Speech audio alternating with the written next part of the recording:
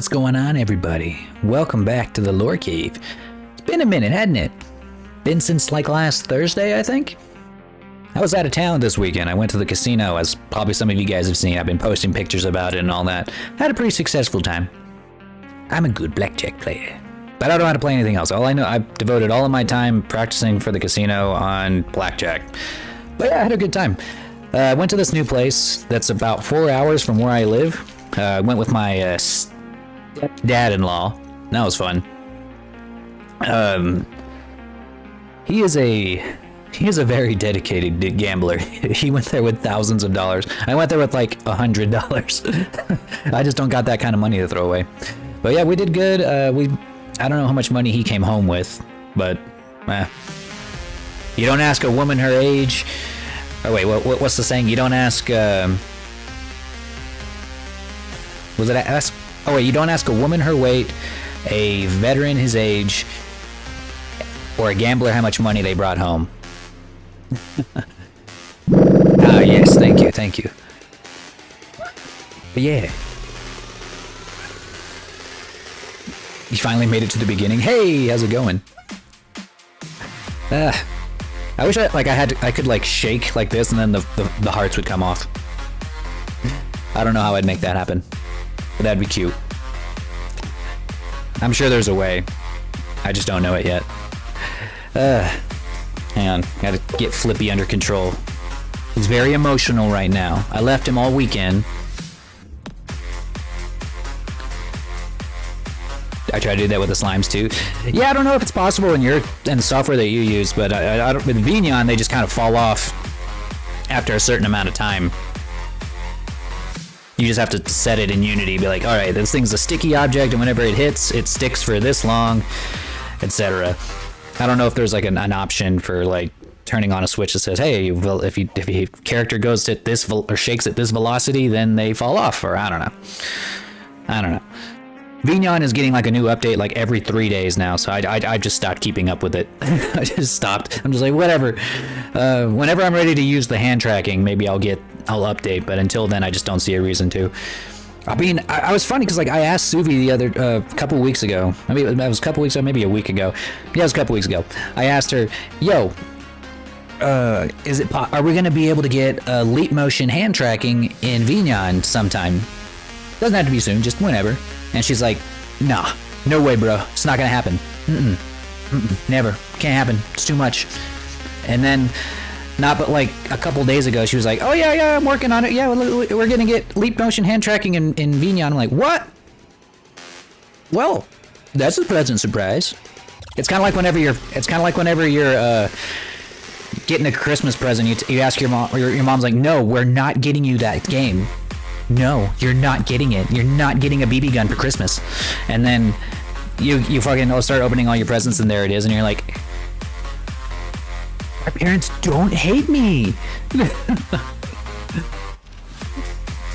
Yeah, we'll see. Did my first live stream. Yeah, I saw you posted that clip in the Discord. I'm proud of you. I'm not the only dragon anymore.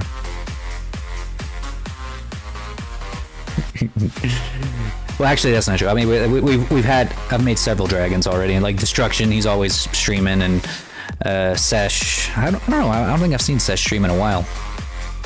Oh well. Well, today.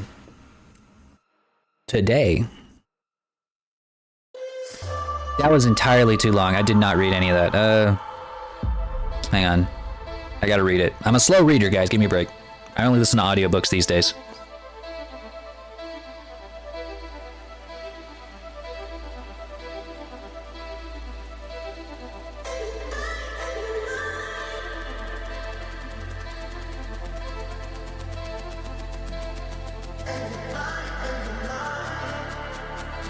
Jesus Christ.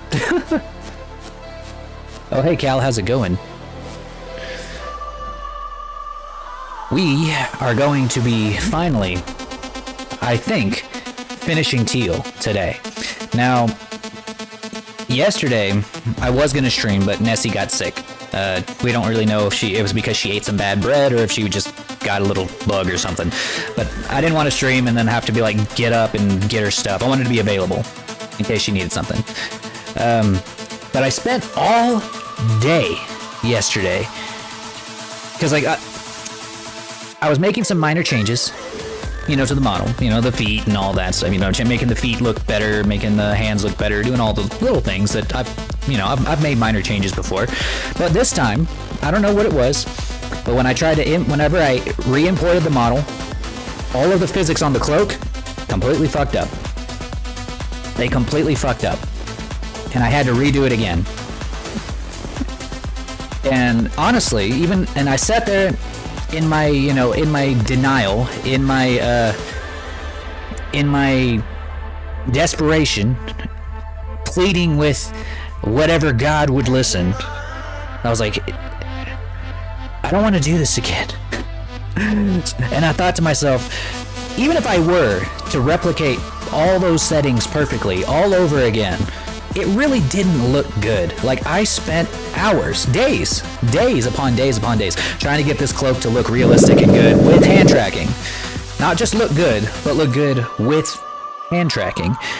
And I thought to myself, there's no way, even if I were to make it work, even if I were to sit down and fuck with this for another 2 months, I just don't think that there is a way to make it look good with hand tracking. That like it would be better to just have it set up to where it looks really good, or at least looks, at its best while stationary, than to have it look kind of like poo-poo whether you're stationary or moving. I don't know. That was just my thought. Maybe it's the denial talking. Maybe it's the despair. Maybe it was the maybe it was a message from whatever God would listen. But I was just like, I think I just can't do the hand tracking with this. The mid layer looks good. Like the mid layer, whenever the hands move around, it looks great. The cloth physics work really nice, but not the cloak. I just couldn't get the cloak. Music a bit loud? Let me see. It is loud. It kind of depends on the song sometimes. I try to keep it at minus 20 decibels. That way it's like, has a steady ambiance without like drowning me out. But this one actually went up to like negative 15. There we go. But yep. All right. But it's okay. I've made all those changes to teal. I got them re-imported into Unity, and they are mostly functional. I managed to re-rig the eyes because I had to do that again in order to get the eyelids or the eyelashes looking better. What else? The fingers. I lengthened the fingers a little bit. Did a lot of stuff. But today, we're going to start working on getting the final textures done. Kind of like how we did with Kalen. We're adding in the threading and all of adding in like the shininess to the metal. We're going to make the metal maps and all of that stuff. And what I really needed some feedback for was the textures for the threading, because there's a billion different ways that can go and a billion different ways it can look. I don't paint those on. That'd be insane. To paint those or to sculpt those in. No way. No way. That would take forever. So instead, we're going to use Substance Painter to do our job for us, as a good 3D artist would. So that's what we're doing right now. I already added like one, but just so I can get a look at it. So I added, where are we at? Right here. We have the color, we have just the base color, which is this.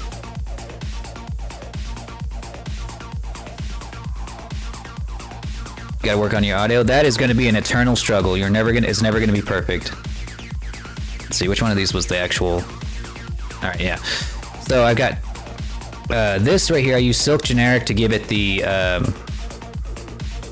illusion of folds, even though it's basically pretty much straight. This gives it the silk-like folds. But I saw in your document, your README doc, where it was supposed to be like bromade. To be fair, to be honest, I had to look up what bromade was. I had no idea what that was.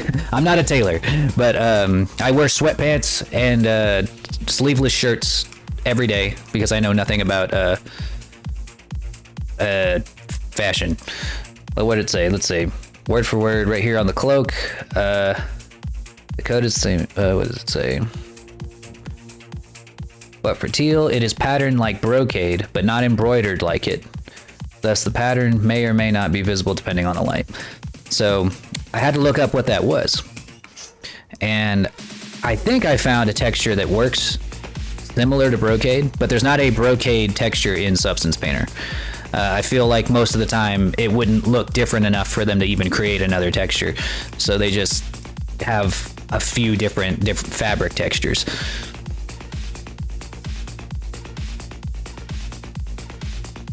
But yeah, this is the one I ended up picking on. Looks pretty good when you zoom in close, and even whenever you zoom out, it kind of gives that very thick, I don't want to say carpet-like, but that's pretty much the only way I can describe what this would feel like to me, because with me and my weird sensory issues, I can only wear like really soft stuff. But anything that's not straight up sweatpants feels like carpet on my skin. But yeah, this is the texture I came up with. The rough fabric texture. Just not using the color, just using strictly the height and roughness maps. Height, roughness, metal, normal, all that. I can't remember if triplanar looked better. And about the same.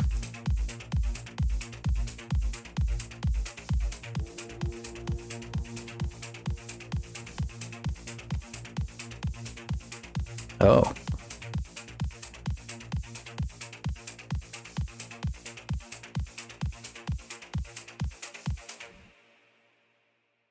Dress pants feel awkward? Yes, I want to dye every single moment that I'm still wearing them. Hey Drax, how's it going? Oh, no wonder that was looking weird. The silk, for some reason, is not mixing super good with the fabric.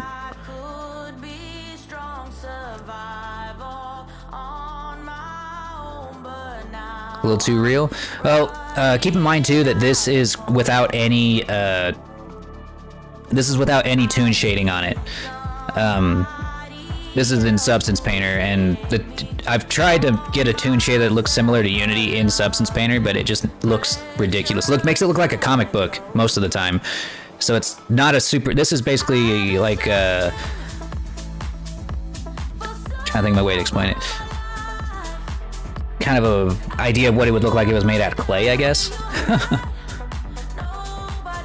But if this is the pattern, I just wanted to confirm that this is what you kind of had in mind whenever you were thinking of what the fabric would look like. But it would have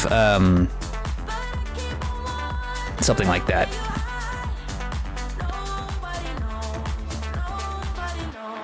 It does look pretty good. Because like I had to look up what brocade was, and I saw like a 1,000 different examples. Let's see. Thank you, Drax. I appreciate that.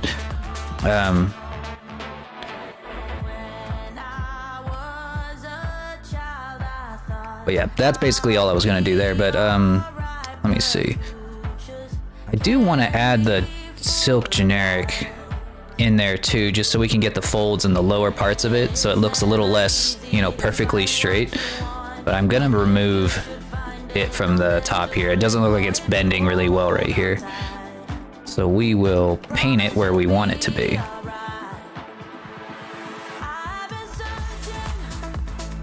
Just like this. Playing around the VC face. What you got going on there?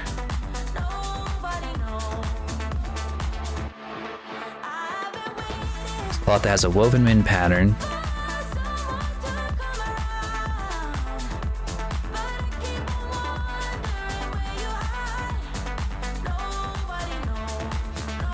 Probably wrote that at 4. It's probably 4 a.m. right now.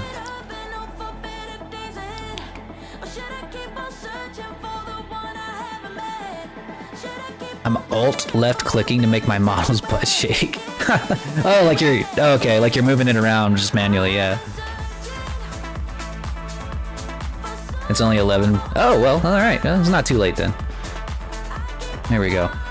Well, If this is more or less what you meant with the whole brocade thing, then I'll just go with this and add a toon shader and we'll see what it looks like. This is effortless. Like I just like literally just slapped this on here. It's very effortless. Hang on. I gotta pull up this thing.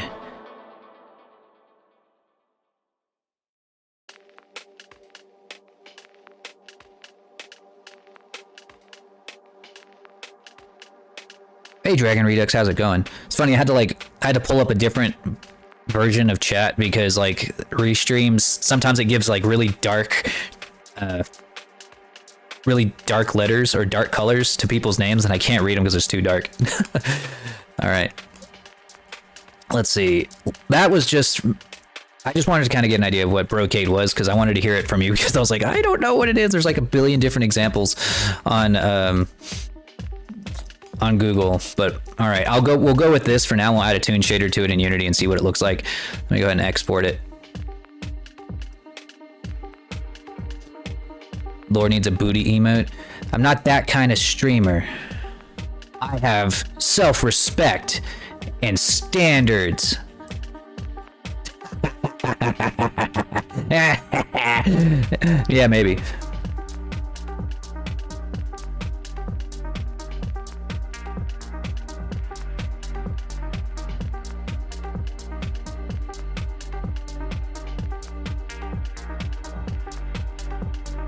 What are you looking at? What are you watching? What are you watching?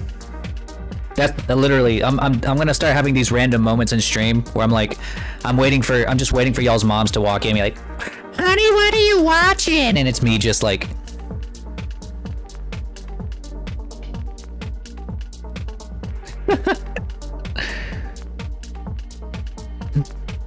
yes, yes. Just wait till I come out with Lore 4.0, all right? I'm thinking I might have a way to make him stand up, and then he'll be able to dance with my full body tracking. Wait, you guys have moms? I don't got a mom. I just imagine that's what a mom would say.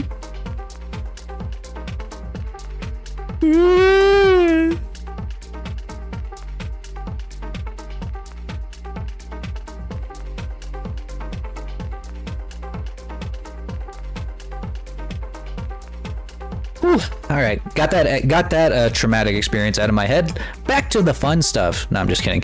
I'm fine.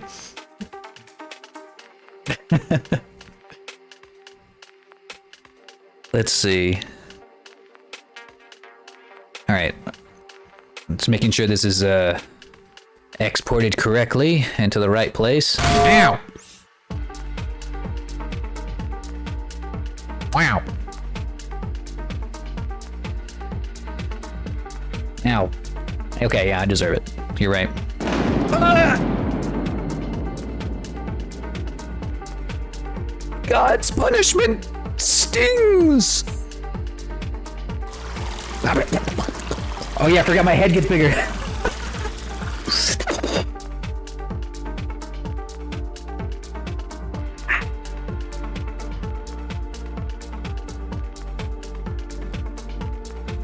Refreshing to the brain. I forgot about that.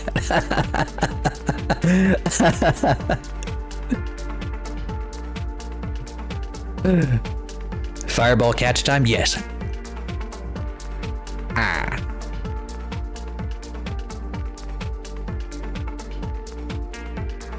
Ah. Time for a fireball, my friend.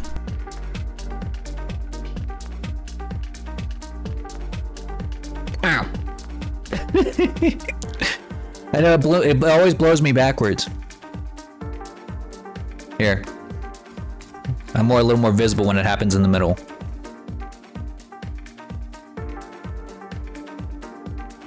Come on, export already. Alright, there we go. Now.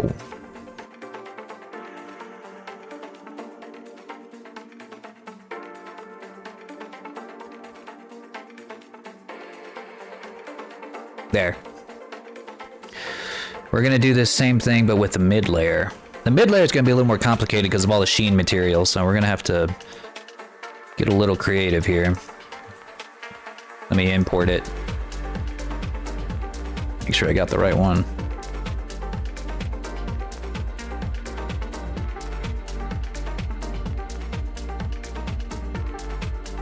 Wait, what?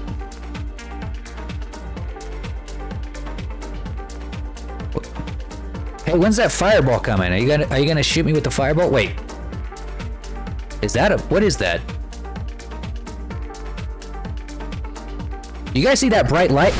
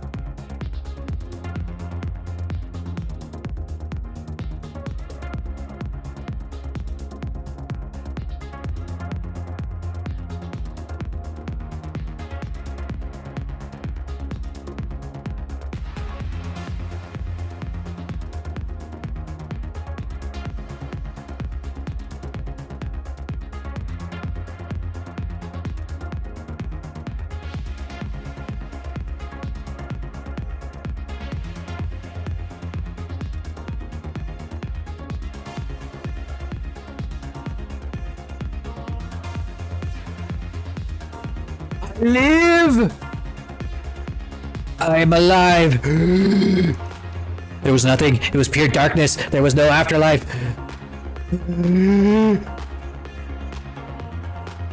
I saw the throne of the Maker, and it was empty.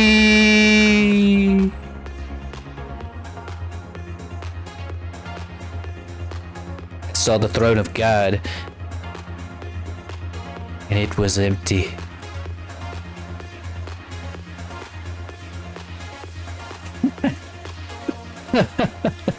How's it going? Can you? You came in just in time for me to get murdered.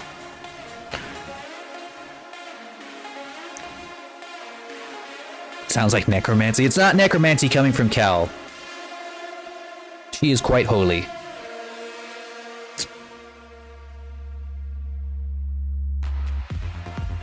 I forgot what I was doing.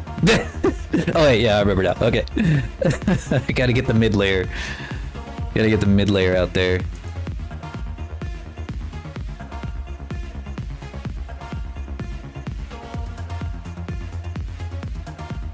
Accidental dragon sight. It's not your fault, you know. It's understandable. It's an understandable mistake to make, you know, thinking that, you know, I'm a god or that I can withstand a nuke. But I cannot. I will die. I will die in the face of a nuke. I did die. I am not that strong. I just wanted to leave a sleepy lurk, and you're thinking, it's about time for bed. Then the stream explodes in a nuke. Well, I appreciate the lurk. Alright. Let's get this thing in here.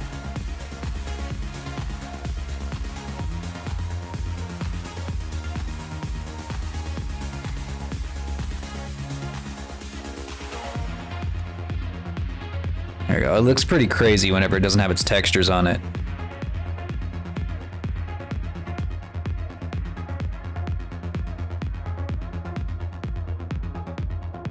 We'll both never be finished. Yeah. Yeah, wait for me to finish. Let me finish like my queue first, and then y'all can come and murder me in whatever fashion you deem most necessary to make me pay for all my crimes. For which there are many. Let's see.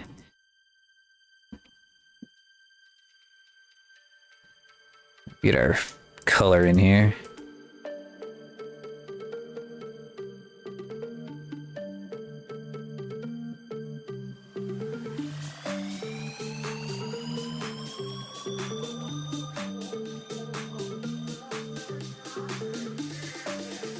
What am I doing here? I have so many different like iterations of like all your textures because I had to repaint a couple of them a couple of times. Gotta always make sure I get the right one.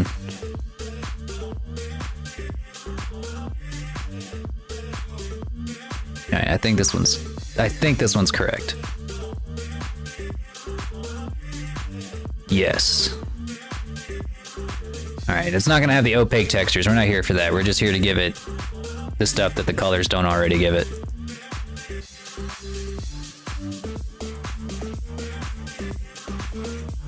Yeah, it's made out of rubber.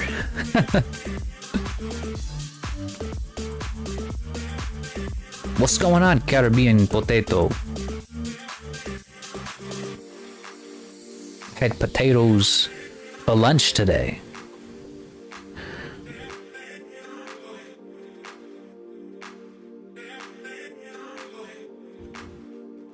Okay. Let's make them silky. Just need some silk. Turn off the color.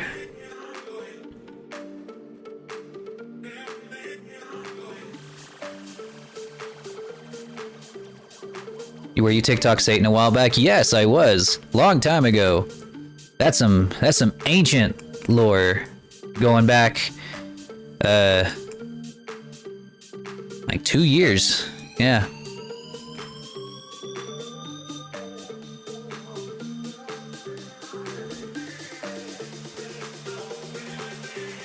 Making sure. Yeah, it's okay. I understand. It's a quite different content these days. All right, let's shrivel you, turn you into a raisin.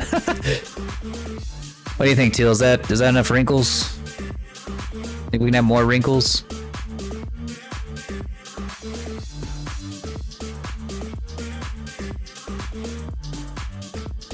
All right, we'll make it slightly less wrinkly.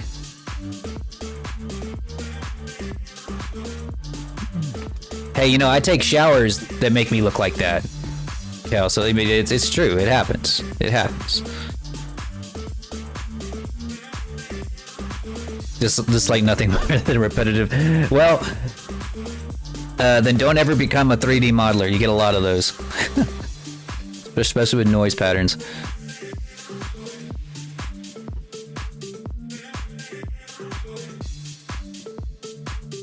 Let's see. I think that will be good. I think that's gonna look really good with the toon shader on. Because this one's just silk, right? Besides like the metallic paints here, which we're gonna add with maps here in just a second.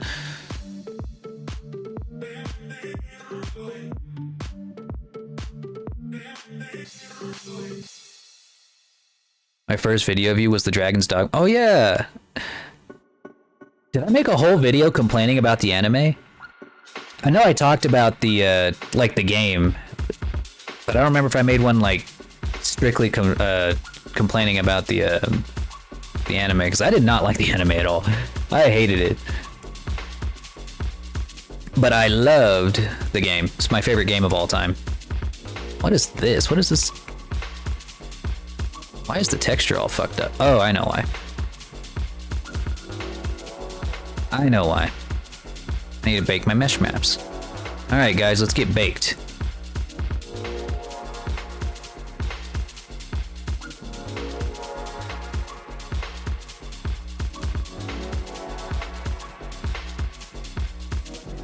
Talked about the anime while you were playing? Oh! Okay, yeah, I think I know which one you're talking about now. Dang it, that's still messed up. What is this?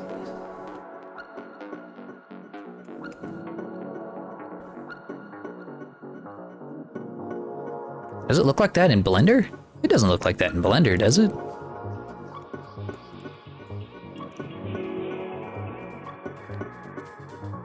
No, it doesn't. Like, if you look in Blender, it doesn't look like that. Hang on. I really should get back to playing video games at some point. Be like a regular streamer. Wouldn't you guys like that if I was a regular streamer and streamed video games like everybody else? Yeah, because look, it doesn't look like that in Blender.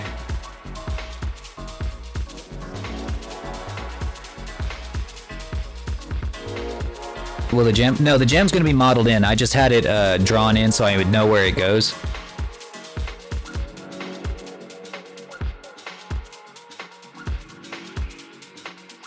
Is that okay? Yeah, sure. Yeah, it's modeled in. It's just got its own object and material and all that. Yeah, I don't know what's going on here. Like, I'm pretty sure it's right here. Yeah, I need to make sure it's in the right place, though. Right place on the UV map.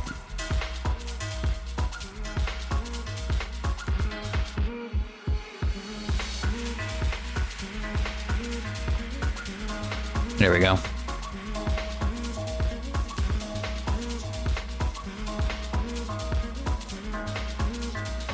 Need more boobs to be a regular streamer? I could go without the boobs.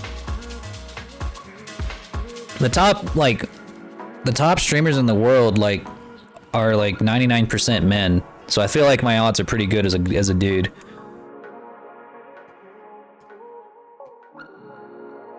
I don't even think there's a woman in the top 10 if I remember correctly. If there is, then it's like one.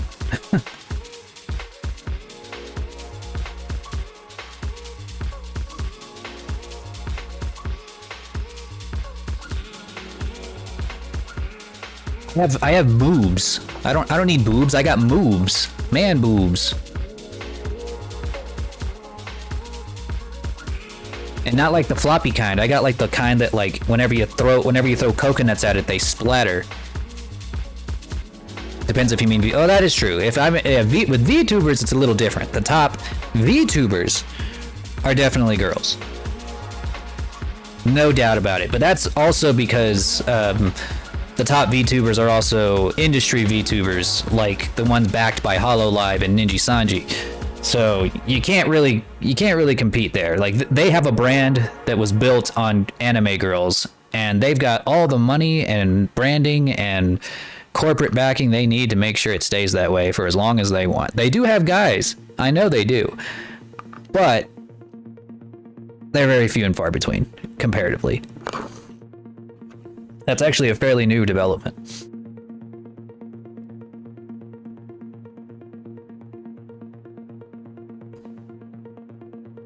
On YouTube, Vox is still top 3? Really? Huh.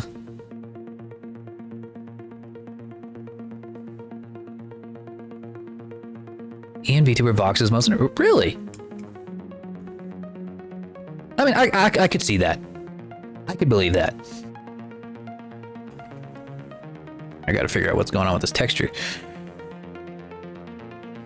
Outfit, mid-color. I think that's the one I use. It might also look like this just in Substance Painter, but not like... It won't look like that in Unity. Let's try this again.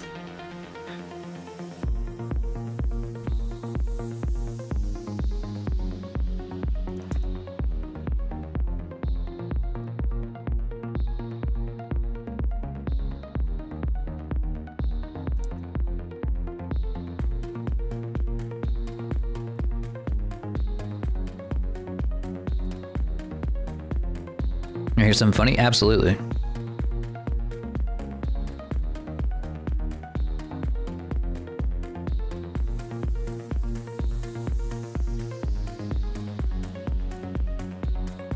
All right, let's try this one.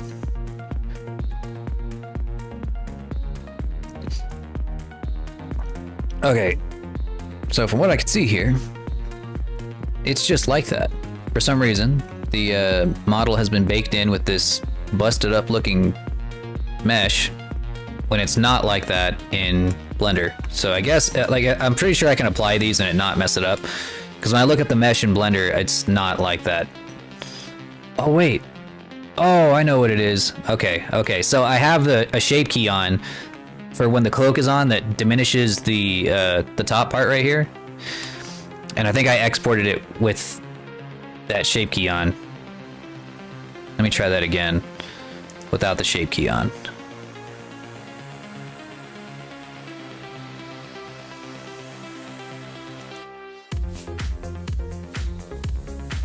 And then re-import it here in Substance Painter.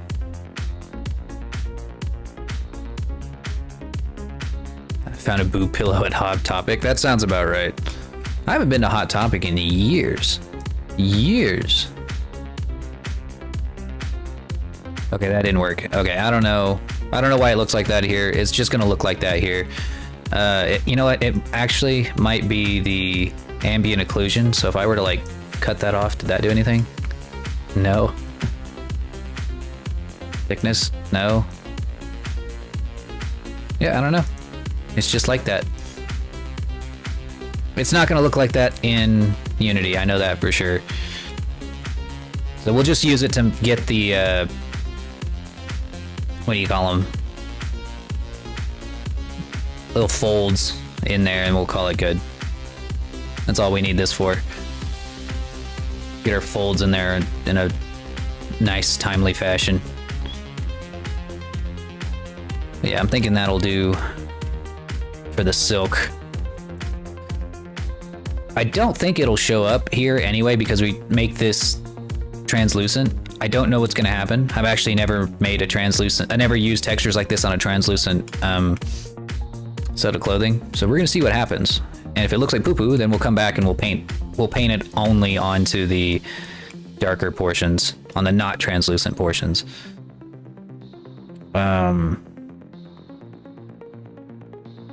Let's see, what else do we have on that?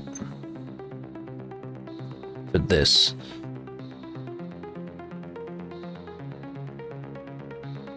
Top and pants. Light, silky, flowy fabric. Alright, yeah, alright. I should probably export the pants with, like, that same normal map. Yeah, let me do that real quick. I want to export the pants, too.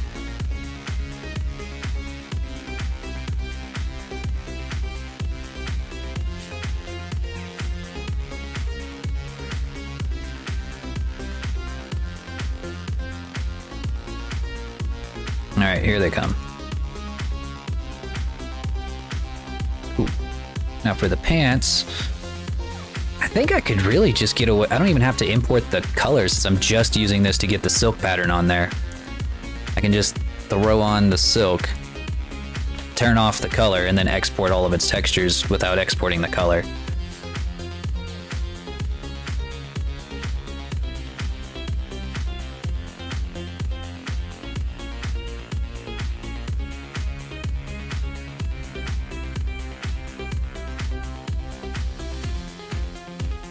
Yeah, I haven't seen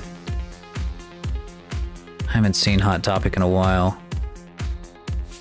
Remember when I used to go to places like Spencer's, I'd buy little prank objects that were actually like shockers. So like if you, like a pin that like if you try to click it, it'll shock the shit out of you, or an iPad where if you, or a little iPod, or if you press the play button, it'll shock you.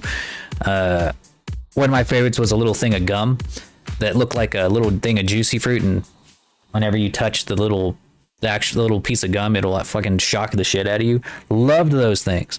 Loved them. I know I have yet not been able to find them anywhere though. Like they just straight up erased them from existence.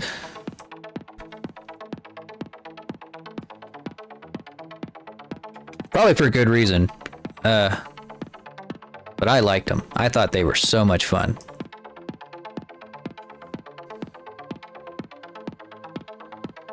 Loved those things. I remember when I went on this school trip, and I bought one, and I bought like a pin one. So I didn't even want to trick people. I just wanted to use it like a taser and just like stab people with the back end of it, or I would just like poke people with it, and it would just shock them. So me and my friends, we all bought one, and the school trip took us to an amusement park.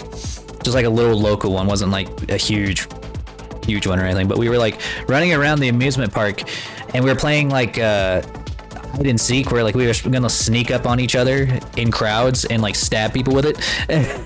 And like we would just like go there, like we'd be just like walking around, someone would come out of a ride, and then out of nowhere like one of my buddies would be waiting for him, and we would just jab him with the pin and run away. And on the bus ride home, a buddy of mine was asleep, and I tried to jab him with the pin, but then like I reached behind me, like I reached under the seat behind me, and it was like a metal under seat, to try to like jab him, and somebody maybe like 2 seats up stabbed the metal on the bus, on the base of the bus, and it shocked me. It traveled all the way down, the circuit traveled all the way down, shocked me and like one other person. And it scared the piss out of me, dude, because we were driving home at like 12 at night. It was late. This was a late trip. Scared the piss out of me, and like I shouted because like I wasn't expecting to get shocked by someone 2 seats ahead of me, and scared the shit out of the bus driver and everything. Oh my god. Yeah, they took away our shockers after that. I'm surprised we got away with it for that long, honestly. We got away with a lot of shit back in the day.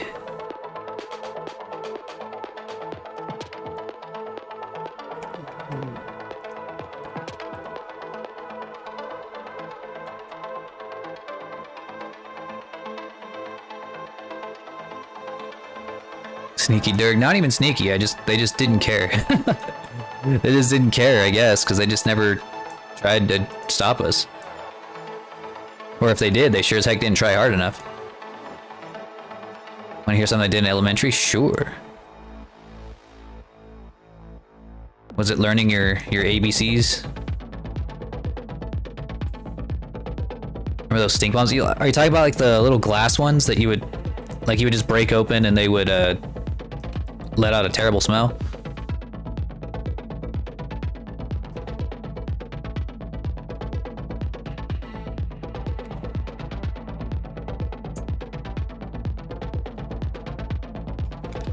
If so, then yes.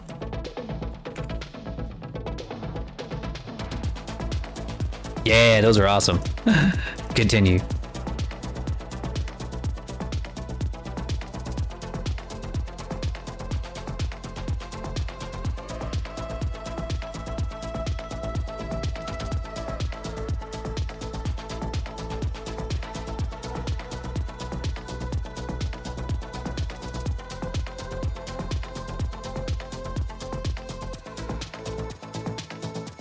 Dang, you caused an evacuation? I tried letting one off in my school. One of my teachers, who was an absolute cunt to everyone around her, I tried letting one off right under her desk, and the whole class was dying, me included. It was a bad one, and she just didn't react to it. I was so disappointed. She did the one thing that she did, my number one weakness, and that was not paying attention to me. I was so sad. I was like, no, I wanted this. I wanted you to cry. I wanted you to fucking literally keel over dead from the smell. Why didn't you just die? No.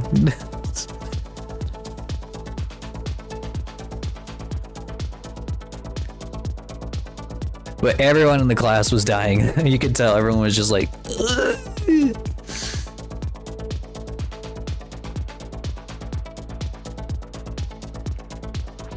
All right. There be some wrinkly pants. We've wrinkled your pants. We've unironed your pants. It wasn't potent enough? Oh, it definitely was. It definitely was. It was right under her desk, too. So it wasn't like it wasn't placed in the right place. Everyone in the class was dying. It just didn't... I guess she just knew that someone had set off a stink bomb somehow and refused and thought the best thing to do was just to not react to it. And technically she was right. You know, I mean, like... Yeah, that worked. It ruined my whole day that she didn't react to it. If I had gotten in trouble, I actually would have preferred to get in huge trouble and get caught than for her to just not have reacted to it at all. That was the galaxy brain move on her part. I was definitely not the first shitheel she's ever had in her class. But that didn't stop me from trying. It just renewed my determination to make this woman's life as miserable as possible, as miserable as she had made mine. So, I kept up these hijinks as long as I could.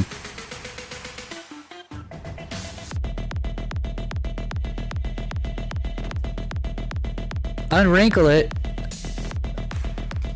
but then it's not gonna look like silk. Well, here, actually, I can unwrinkle it just slightly. There we go. I slightly ironed it back.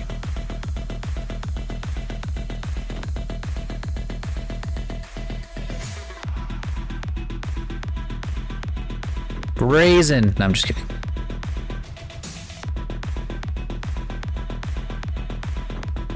My high school, I did all this in middle school.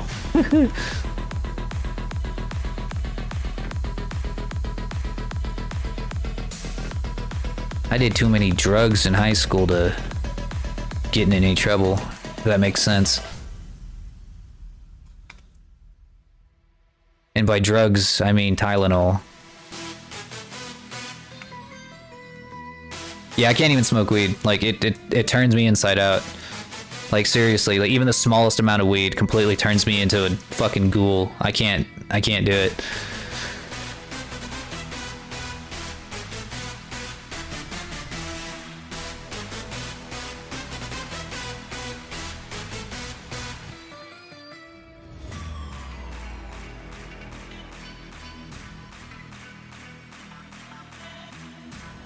How's the definition of a bookworm?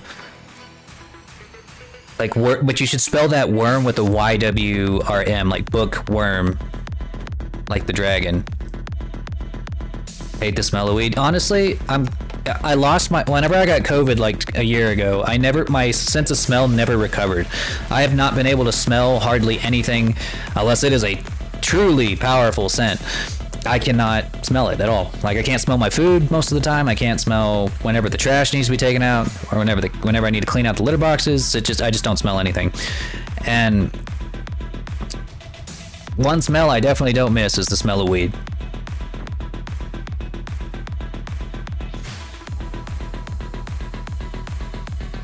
You would think it is a blessing, and honestly, like, I don't miss it that much. I guess I do miss, like, the smell of a good steak or something. But the thing is, like, my sense of smell does come back a little bit, but if my allergies are acting up even just a small amount, it's basically gone. So it's not gone so much as it is just, like, severely weakened from long COVID. And the thing, and, you know, my sense of smell was already pretty shaky as it was, because I get allergies all the time. I'm allergic to fucking air. Like, I'm allergic to, like, dust, which I live in a dusty part of the world, so, like, my allergies are constantly acting up. Dust, wind, and grass, all of that stuff makes my allergies act up. So, like, my sense of smell is effectively gone. Just effectively completely gone.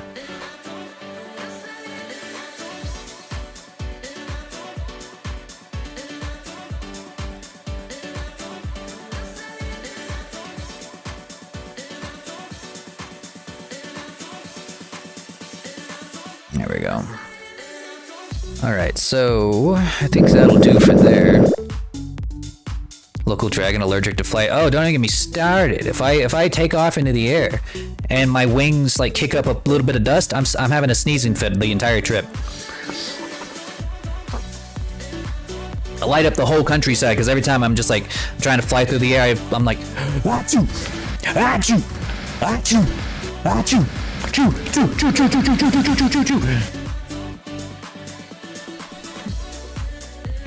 Tell me, every time I fly, it's like a natural disaster.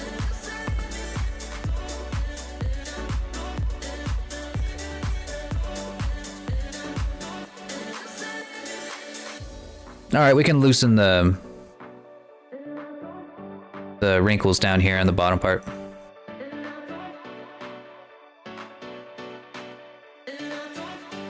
What?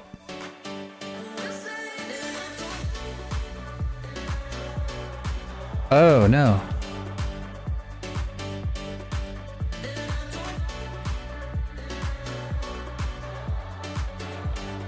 I was actually drawing on the pants instead of the... Damn it, that just ruined my pants.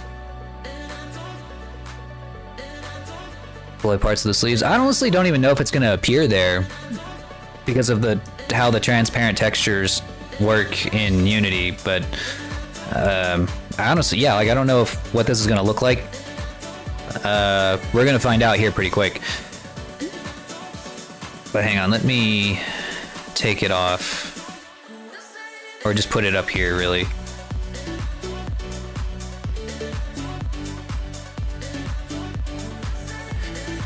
Wrong layer. Yeah, story of my life. Everything I do is on the wrong layer.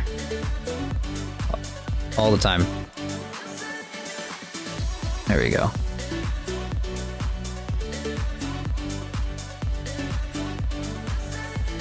Did you want, these are on a different layer, but,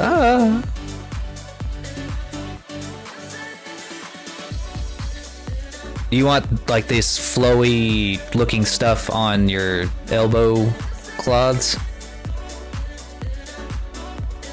We can add that there, too.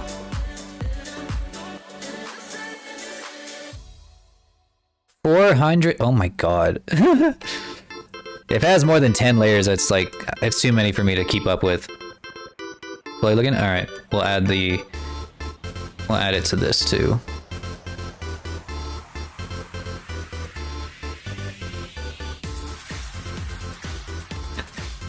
No color, just the heightened normal map.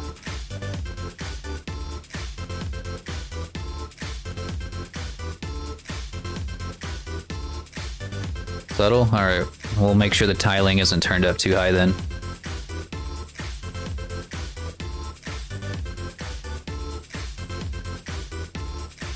Like that much. Barely there.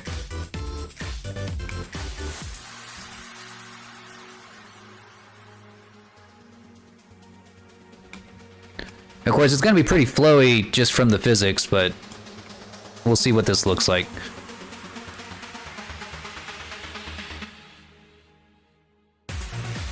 Need food? Yes, go get some food. Alright, that should do it. Let's export everything.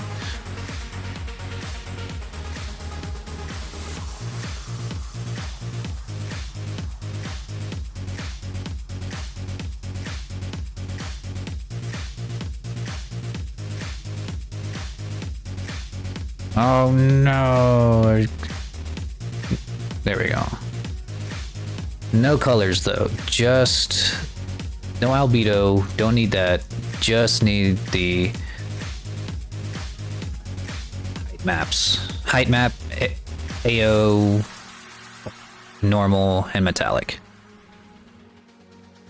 How do I post a clip from Twitch to TikTok? You gotta edit it in some sort of editing software, either like Premiere Pro, CapCut. I'd recommend CapCut. I use a service called Streamladder, which allows you to take clips directly from your Twitch channel and format them a little bit easier.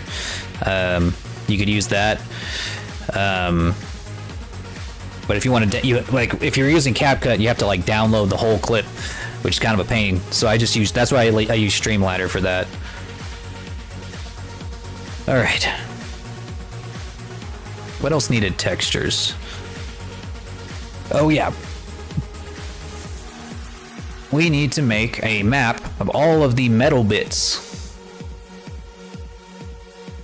Let me follow you on TikTok. Oh yes. Everybody follow me on TikTok because it's awesome. Because I'm awesome. Streamliner is Streamladder. Streamladder. There you go.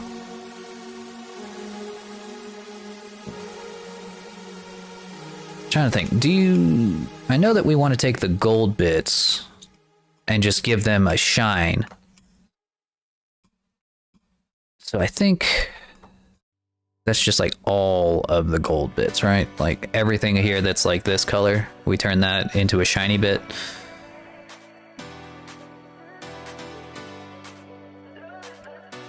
Because we can do that.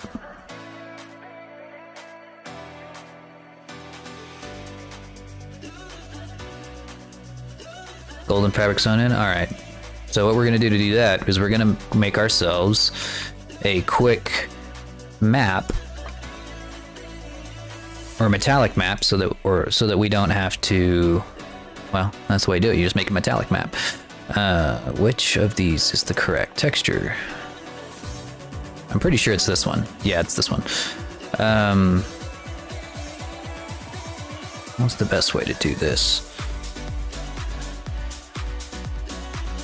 Let's see, save a, or we're gonna save as, and we're gonna call this cloak gold, or cloak metallic map.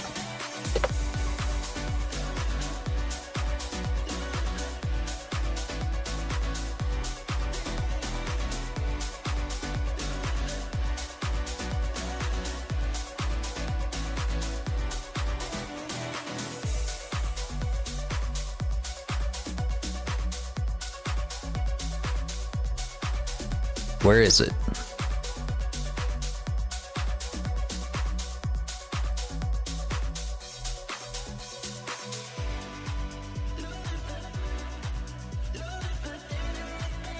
Where is it?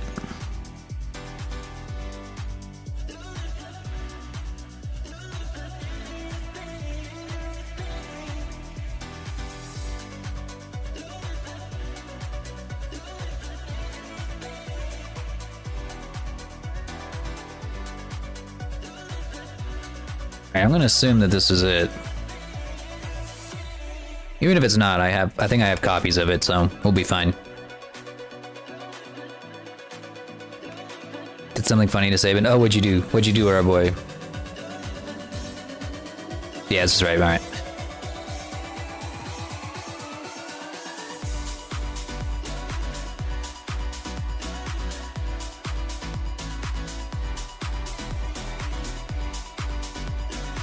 This is a shadow teal.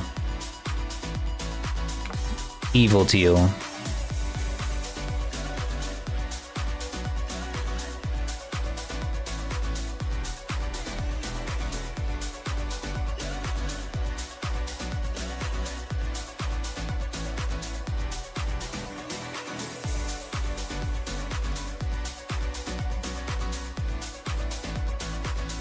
I'm default evil. Oh!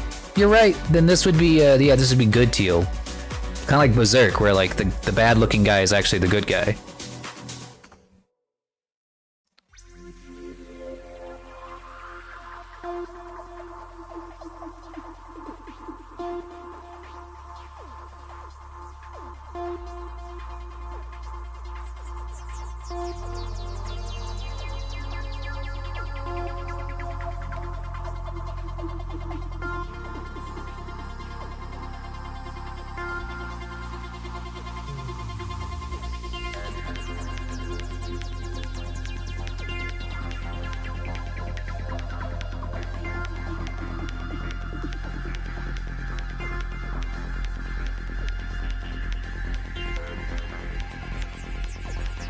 This isn't actually the cleanest map I've ever made, but it's okay. It doesn't need to be super duper clean to be just a map.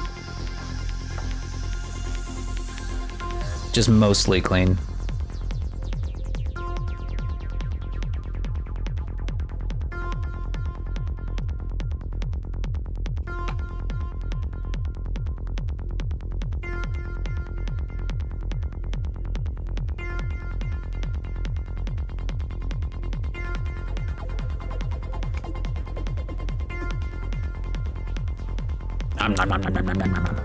Doritos falling from the sky.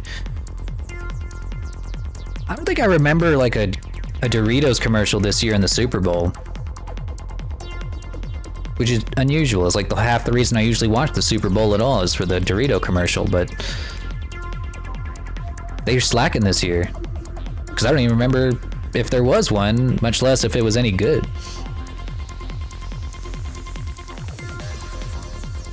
Yo, Demon Lord Draken, what's up, buddy?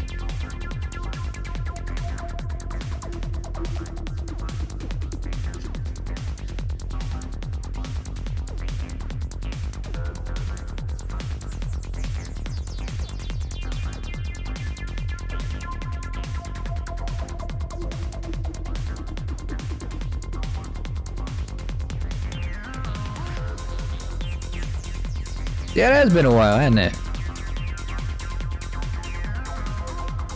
How you been?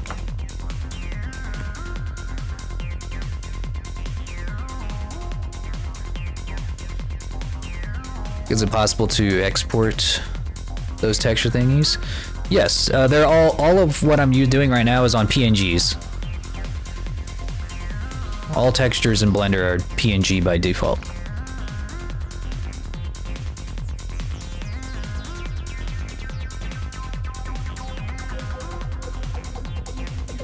Just improved my art. Fantastic.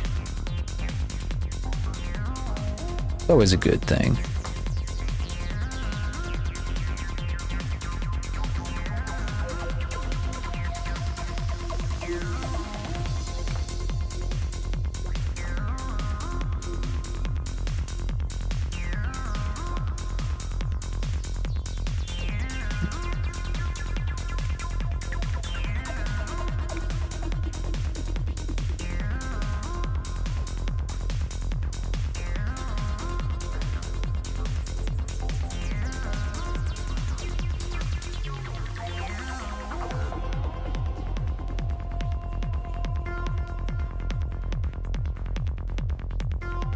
So when exporting, there would be a grid.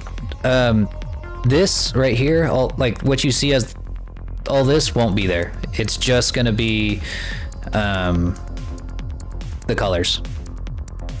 This is just showing you like where the mesh is on the UV map, like this.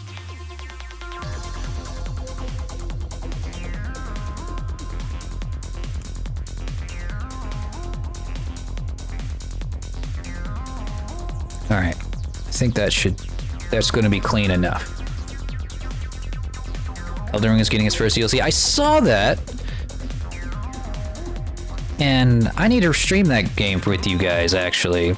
If I get back to streaming video games that aren't like VR games, I think that's going to be one of the first games I pick up. Because I already beat it on my own.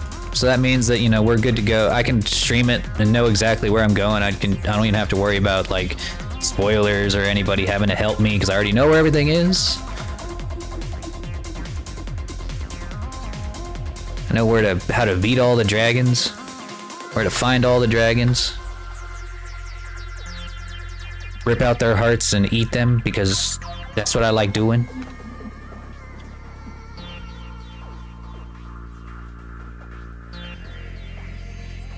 No Wolong in 2 days. I can't buy everything. I can't stream everything. Because I also want to stream, what's it called? Fire Emblem. Because like this new Fire Emblem game has like reignited my love for Fire Emblem, and I'm just like, I want to play all of them now. I want to play every single Fire Emblem game, and like. But then again, I also want to play Elden Ring. Just getting pulled in so many directions. Why do we always have to kill dragons though? Because dragons are just as capable of evil, if not more so, than humans. We, the Lord Dragons, learn this the hard way. And we eat our own kind. We do eat, in fact, it's one of our favorite things to do. It's not taboo for a Lord Dragon to eat other dragons. We love it. We eat our dead, actually. If they die young enough, we actually eat them.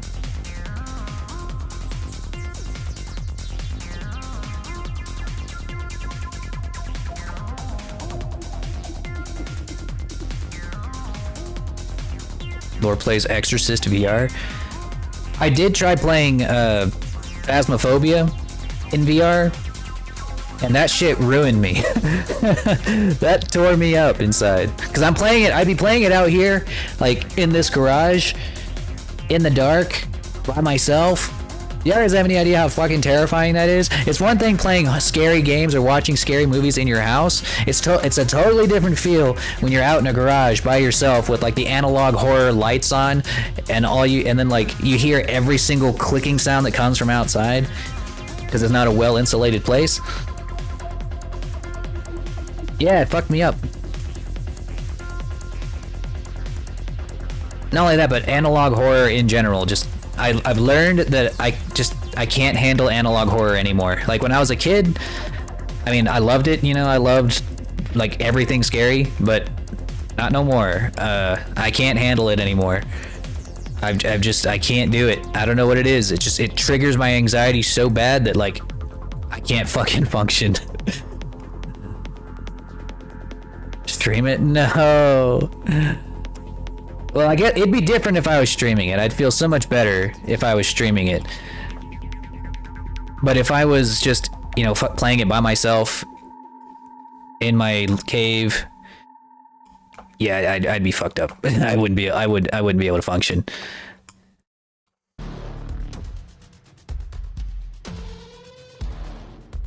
It would be kind of funny though.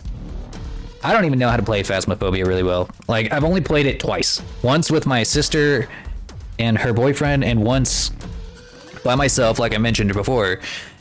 And I did not get very far either time. I did, like, when I played with my sister, they did all of the work because they were like pros. They were so good at this game, and like I just was just kind of walking around doing what they told me to. Alright, there's a metallic map. White parts are going to be metallic, while the rest of it is not. All the black parts are just going to be regular, what they normally are by default. Alright, on the mid layer, I don't like playing more horror games. Yeah, you know, half the time you're right, horror games are pretty boring. The only horror game I think I ever had like a really good time with was Resident Evil Biohazard and Resident Evil Village. Those are probably the only two times I had fun with a horror game. Can't really think of another option that I felt like I was having a really good time. Dead Space, I guess. Like the original Dead Space. That was great. That was actually fun. The other two didn't even feel like horror games, so I don't know if I count those anymore. And that's why I don't count a lot of the Resident Evil games either, because they just kind of became action games. And Village is practically there already. Like I'm looking at Resident Evil Village and I'm just like, yeah, this is just an action game. What about FNAF? Oh, I fucking hate FNAF. Oh my god, that shit's boring. You talk about boring, that shit's boring. Oh my god. I can't. No. No. Lose my entire following in one night if it ever comes out that I fucking hate FNAF. But I do, unapologetically.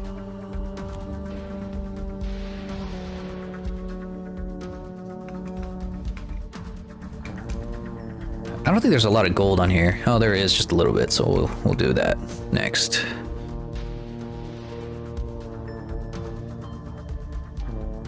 Clipping. No, my career is ruined. No. My entire following on TikTok gone in a single day. No, in a single bad take.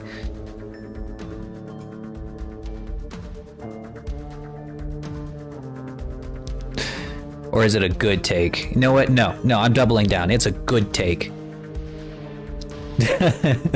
So on the elbow things, is only these bits gold sewed in? So it's like, I just want to be sure that I don't cut out too much. Like this would not be shiny, right? This right here would not be shiny.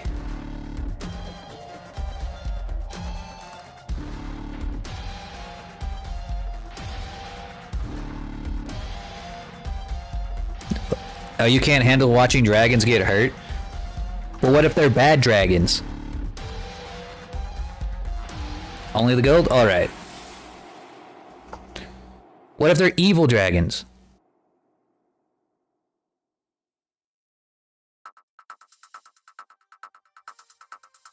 There are no bad dragons? Maybe not in the East, but I'll tell you right now, in the West there are plenty of bad dragons. Plenty of them. In fact, I'd argue there are more bad dragons than good dragons.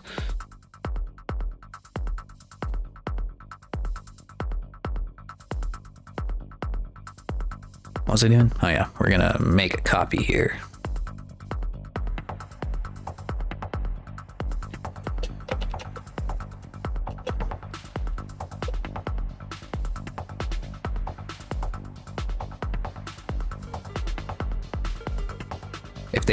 If they eat humans, then they are good dragons. Yeah, if they're pets, then if anything, they're not bad dragons, but they are simp dragons. They're the beta males. I'm just kidding.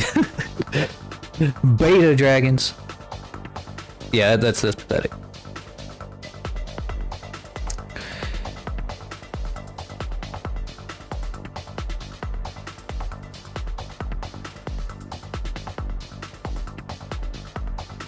Beta males. I'm just kidding.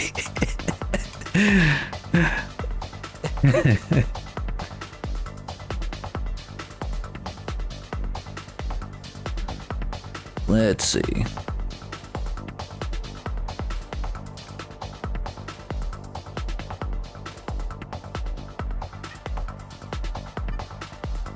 Beta lizards.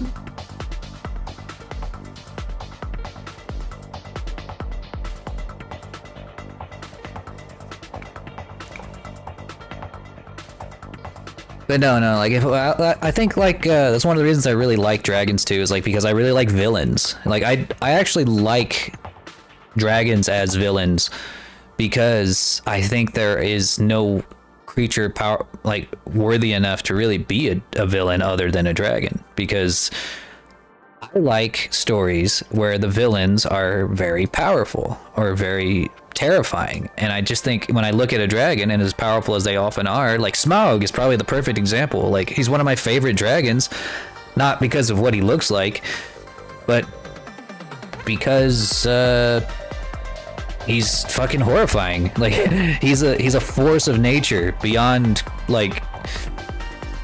what normal people can fight mostly. They just have different values. Well, you can be a villain based on your different values.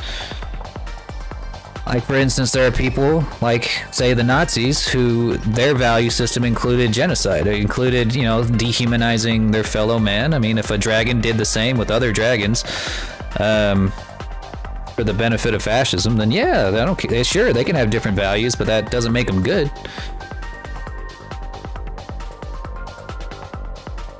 It's all a matter of perspective. Sure, but they're still bad, even if that means bad to me. What about a dragon being the good guy versus a villain dragon? Then that's even cooler. As long as the bad dragon is even bigger and more terrifying than the good dragon, because at that point it's like boring, you know. We need to make sure that our villains are more powerful than our protagonist. Otherwise, there's no story. There's no conflict there. It's just awful.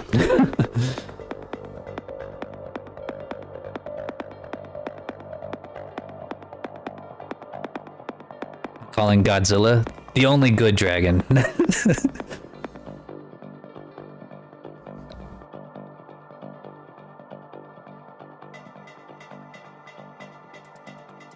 Have you seen The Flight of the Dragons? Is that a movie? You can discern gender by the pitch of their cries. So like, it's you can change your gender by going through voice training. It's so easy, you know.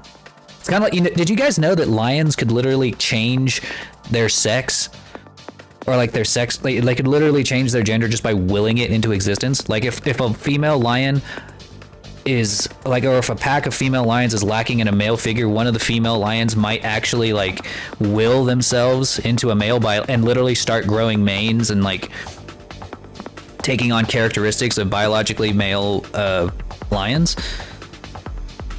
It's fucking crazy. I think that's so crazy. Like they just have to say, I am man now, and then they just do it. They're just like, I think it, therefore I am. Nature's fascinating. Yeah. Just give me a dark scale dragon. Yeah, true though. Same.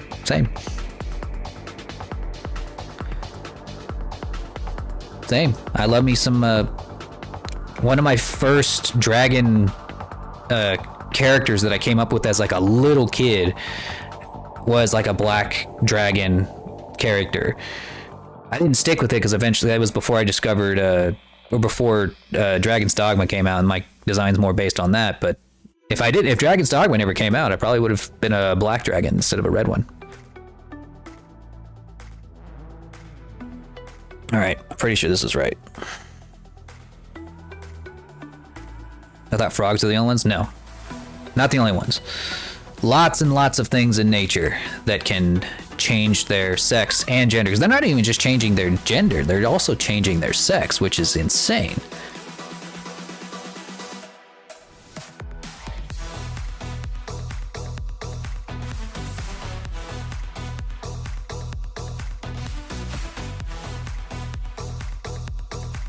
Your first Dragon to show C was from Beyblade? Now there's a blast from the past.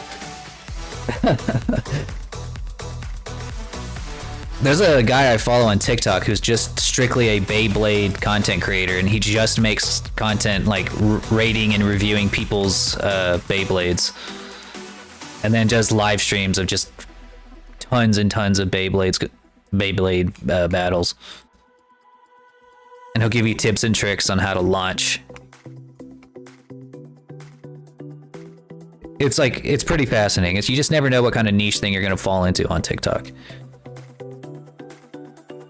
Yeah, brand new. You know, it's just the first video he ever had that popped off was like, the problem isn't your blade, the problem is your launch. And it was just like him showing how to properly launch a Beyblade and just wasting a competition. And like, I thought, that's so cool.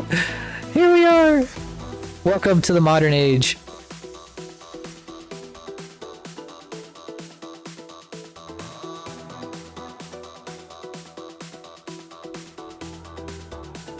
The Flight of Dragons was my first dragon movie. Oh. I guess I never saw it. It doesn't sound familiar. I feel like I probably have. I've seen most dragon movies at least once, but whether or not I remember them is a totally different thing. There's only so much room in this brain of mine for all the media I consume. I'm constantly watching movies, constantly listening to audiobooks, just left and right, never-ending cycle. So I gotta make room eventually.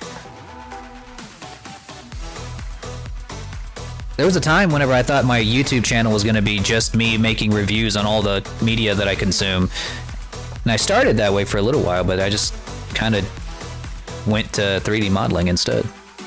Kind of funny how that happened. That's the whole reason behind the name Lore Dragon, was that I was gonna, you know, talk about lore. It just didn't end up happening that way.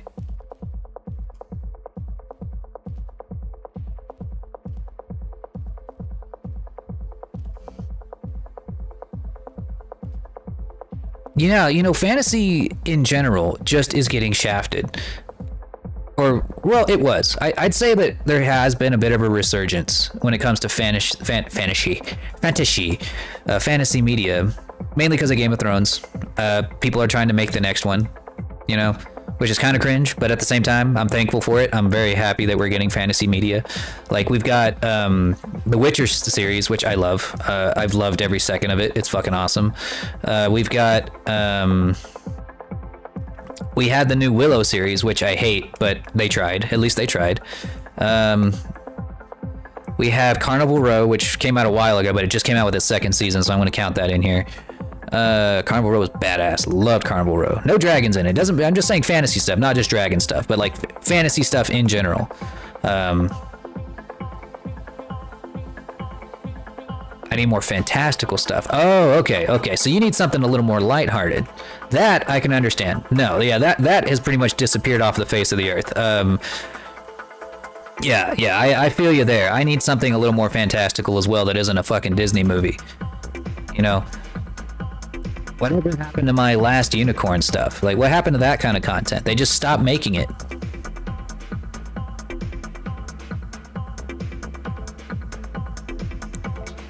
A high-tech remake of the Never-Ending Story. Honestly, that is a good idea, and the fact that that hasn't been resurrected as an IP yet is actually very insane, considering that Stranger Things kind of brought that back into the limelight during season 3, but I guess it just never took off, or no one ever pitched it as an idea.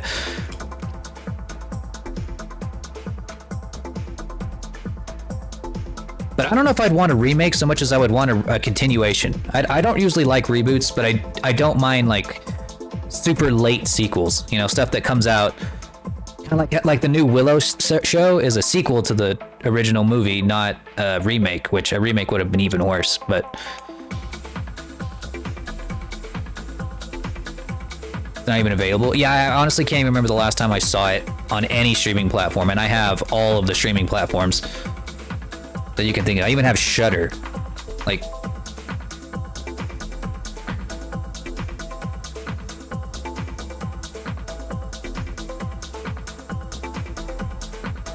I mean, we'd still have Falcor. We just need him to. It would just be to the new generation, you know, like to whoever gets him next, as opposed to the same kid or like a remake using the same kid. I don't know.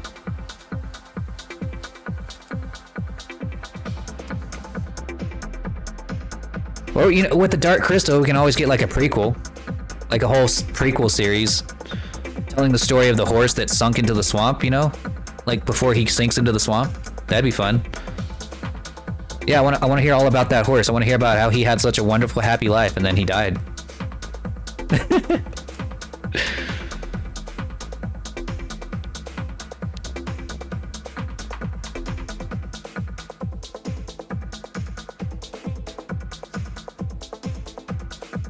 I won't say fuck Avatar because the new Avatar movie slapped, alright? I liked it. I thought it was cool. Mainly because of the whale. That's pretty much it. I'll praise the Way of Water for the whale. I wish we could have just got the whale.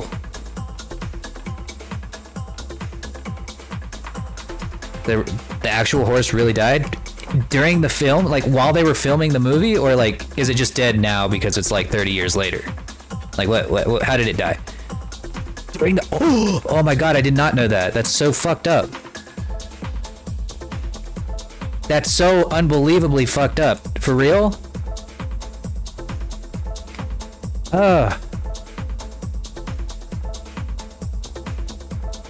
Dear God. Well then. I definitely can't watch this with Nessie now. She's actually never seen the Never-Ending Story.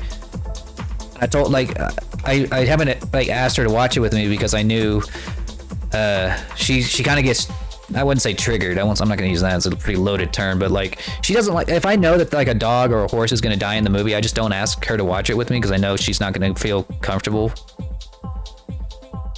But she asked me once if I would watch it with her because she heard about it on, Stranger Things season 3, and she was like, hey, I've actually never watched that, I should watch it. And I'm like, I don't know, I think a horse dies in it. And she's like, oh, I don't know, well, as long as it's, maybe if it's just like, I know that it's like fake, then I can watch it. But now I know it's real, so she can never watch it.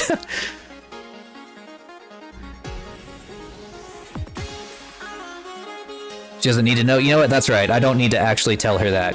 I went my entire life not knowing that, so I guess I can just not tell her that part. But and she does the same thing for me. Like, if she knows in a movie that a cat dies, she's not gonna make me watch it with her because she knows I'm not gonna feel good when that happens. I can't handle it when cats die in movies.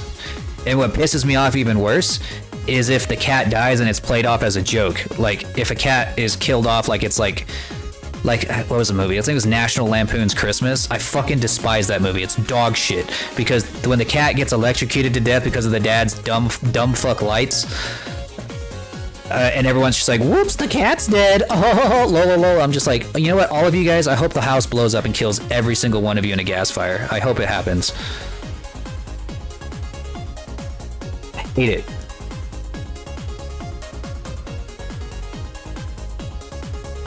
Never seen it where a cat dies. Well, good. Keep it that way. Your life will be better that way.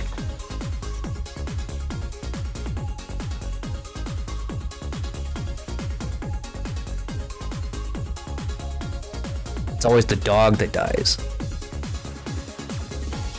Yeah, I think it's because they know, like, if they want to, like, play with your emotions, then most of the time, like, for most audiences, they know that they can fuck you up if they do a dog, you know? I'm willing to admit, I'm a cat person, but I'm willing to admit that the majority of people are not cat people. You know, I'm not so delusional that I believe that everyone else is a cat person like me, but most people are dog people to some extent. And so whenever a dog dies in a movie, they just know that it's going to rip people's hearts out. And they do it on purpose. Cat people are an acquired taste. But you know what kind of candy I like, so you know acquired taste is nothing new for me.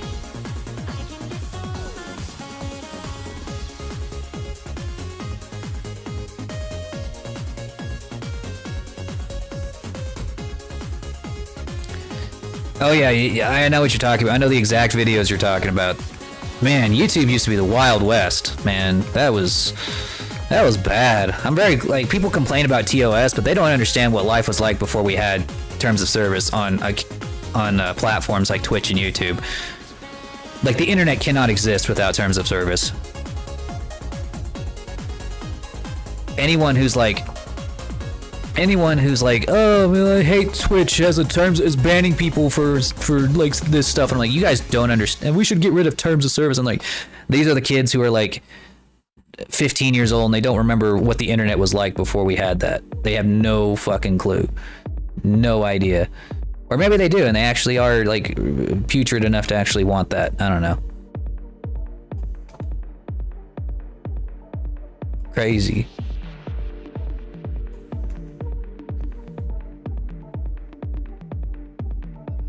Crazy little kids. All right, this one took a little bit longer than I thought, but that should do it.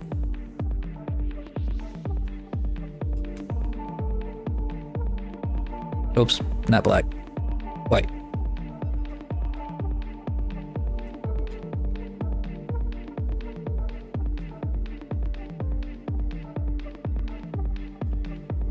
Oh, goodness.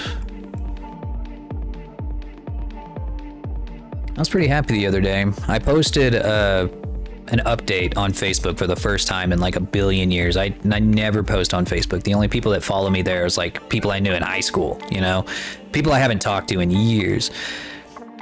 But I went ahead and posted on there because my dad is on Facebook. And he was asking me on the phone the other day if I could send him examples of some of the stuff I do for work these days. And I posted the videos I made of the Cyber Samurai demos, you know, where he's playing Ragnarok, playing synth riders and Beat Saber and all that. And I posted a video up there and I told everybody, like, hey guys, it's been a while since I posted here, but I don't talk about my job too often, but this is what I do. I make models online for VR chat and for VTubing. And since the majority of people I grew up with probably have no clue what VTubing even is, or even what VR chat is, I went ahead and just said, I make assets for video games. And a friend of mine, like one of my old best friends back from high school, you know, ancient history there, messaged me and was like, man, I have been wanting to learn how to do Blender forever now. And I just never felt like it's something I could do. Like, how long did you have to train to do this? And I said, not long at all, dude. Like, I just picked it up. I think anybody can pick this up. So I'm gonna be meeting up with him sometime later this week, and I'm gonna teach him how to do it. And it's nice to be able to reconnect with friends that you used to have, you know?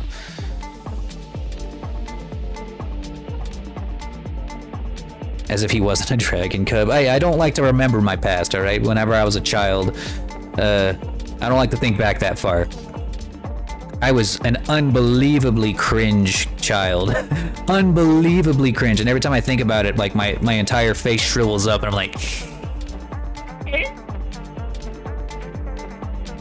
And I cringe so hard I'm petrified. I'm literally petrified by my own cringe.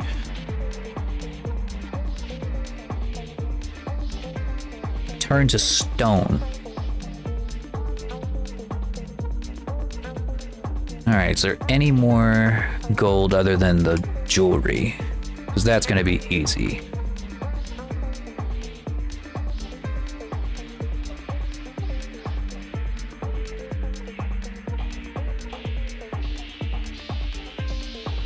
Yeah, Teal, I understand. Like, doing all this stuff myself is a lot. I have nothing but time.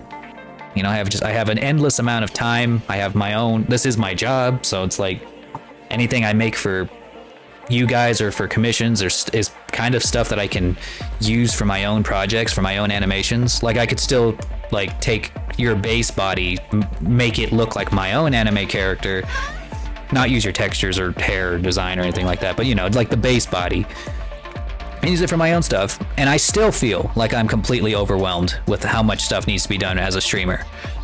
That's why I'm not really like a professional streamer so much as I am a artist. Oh, hello, Flippy. Oh yeah, I also did your horns, by the way. They don't look quite as good in Blender, but yeah, made them look a little more rugged. Just kind of sculpted them. Yeah, they look better in Unity, actually, ironically. Okay. Cat cam. I need to get me a cat cam. But I only have the one camera. Well, I have a second camera, but I don't want to hook it up. Because then you guys will see that I look like shit. I don't prepare myself to stream, I just turn... My hair looks insane right now. And my entire room is disgusting. It's an absolute mess. There's gusher wrappers all over the place because I eat a ridiculous amount of gushers. Ugh. Oh man, it's hot in here. There we go. Let's see. I think that should do it. All right, let's put this all together in Unity now.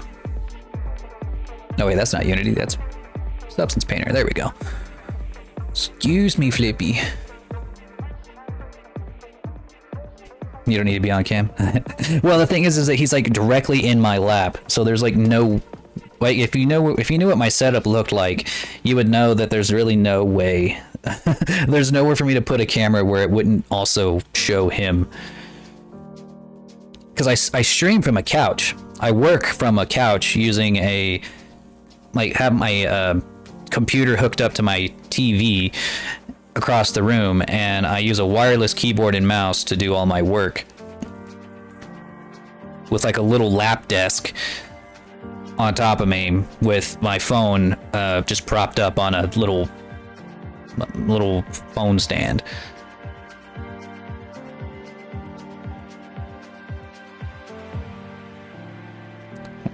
I'd probably be banned on Twitch. I mean, maybe. I mean, I've seen girls banned on Twitch just for having slightly low-cut shirts sometimes. If you're not making like the big bucks, they'll ban you for like small stuff. If you're making the huge bucks, like, you know, like the hot tub streamers, they don't care. They'll let you show everything. They'll let you like fucking hustler gaping everything on there.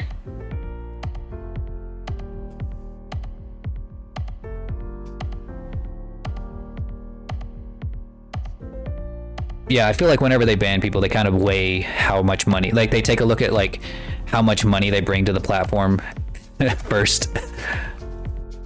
Oh yeah, here's your horns. I added a little bit of a missive there so they'll shine a little bit.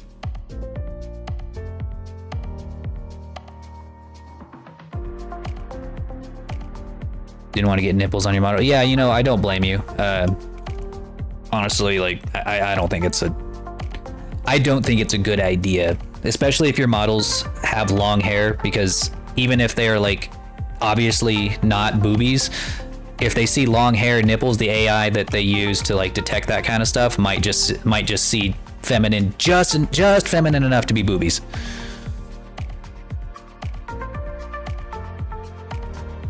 For those of us that were there for your first sub, yeah, that is true. You guys got a good look at what my setup looks like and how unconventional it really is.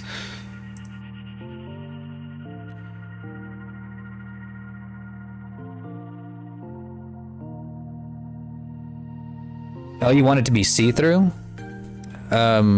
We can make it see-through. I don't think it can be entirely see-through. Let me see.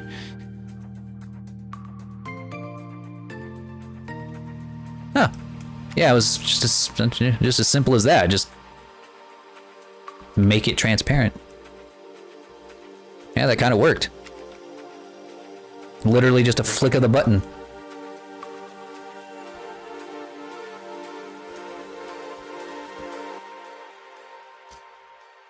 Huh. Well, there you go. I'm over here thinking, oh man, what am I gonna do? How can I possibly make this happen? Oh, just flick the button.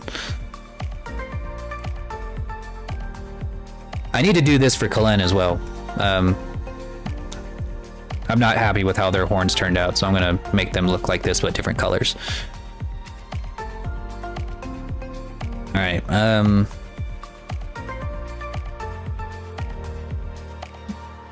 what was I doing? Oh yeah, I need to import all of the textures we just made.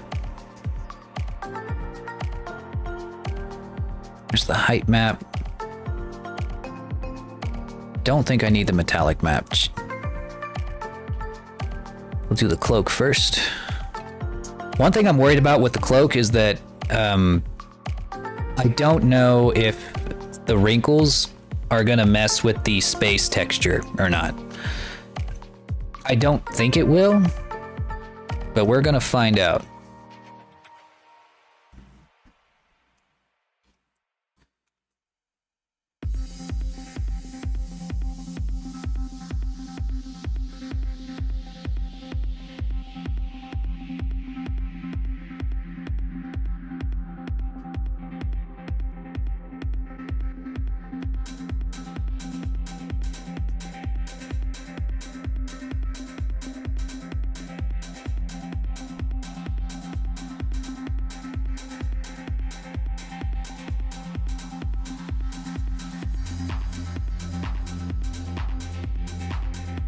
Have you seen my demo vid?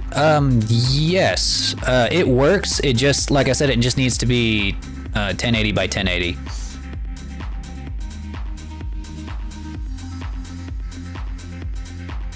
Because you were right, it actually was cutting off, like, at the bottom, right at the bottom and right at the top. I just couldn't tell because it was just solid black. That's a new update. If you did, I might have missed it. Here's how it looks when it's toon shaded, by the way. This is how your textures look with the Unity toon shader on here, or the Poyomi toon shader. I can make it look even toonier if I wanted to. Oof, that's bright.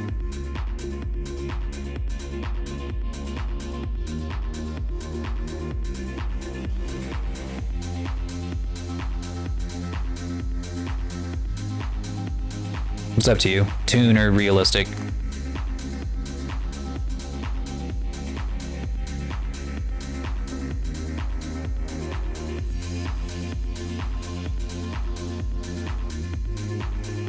Let's see.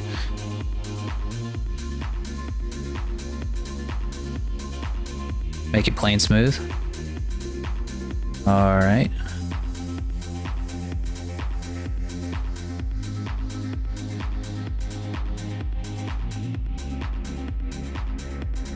Well, let me add the height map, and I need to do that first, and then we'll get a better idea of what it's going to look like.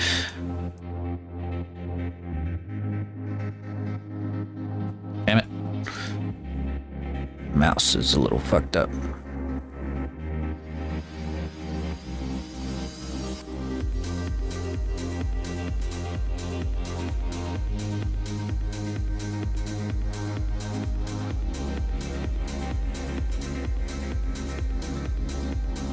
I think it's supposed to have an ambient occlusion too, right?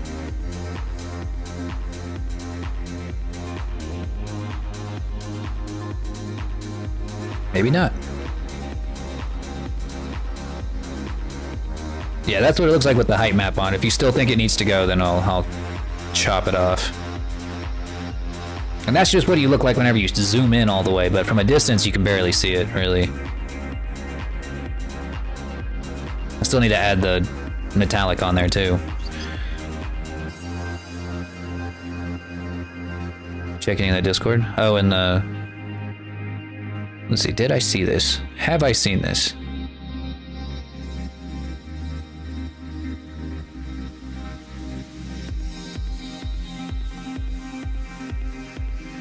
Where'd you send it to me?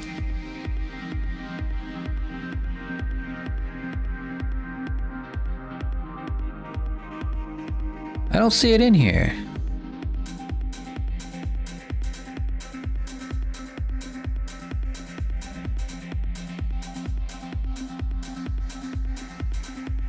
Just chatting? Well, I see the clip. Oh, on Fiverr. Oh, okay. Yeah, okay. Yeah.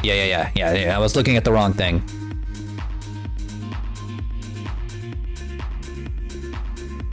Gotcha.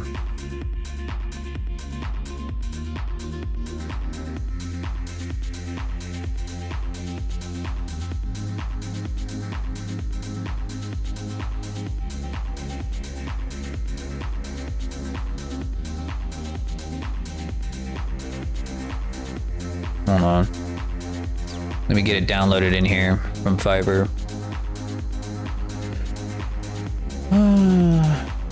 Let's see.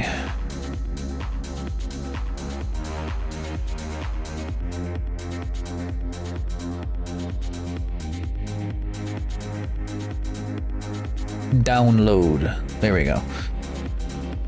And then... where do I put it? Right here. Need to import that file, the Galaxy Video. There we are.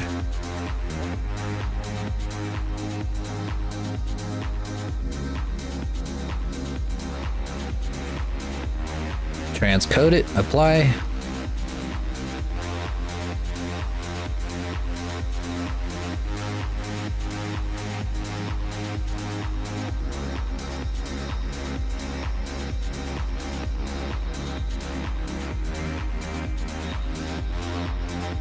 Then on the cloak, we go to... where is it?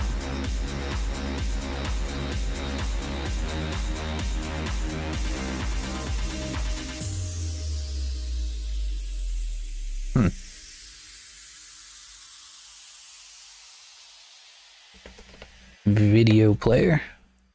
Guess the video player component came off.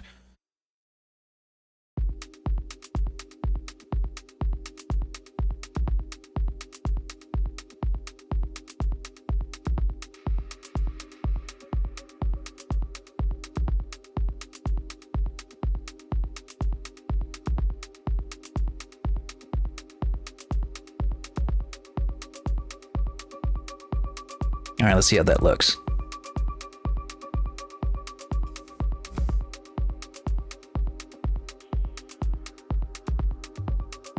And then we're going to add it to the cloak back face texture. Right here. Eh? Eh? Oh, that's the video. This is the texture. Ow! Oh, the pink is there. Let's take a look. No, I haven't seen this. It was definitely after my time.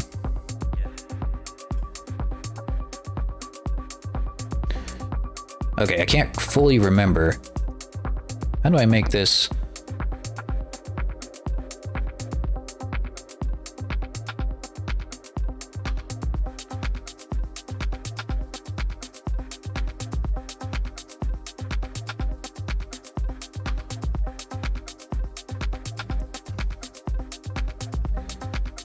All right, we have the video texture.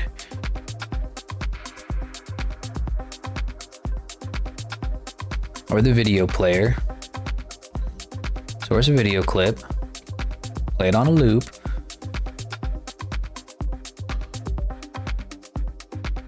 Oh, render texture. There we go. Target texture. It'd be this one.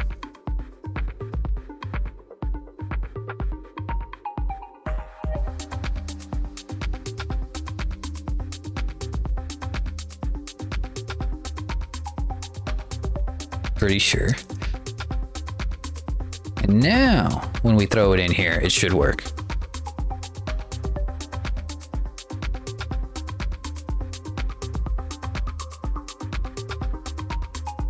Main villain's voiced by James Earl Jones. Oh, hell yeah, dude. The guy has the greatest voice on the face of the planet.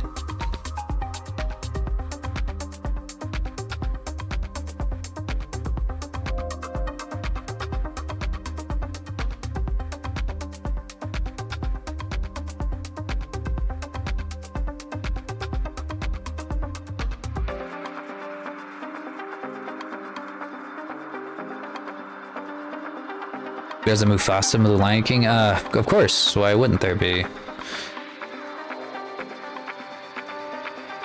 Alright, there's our video texture. I don't know if anything's playing though. Oh yeah, it is. Okay, it's just not, it's just the test video, okay. With like some slightly blinking lights. I don't think it has its physics turned on yet though. Yeah, they're not turned on. Oh, they are. He's just not moving. Oh yeah, because I had the wind turned off.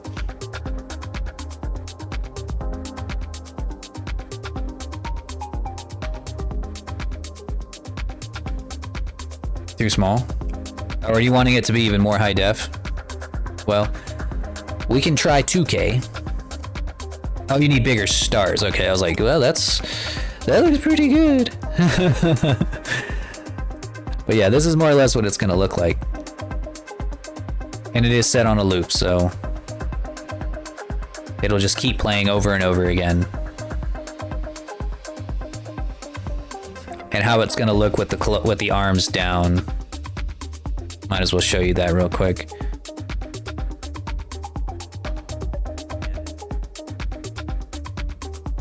Yeah, make it loopable because it'll just play on a loop.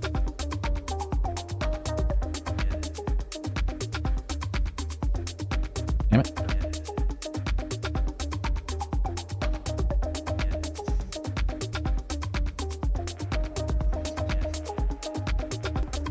I need to also rig this so that it collapses with your arms too. I've been focusing so much on this texture. Looks like though that I may have made this go up too high. Let me see.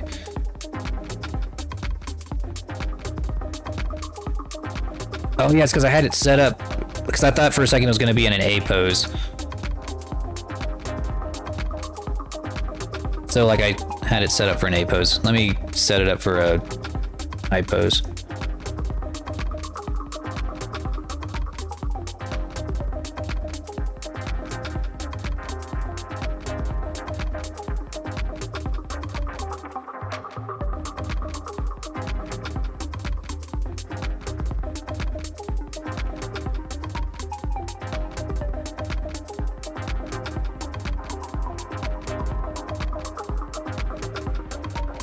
Well, not really.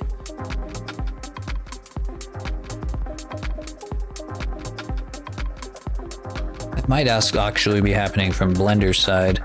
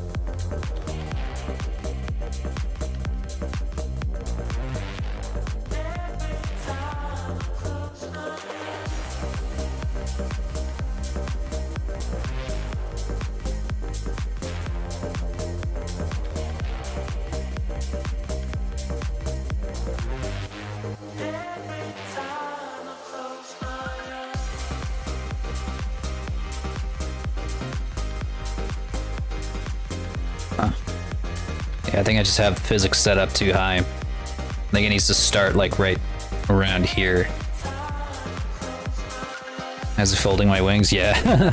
And don't worry about these crossing each other. They're gonna fall straight down. Just there's no physics right now.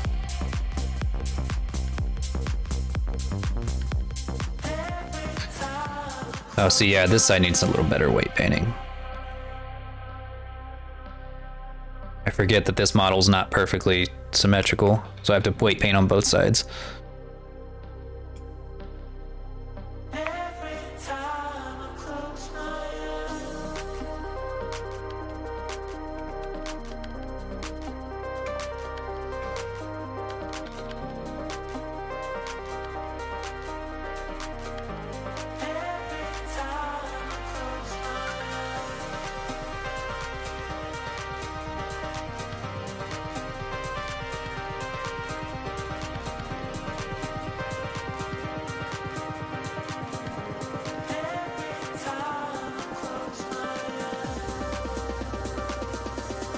No symmetry? Yeah, trust me, I know.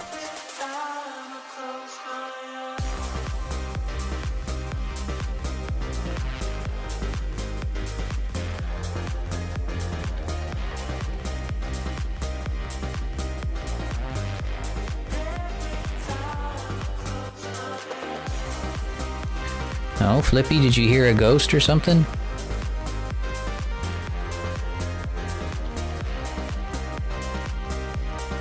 You know what? Me and Kalin are gonna come out with our new hit single.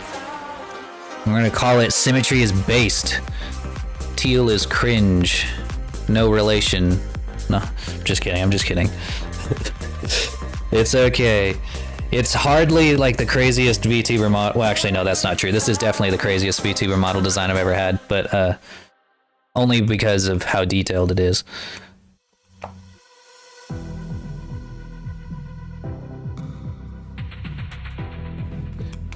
But that's it. That's the only reason.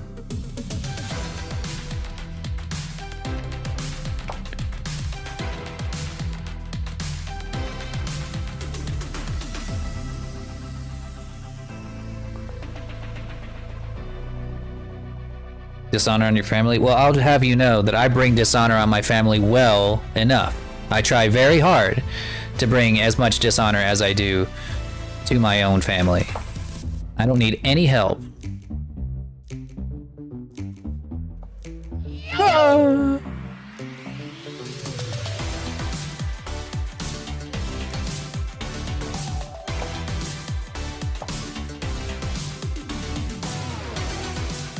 I'll have you know my father is very embarrassed by me.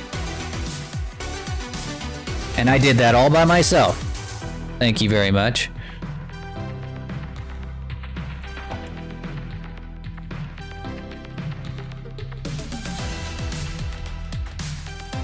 It started the day that I quit sports. Have you watched the Anime Sheen or Cat? No, I haven't. What's that about?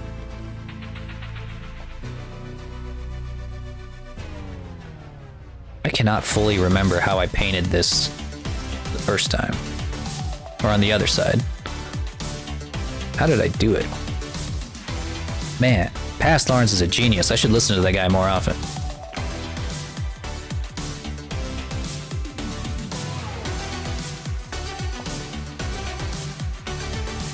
Or Past Lord Dragon. How the heck did he do it? Because look, this looks great on this side. What the heck?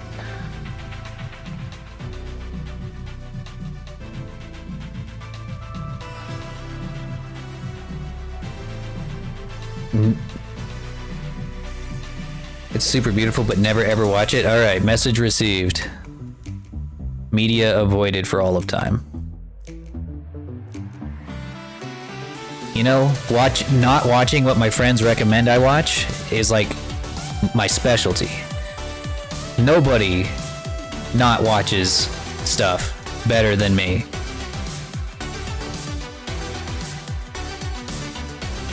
Your favorite TV show growing up as a kid? I'll never watch it. Your favorite book that your dear old pop used to read to you before bed? I'll never read it. This inspirational book that helped you out of poverty and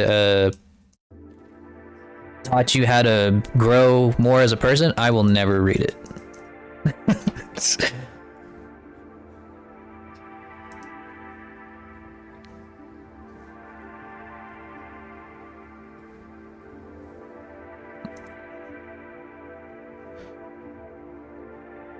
That's what my sister says. Like, she's just like, you know, you always tell me to watch all these movies, but I'm never gonna do it. Just stop. I'm never, ever, ever gonna watch the movies that you recommend to me.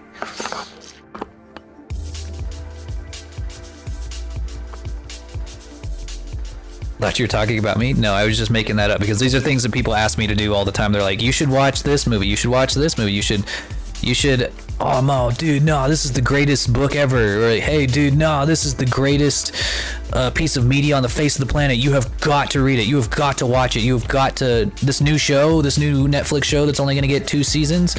Oh, it's so good. You got to watch it. And I'm like, no, I'm not going to do that.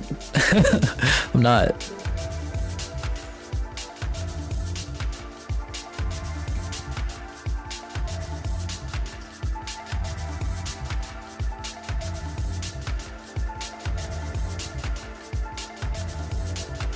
So I just turned it into like a point of pride. I'm never gonna watch what people tell me to watch ever. I'm just not gonna do it.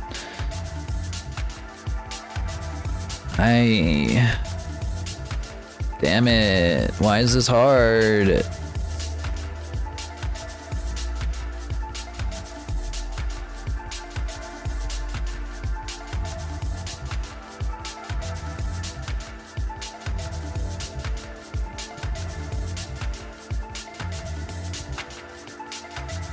How did I do it on the other side?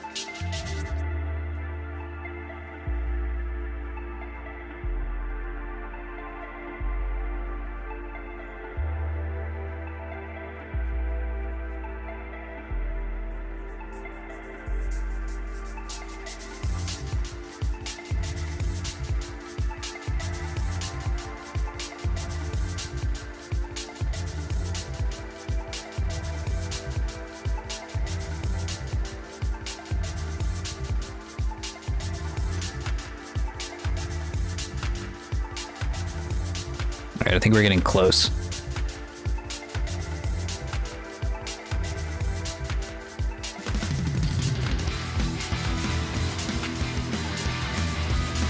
Oh, hey, Raven, how's it going? Good to see you again. Are you able to open .tga? I don't know what a .tga is. So probably not if it takes anything more than double-clicking on it from the Explorer menu.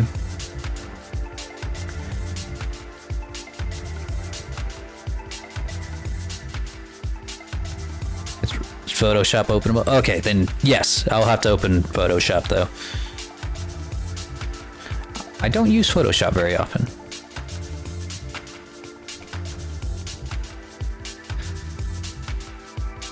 I do all my fancy stuff in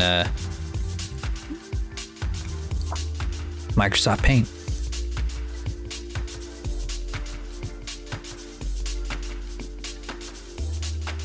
I have it only because I have Adobe, but I don't use it for anything, really. Clip Studio Paint. Yeah, you know, I told my sister about that. I wonder if she's gotten a chance to try it yet. See, this right here, this is what's missing.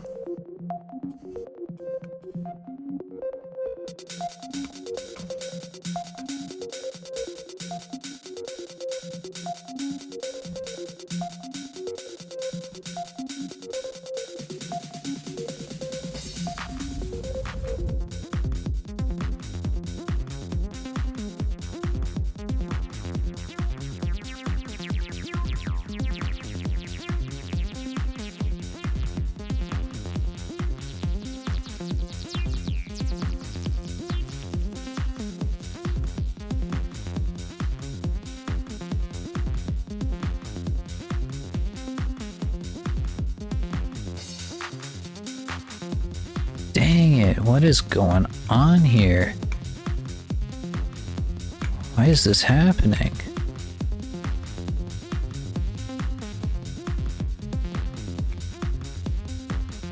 Okay, I gotta rip your hair out here for a second. There's just too much shit in the way. There we go. Got it, okay. Hey, Fury. How's it going, buddy?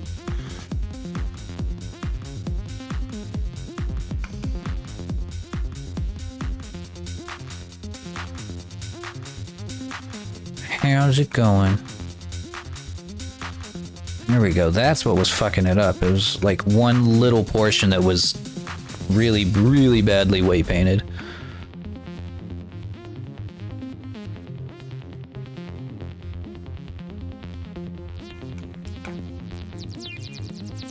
Did the raid work? Just now, yes.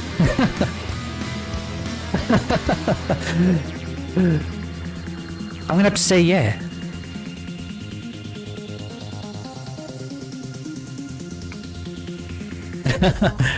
I guess there was a bit of a delay on that alert.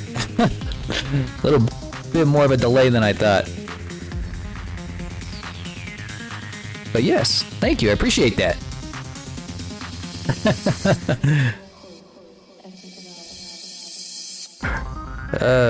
We're on the struggle bus today again with this friggin' godforsaken cloak. I'm gonna see this cloak in my nightmares.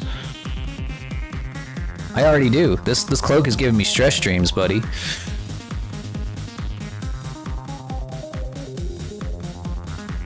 I'm never gonna look at, like, someone's gonna come walking down the street, like, with a blanket, or you know what, I'm just gonna, like, walk in the living room on a cold winter day. Nessie's gonna be curled up in a blanket. I'm just gonna scream. I'm just gonna scream hysterically.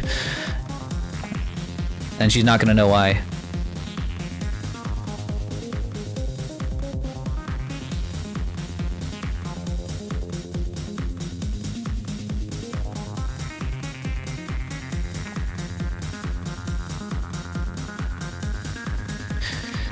Because, you know what's funny? Or it's not really funny, it's actually kind of sad. But, I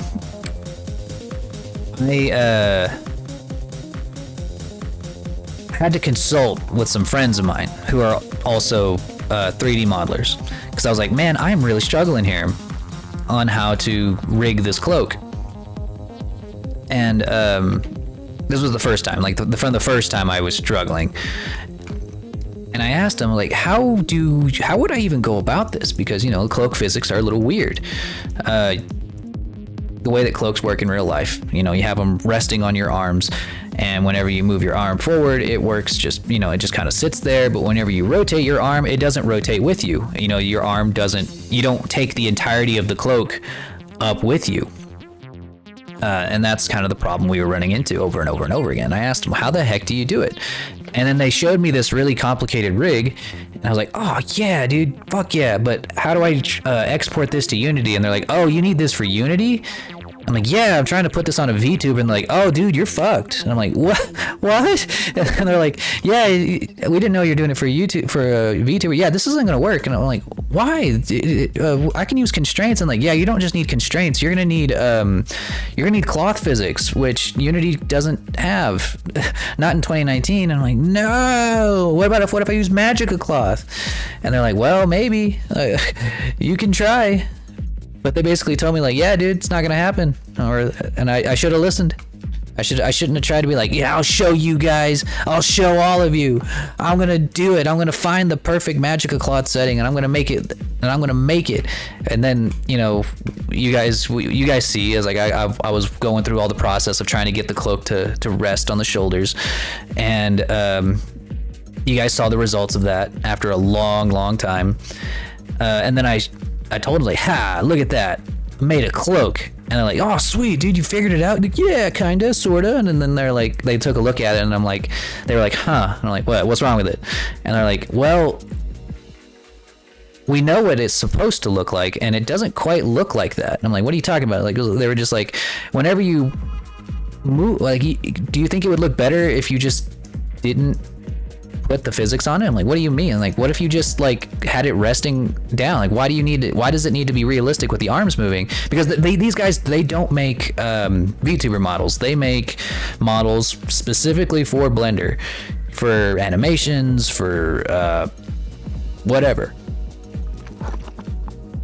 And they told me, they were like, what do you need the arms to move like this for? And I'm like, well, it's because they have hand tracking on their model. And they told me, they were like, well, it might just be better, honestly, if you just didn't have hand tracking with this, because it kind of makes sense. Because, you know, whenever you have a cloak on like this, it's probably resting on you rather than moving around. And they were right. You know, I can either make it look good from the resting position, or I can make it look like poo-poo from both resting and moving positions. So they were right, as usual. Because it's like, yeah, it looks pretty good whenever you just stretch it out. So you'll even be able to like switch to an A pose and it still look pretty good. Did you check where I got the clip from Ursula? Yes, I did. I did. It looks pretty good.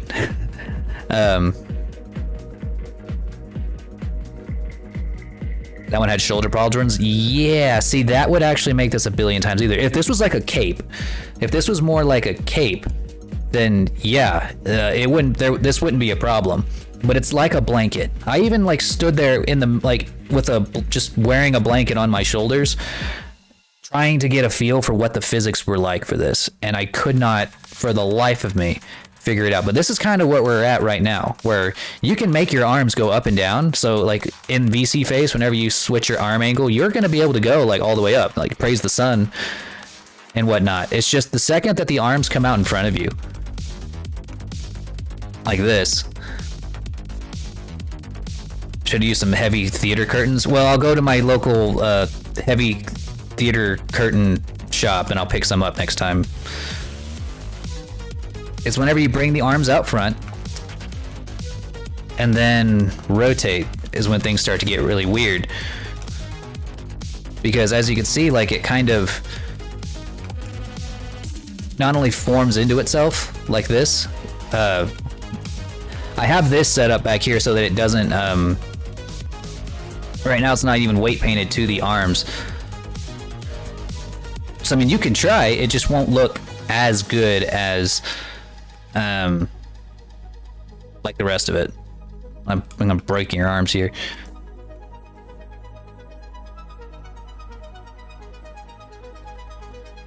I'll just let it drop behind me. And that's kind of how I had it set up before. It took me a while just to get it to where it could do that, where like you guys saw, like it would just slip off your shoulders, but there was no way to put it back.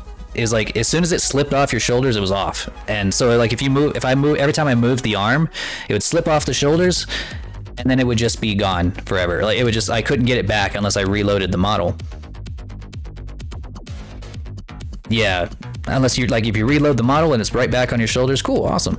But yeah, that's why I say if it was a cape, it'd be better because, or easier, because it's not supposed to be on your shoulders. Hang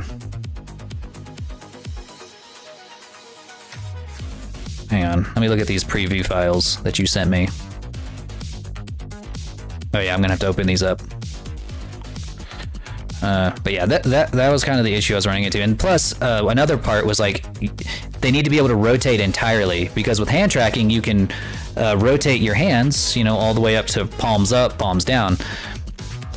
So the hands need to be able to rotate this far. The only reason it looks like this with the mid layer is because, well, there's no physics on it. But as you can see, like the cloak twists and disappears into itself as soon as you rotate the arms up. It needs to be able to rotate about that much, and then the hand rotates the rest of the way. Yeah. That was the main issue I was running into over and over again. But I think what the solution we have right now is pretty good. You know, just up, down, and so on. All right, let's re-export him. Put your weave back on.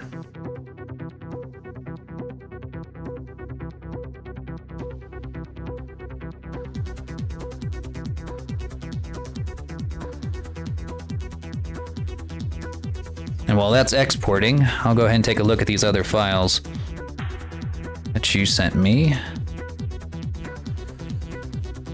on Fiverr.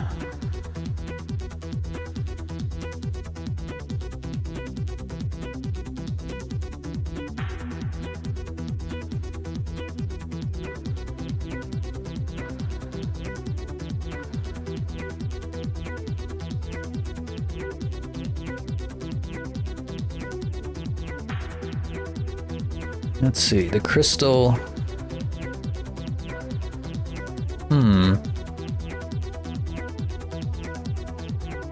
You know?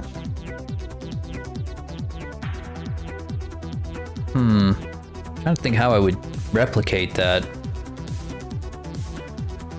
I don't know. Alright, Photoshop's gonna open up here. Sometimes when I try to open Photoshop, it completely crashes everything because it's really inefficient, but we'll see what happens. It does look pretty nice.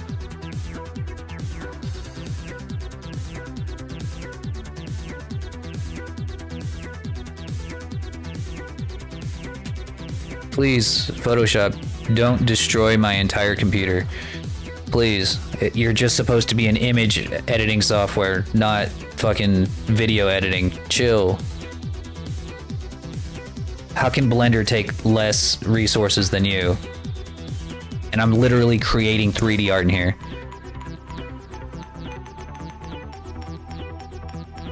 Alright. Alright, the new teal is now updated. Let's see if I can adjust where the physics begin. Probably gonna lower it down just a little bit. So one thing I actually also got a point on whenever I was getting some pointers for some friends here, was how the physics actually is determined based on Magica cloth. This is something I actually didn't know. The red spots are the pivot point at which the rest of the physics is meant to generate from. So you can't have this whole thing be green, or else it'll just melt. Like if, like the green spots will just fall because it has no pivot point to anchor itself onto. They'll just fall forever, and the whole cloak will stretch and stretch and stretch. So you have to put at least one fixed point on the chain, right here, like that, to keep it from falling. And that's also the angle at which how far the green spots will rotate from their resting position, and how far they'll move. It is determined from those red points. So, if I want the physics to start right here, I would make something like this, where I'd put the red spots here and the rest of them be green. And the reason we don't want that to go up too high is because, well, for one, they are rigged to the arms. So if the arms move and I were to have all of this be green, then I would have to also adjust the colliders to be perfect. And I mean absolutely perfect, or else the cloak will fall through the arms. I think that this setup that I just did should work. Can you have gray between red and green? No. If you put a gray spot there, in between a red and a green spot, it'll stay stationary, and it'll look like that one spot is completely stuck in space while the rest of it is moving like a cloth. Let's give this a try. Oh, I can see your textures now. Oh, wow. So this, oh, it's like an unwrapped texture. Yeah, this is some professional looking shit.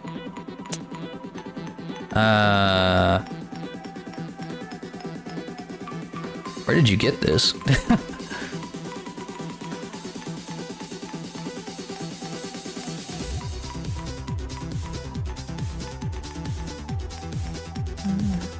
Damn, and it's on a 1K texture too.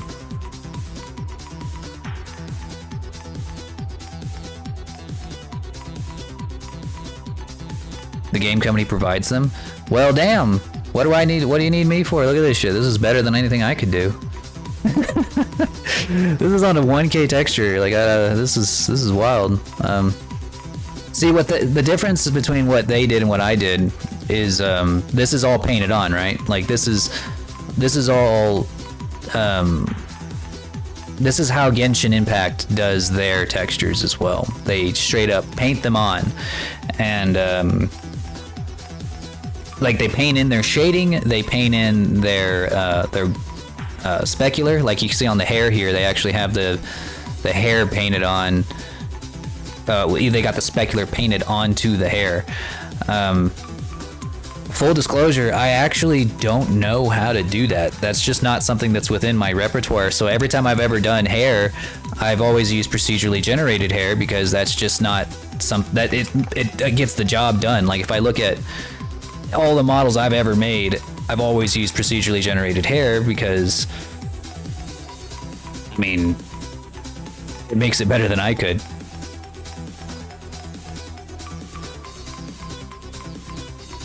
Let's see.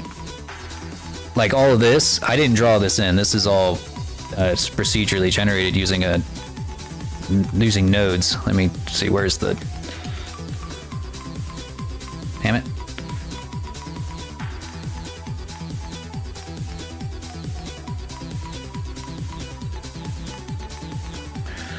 Where's the goddamn? I don't know why they make the node thing so big.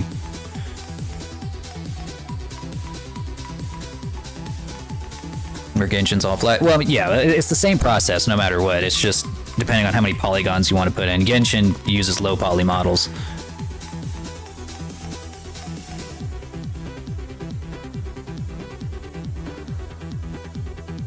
If it's possible to edit textures, well, the thing is the way that I have these done. Hang on a sec. I can't remember the blender command to like center in on the nodes.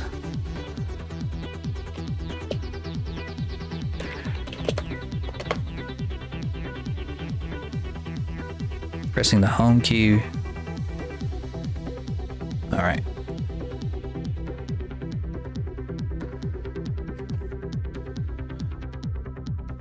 What?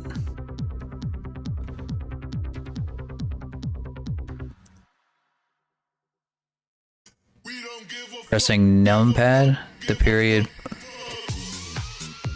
Oh, numpad period. Okay, all right. Well, that didn't work either. God damn it.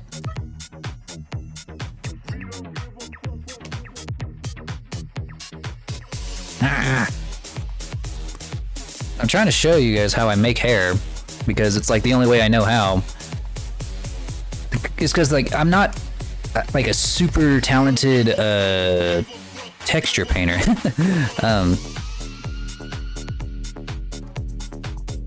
damn it! It's supposed to be numpad period. Like pressing home key brings all the nodes in it. Oh, it's gotta be selected texture. So if I press A, there we go. Okay. Well, that's not even the right one. All right, there we go. So this is a texture created by Royal Sky Studios. It's all of these nodes, and it essentially you control the colors of your hair here, and you know you can kind of change the spread. Whoops. Like the blotch spreads, you can change that. Change blotch size, you randomize it. Just all of these little things that you can do to make it look however you want it to look. I haven't really, this is usually all I've ever needed. I could try to like manipulate these to look similar to what you're trying to do, or similar to the textures you see here, but let me see, I'll show you. Whenever these are UV unwrapped, this is the hair UV unwrapped. It's actually not at all. Like there are no seams there are no, let me think. How do I explain it? There are no seams. There are no, the streaks of the hair are not individually unwrapped and at all, really. They're just there. So if I were to, let me pull up the texture. Actually, it won't work because the texture's not baked.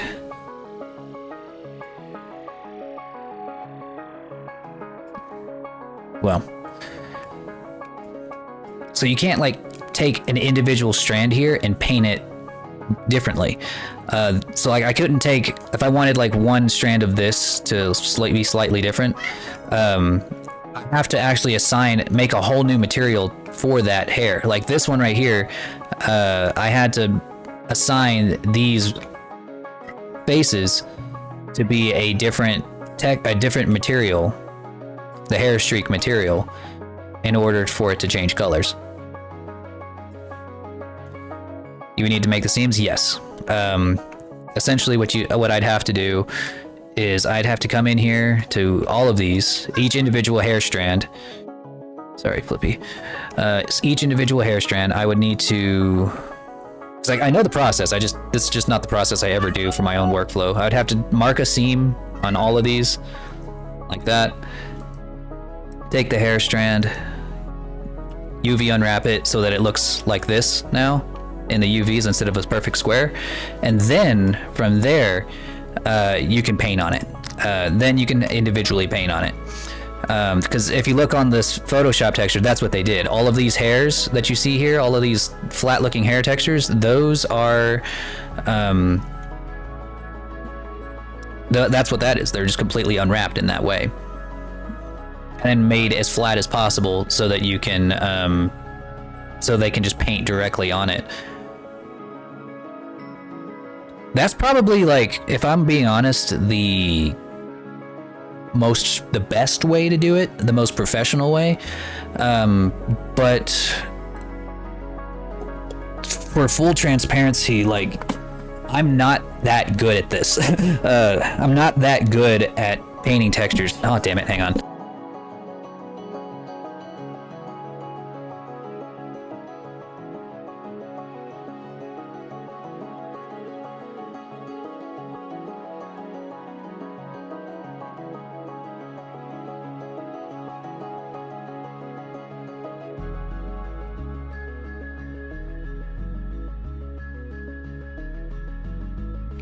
Sorry about that. My TV controller fell and turned on to some anime. Alright, but yes, I am not super good at doing that. Like, I could try,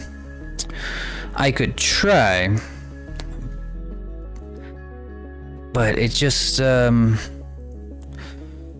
honestly can't guarantee that it's going to look better than what Royal Sky's generator has right now. And it would take me a very long time to paint this much hair, and I'm already like way behind as it is.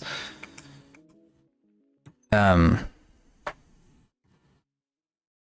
I could try to replicate that a little bit. Can do that hair gradient? I don't think so. It the way that it works is just straight up flat anime textures. I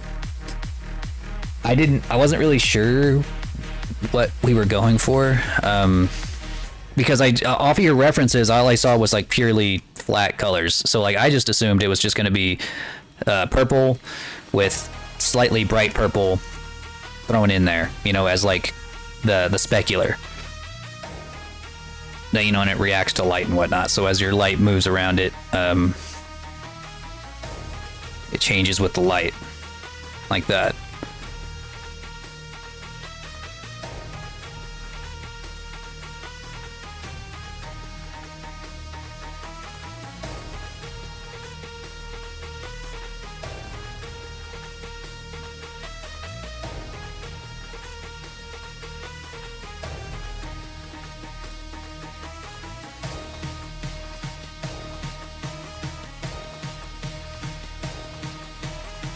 Yeah, Well, I didn't really know that going into it.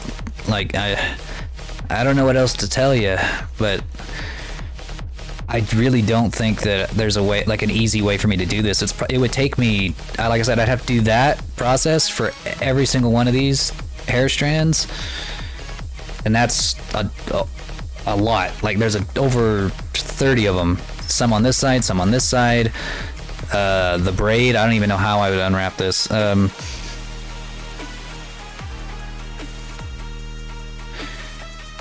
There might be one thing I could do to give it a gradient. I could probably hand paint it in because the textures are... because I do have to bake the textures eventually, which means that it makes a simple... Let me see, I can't really see it because of all the fucking things on here. If I go to this...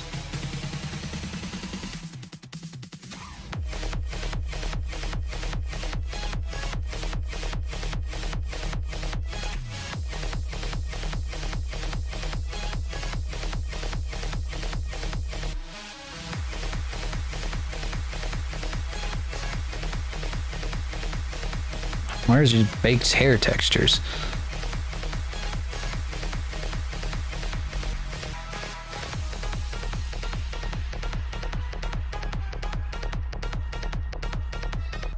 Oh well, here's Colen's baked hair. It's the same, just a different color. So here's one thing that we could do is after the texture has been baked in, I can paint along the top here, and that would apply this gradient to all of the hair. Like this. Let's see if I can do the same thing here. I'm trying to find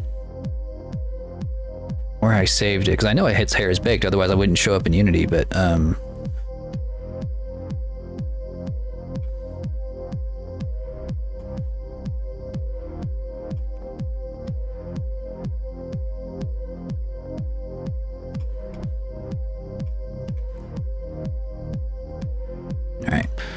Here we go. I'll just use Colen's for now so you can kind of get an idea what it'll look like.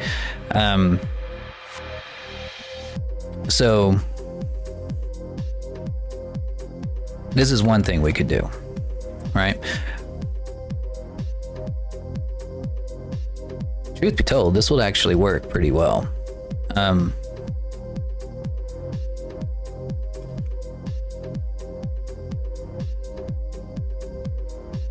Rasterizing? I don't know what rasterizing means. Baking, what it basically means is like, if you have a procedurally generated texture, kind of like how the Royal Skies thing is like, looks like all this mess right here. This on its own will not export to Unity. This doesn't mean anything to Unity. So the only thing that Unity understands is an image texture. So like basically just the PNG itself. So what it does is it takes the procedurally generated texture that you created and then turns it into a PNG based on the UV map that you have.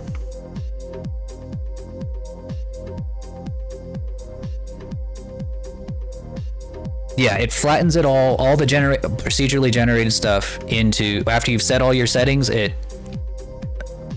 exports it to a single PNG file that you can export into a game engine and put it on your model.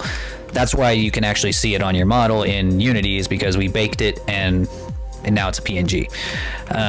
But like I could bake the texture to start with, and if all the hair is basically the same, whereas like the gradient is kind of in the same spot no matter what, what I might be able to do is, I would think I was experimenting with this actually with Colen, but if I say wanted to take this one strand and I wanted to move, like I wanted the darker hair to be a little bit higher up, I could move this UV map.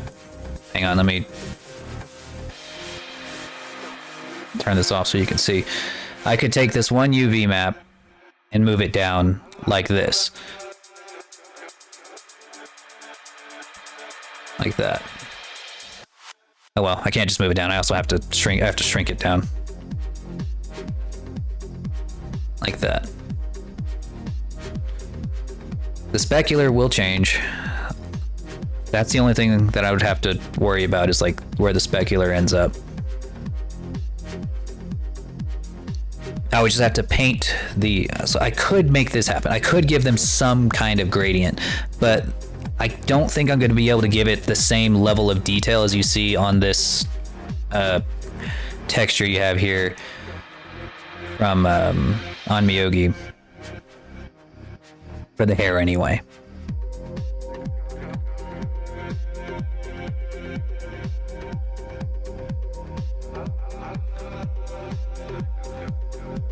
Yeah, because this is some pro stuff. This is some professional shit.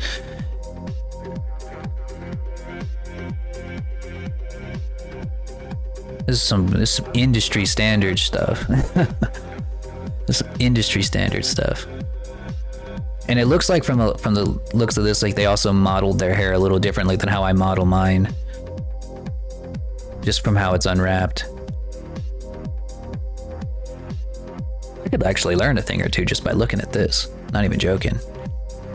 Here, let me see if I can show you guys what it looks like so you can see what I'm looking at.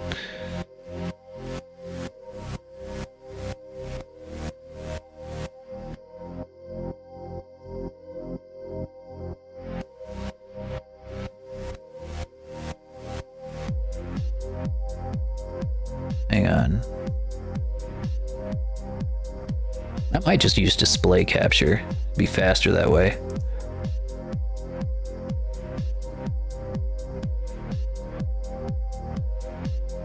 Yeah, it's probably faster this way. All right, yeah. I don't use Photoshop nearly at all, but I need to zoom in. How do I zoom in? Oh, not zoom out, zoom in.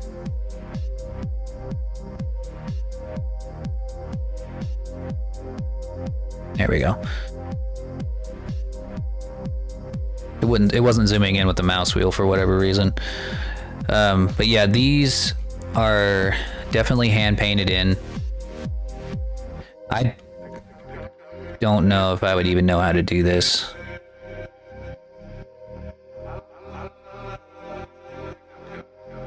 These clothes textures are painted in as well. Very beautiful stuff though. Looks really good.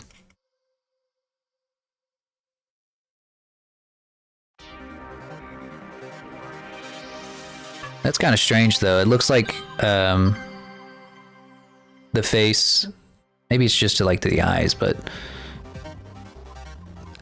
like the iris is in the same spot as the, or in the same UV map as the face.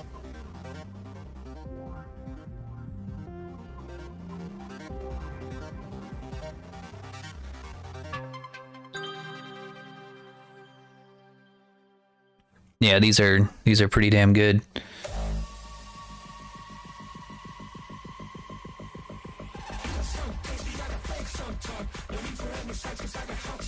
I could attempt something like this, but like it would probably have to be like on a second, like I couldn't do it within the bounds of this commission because, like I said, I'm already running behind, and like this would be like trying to learn a whole new style for this one commission, you know, or like for before I even turn this in is finished, you know. Like I'd love to like revisit this maybe someday and try to make something that looks, you know, industry standard, but I don't think I could do it now. I mean, I could give you the gradient like I just showed you. I could at least do that for sure. I just like these are some beautiful hairs. I'm gonna change our music. There we go. Get some good music in here for a little while.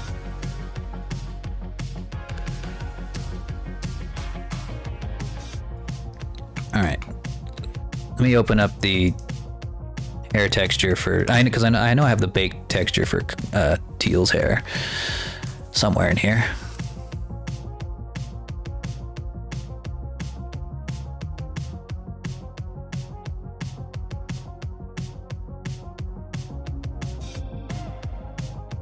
There we go. So this is the baked hair, and we can just paint it directly.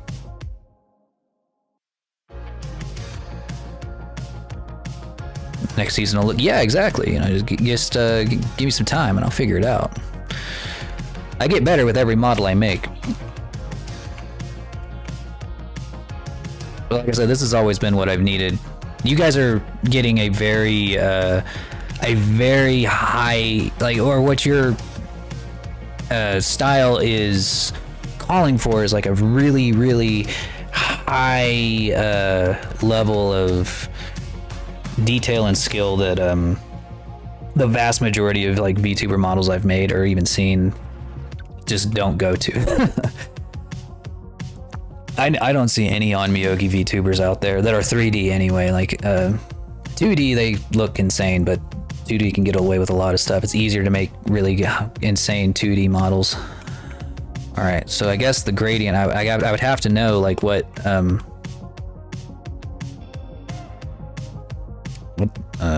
color are we using? Because this kind of has a gradient on it a little bit that I actually need to mix in a little bit better.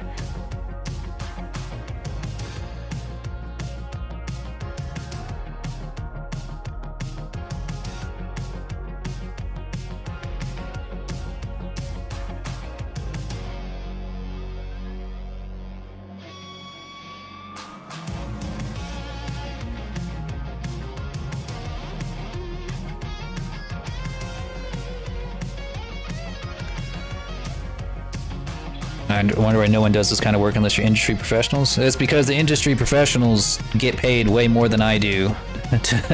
And honestly, if you were to ask them to make this same model, they'd charge you 10 grand easily. And that's even before they added the clothes. Like they would easily charge you 10 grand each. That's one reason, if they would even accept the job in the first place.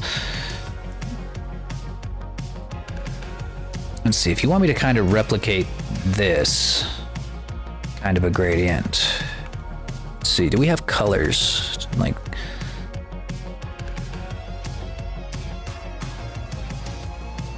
let me open up the other one that you sent me.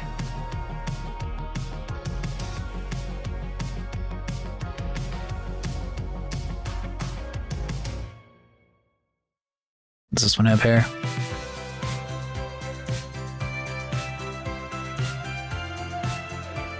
I don't know what's going on in this one. I don't know why the face looks like that. So that's this one's a little this one's built different.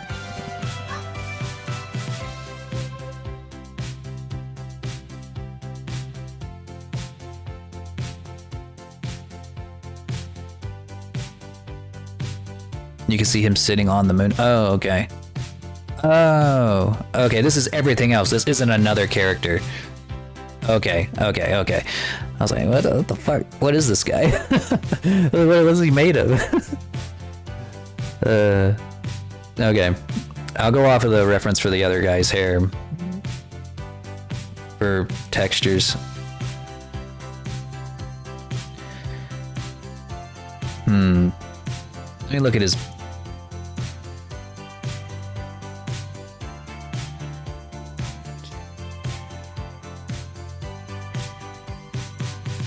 Oh yeah, I see the moon now. Got it.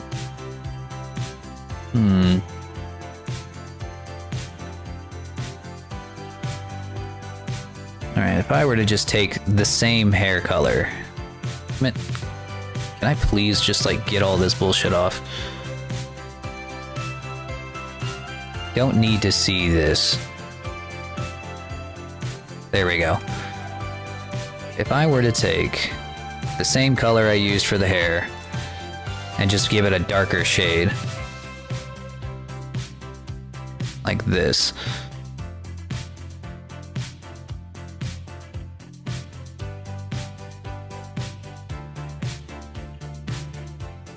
And I were to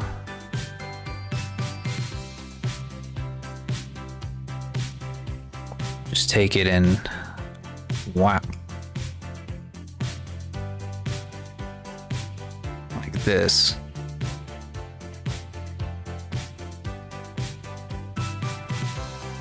Probably don't need that much. Let's probably go about this far.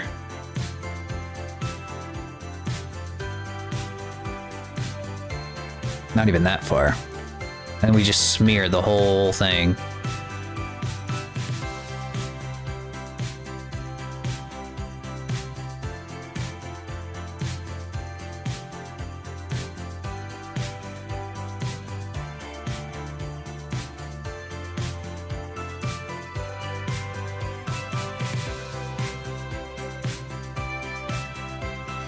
Uh-oh.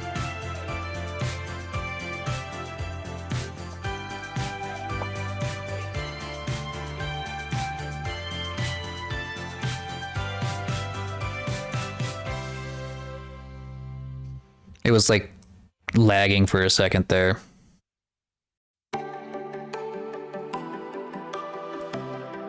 Oh, I was like, why isn't this smearing? It's because I have the soften tool, not the smear tool. There we go. That's why I thought it was lagging, is because it just had the wrong tool.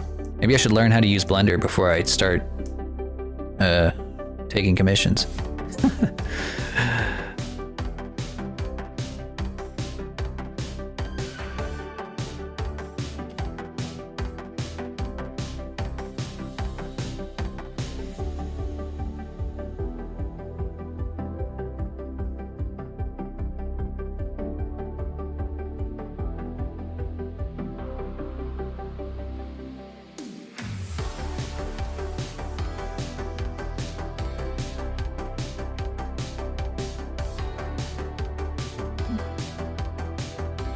I hate when I press undo, it doesn't just undo what I just did, it also switches me back to the paint tool. No, I don't need the fucking paint tool.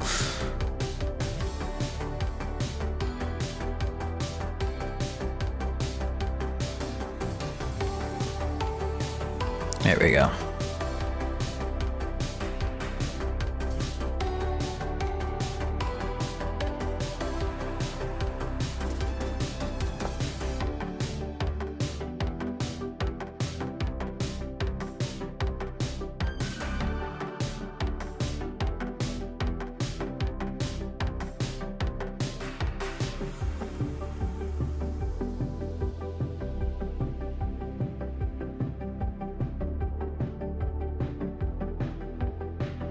Damn it.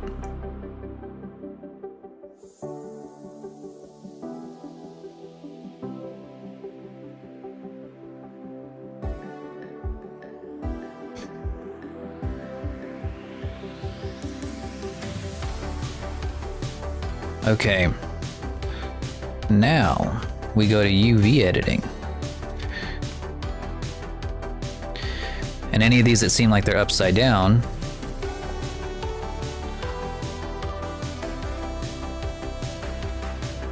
like these three,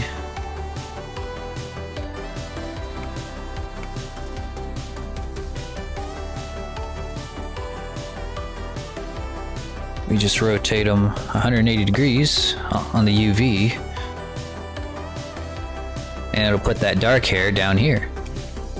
And let me get rid of the armature, it's just in the way. Don't need it. Well, look at that, that actually looks pretty good.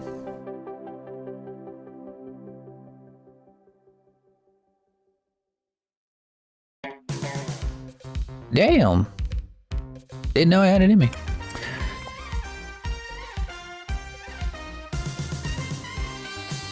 Darkest on top, alright, no problem. No problem, I'll just undo what I just did. Put it on top. And then switch it around, do it with these. Give it the old switcheroo.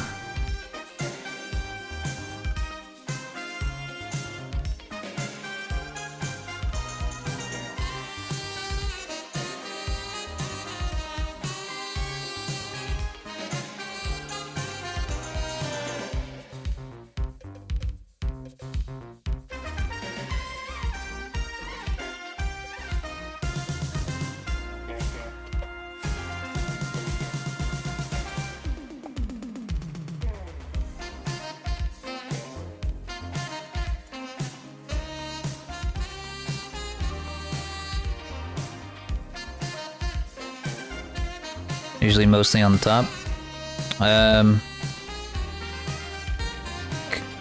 True.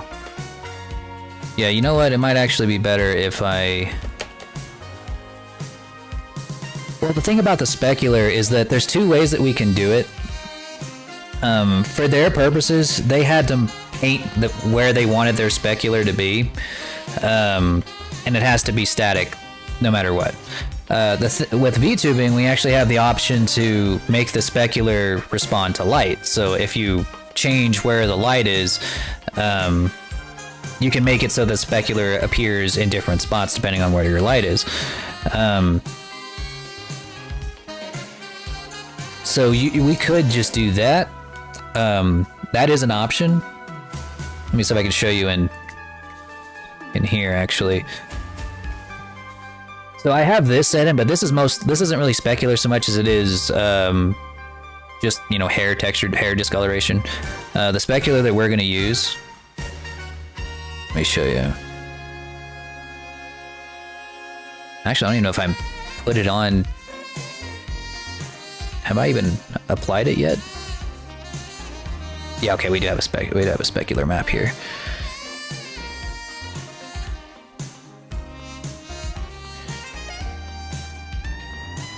Where's my light source?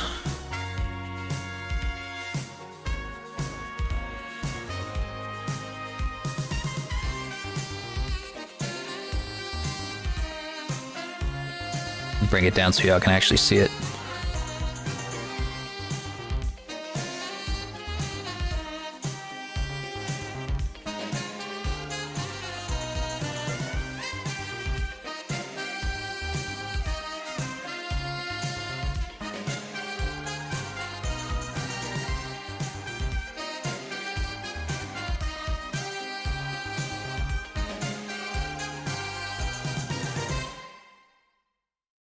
Huh.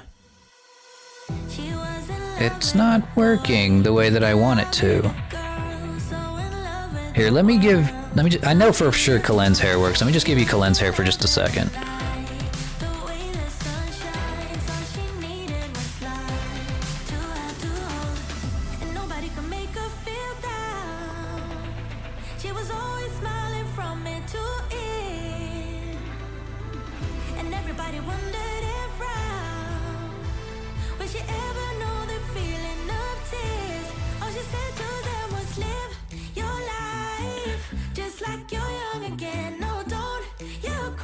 Well, damn. Love how it's not working now.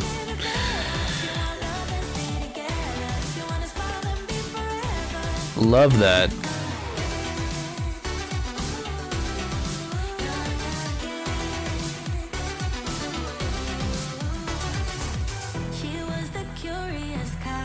No, definitely not that. Okay, well, this will also give you an idea of what we could do.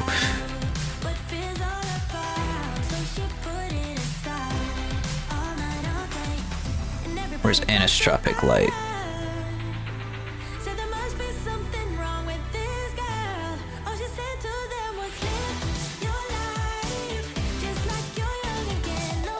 Well, this is a similar light to what you'll find in VC phase. It's just a directional light. Oh, the Royal Skies? No, this is the exact same thing. This is, well, no, it's not the same thing. It's a regular toon shader. We baked the texture from Royal Skies into a PNG and applied it to it as if we had painted that texture.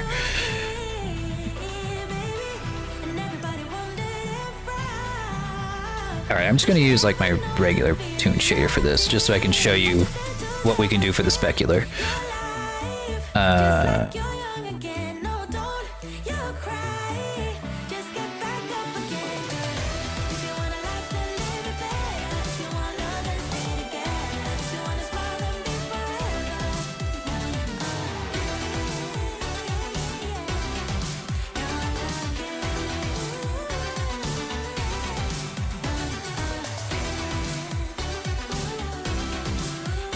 There we go. So okay, there it is.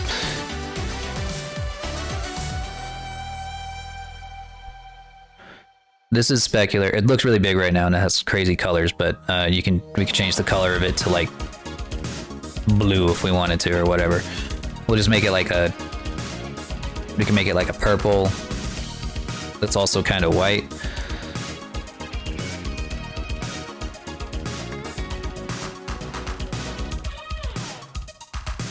And then change the shape of it a little bit.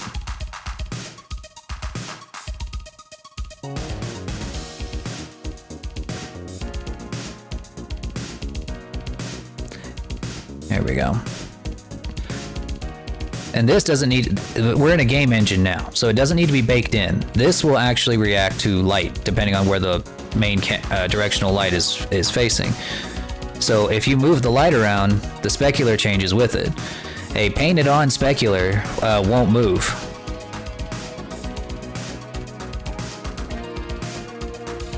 So that's something we could do. If you don't care if it moves or not, if you want it to just stay in one place, then I could just paint it on, turn all of this off, not even worry about it.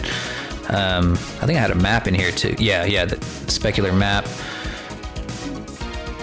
where it only shows up in the spots that we paint on. So that's another option, actually. We could make it so that it only appears. Let me just maximize this.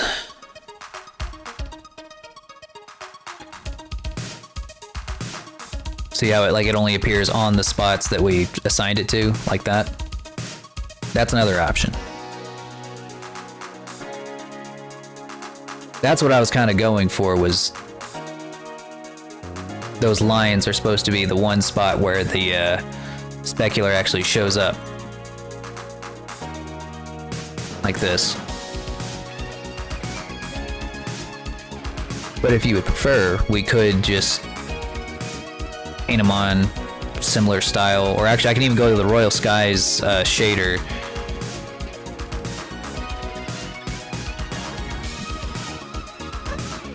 And make them kind of look like that. Ah, damn it. Flippy. Maybe take his weave off. There we go.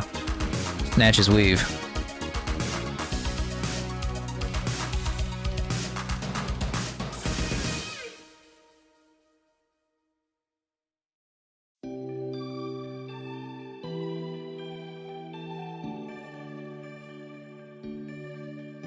Is Flippy helping? In the worst way possible.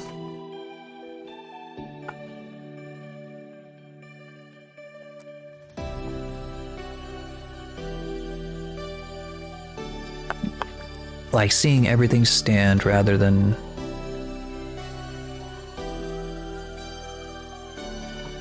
I don't guess I know what you mean.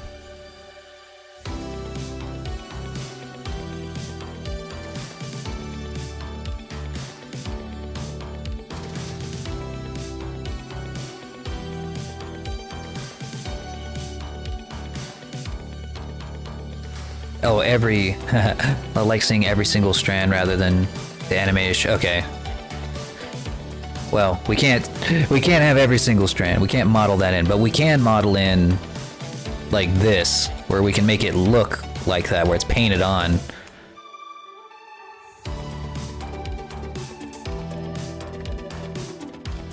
So like whenever I'm looking at this,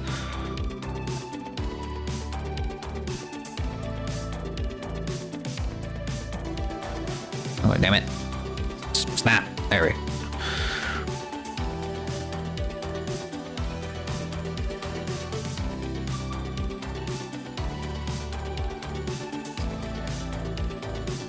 More, oh, strand. Okay. Like the models of the hair, not the like follicle, not every individual hair. Yeah, okay. So like there's one specular across this strand, one specular across this one. Yeah, okay, I see what you're saying now. So we can make these blotch sizes, instead of making them really small, we can make them really big, like that. Instead of it looking like how I stylized it the first time. That's what you would like. That's what you want. Just want to make sure I'm getting that right.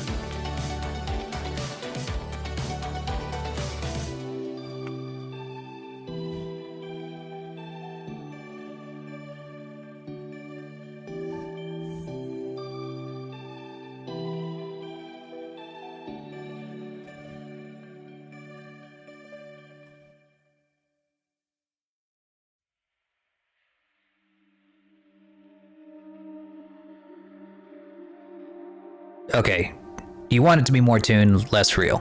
Got it. We're gonna do that then. More clumpy. We can do clumpy. I can do clumpy.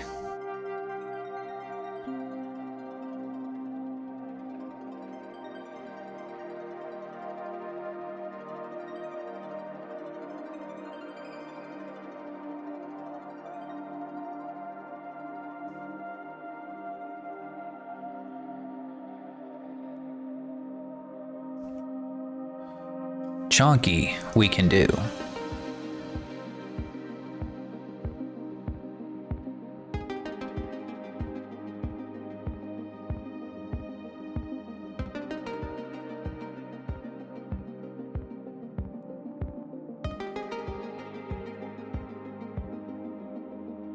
There could be a light smudge smear? Yes.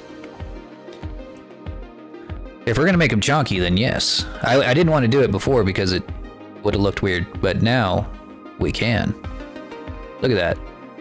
Now I think I have a better understanding of what style you're going for now, so I can kind of adjust this to look like that. Need to make these smudge different colors.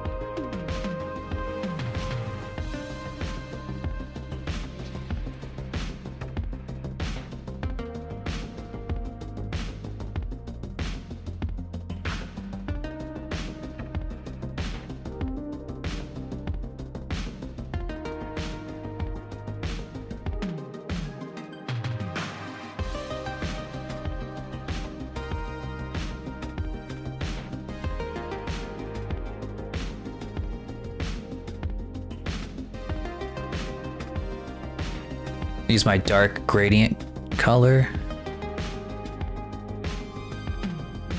Okay. Let me get back to it.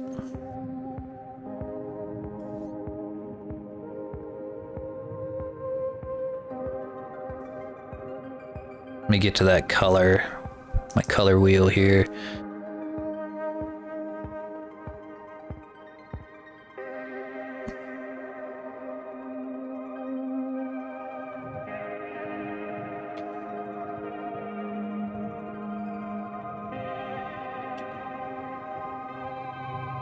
Alright, I already had that one.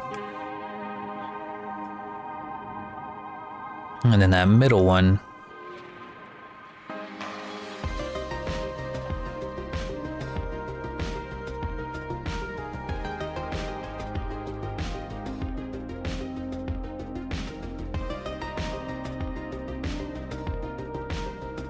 If you got hex codes you'd like for me to use, then by all means send them on over.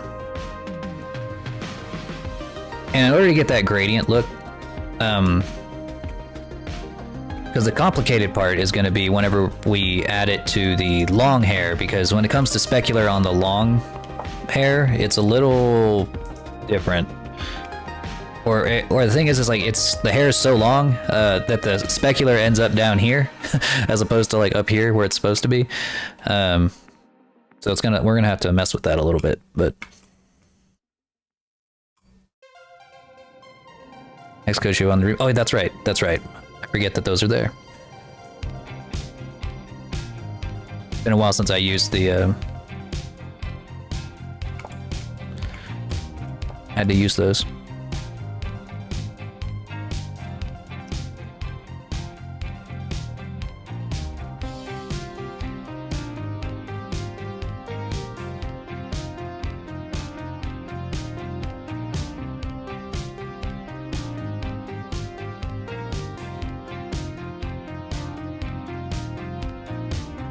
Yeah, I forgot this was here.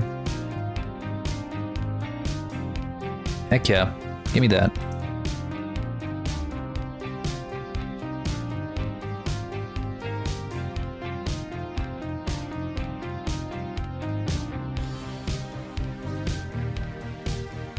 I tried to put all you need. I know, and then I said no. I don't want to use it.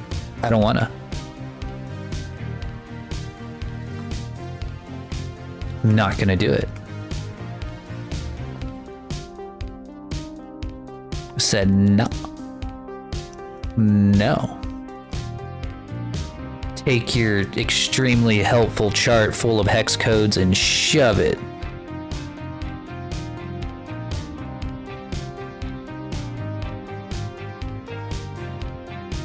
Whoops. I like doing things the hard way. The impossible way. Damn it. Oh.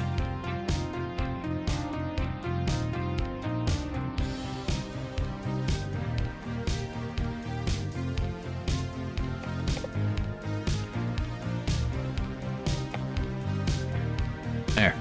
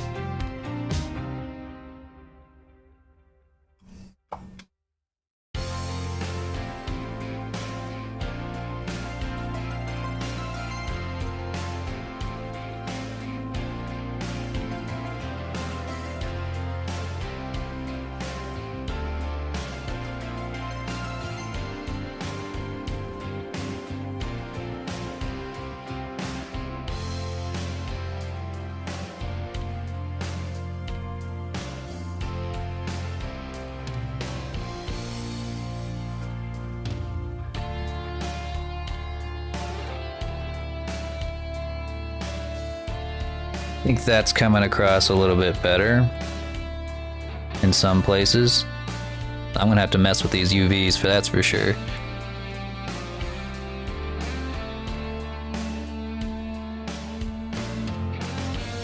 Yeah, they weren't made for this. Hang on.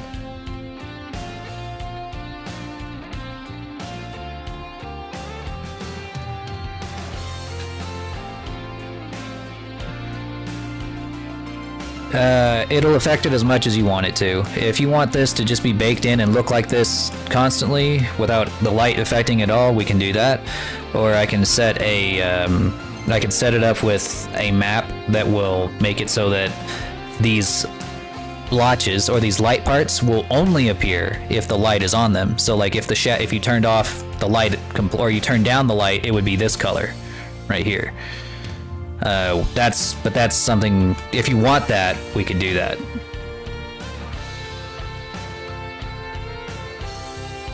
So if I have 3 light sources, well, if they're all of the lights that I know of in,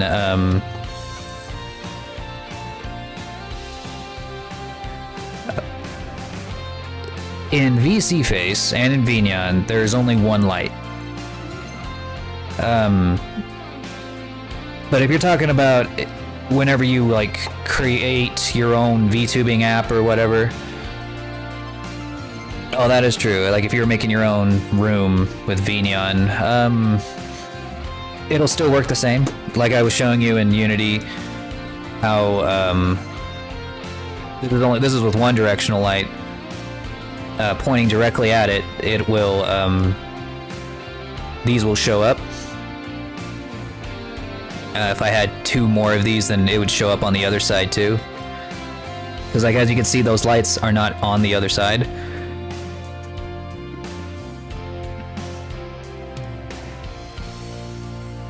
But when the light actually hits it, then it will. So if I had 3 lights, then they would be specular all over. Like if I had lights, all 3 lights showing on all 3 directions, it'd be showing on them.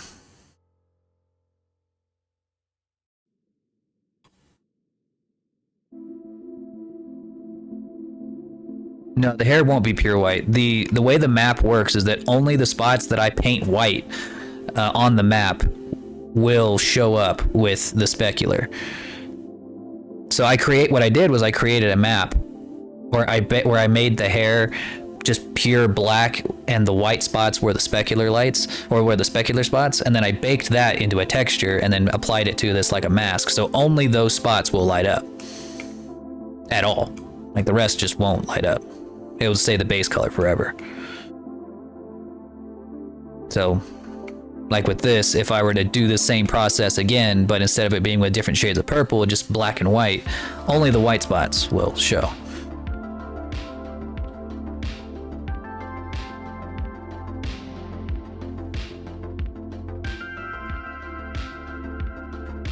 What I'm trying to do here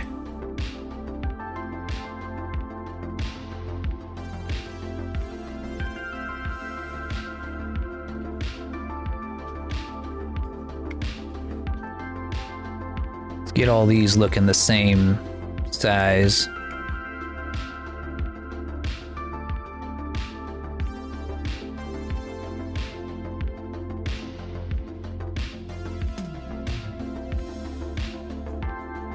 I thought for a second that maybe they were all like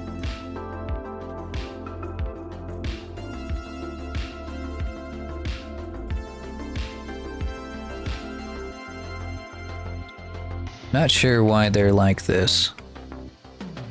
Is it because of where the lights are?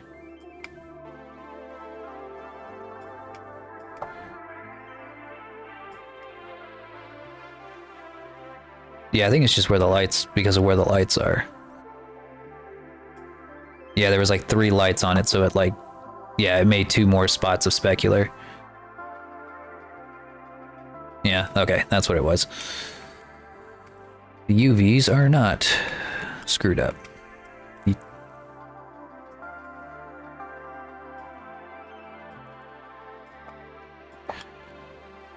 And like I said, what we're doing right now barely matters.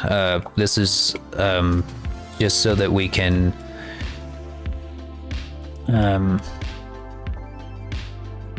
bake this texture on later.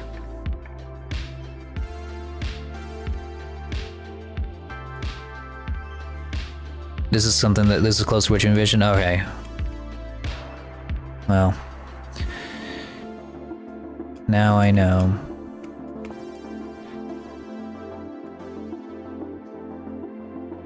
Pretty sure if I bake this on right now, it's not gonna look good. Let me keep working on what I need to look at now is like the hair back here. I think it should all be the same. Yeah, as you can see, the light completely dictates where the specular shows up right now in Blender, which is super nice for now. But like I said, it doesn't translate to Unity that way. I have to make it translate to Unity. There are all kinds of crazy shenanigans. So if I were to take this new hair texture that we've made, let's see what it looks like first before we start trying to add gradients of our own. Like jury rig them in here. Let's see if I can get this to just look good on its own. Or see what it looks like on its own. Let's see. Go to cycles.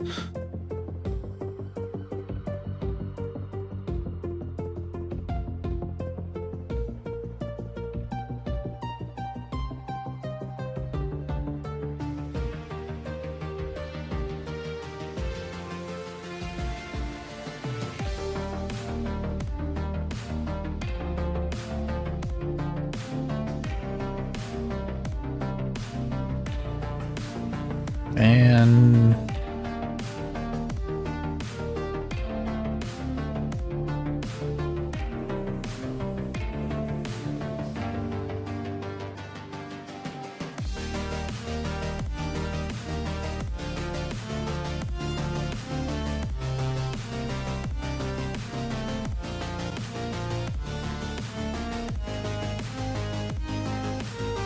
There we go.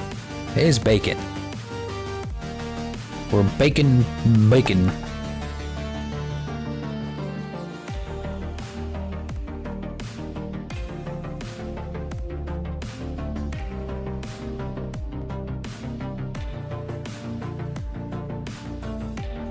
Yeah, so this is the old texture.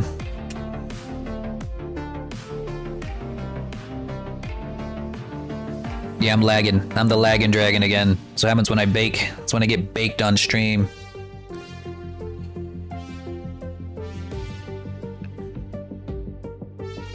So this was the old one. Let's see what it's gonna look like now. Still 90%.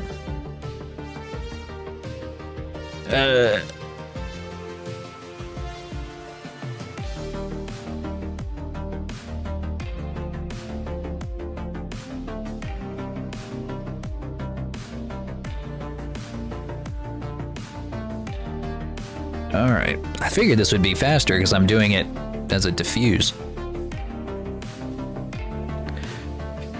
Ugh. You know, I wanted to be able to do animation streams where, like, I'm animating on stream. But honestly, I don't think I'm going to be able to do it. Not while I'm VTubing, anyway. Save to internal image, save it. There we go.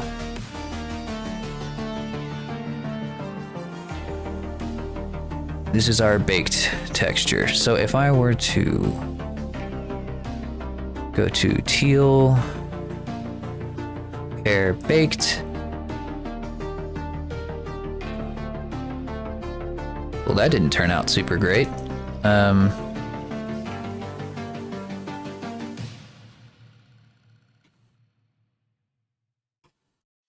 Definitely to up your hardware. Yes, I do. If I'm gonna be doing animations, then I absolutely have to. Go to Eevee.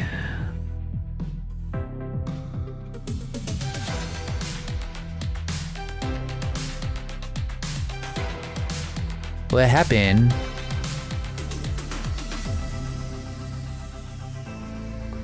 Why did that happen?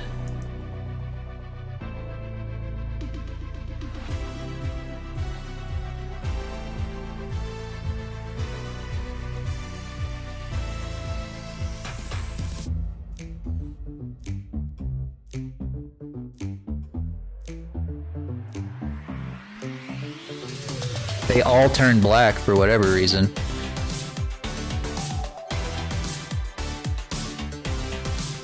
Well, it's a good thing that images don't save automatically in Blender, because for whatever reason it decided to turn all of my materials black. Every single one of them. Except for the one that we were trying to bake. Which is baffling, to say the least.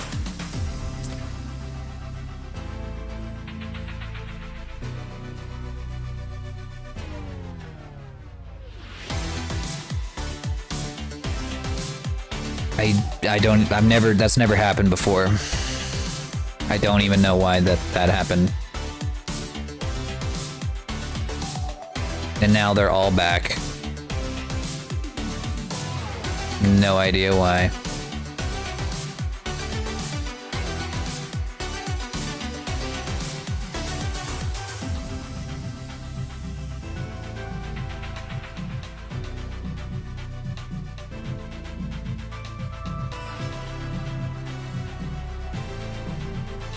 I'm gonna die. Going to take a whole bunch of my wife's Ritalin and die.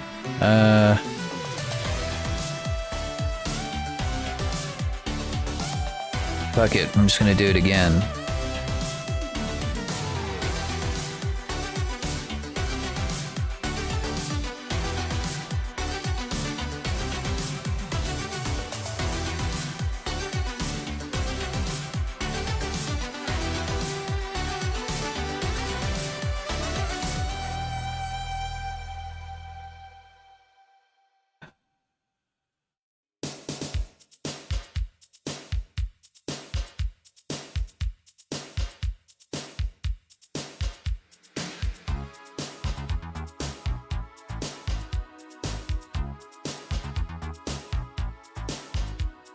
This is the one that's selected.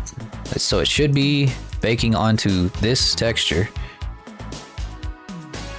Let me just make a new texture and just see what happens.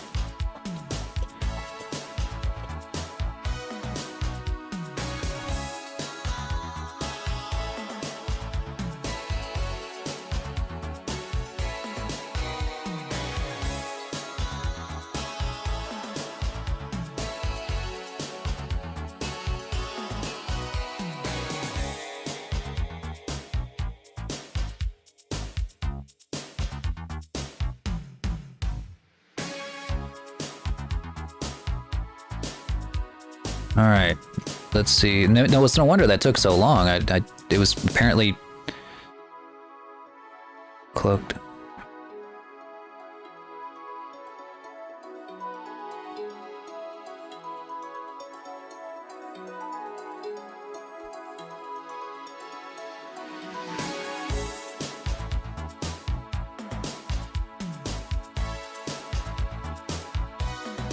Let's get this show on the road.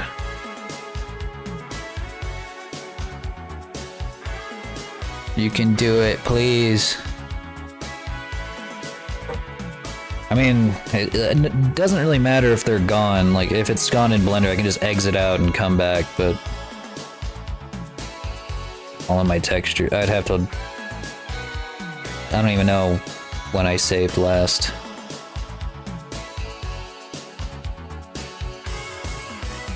Come on, baby, let's go, please. Okay, it might have worked.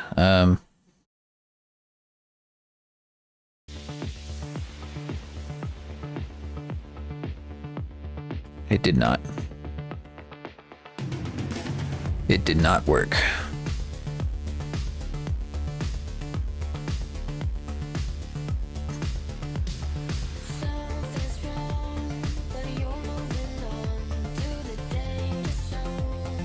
I'm gonna take just a ridiculous amount of Ritalin.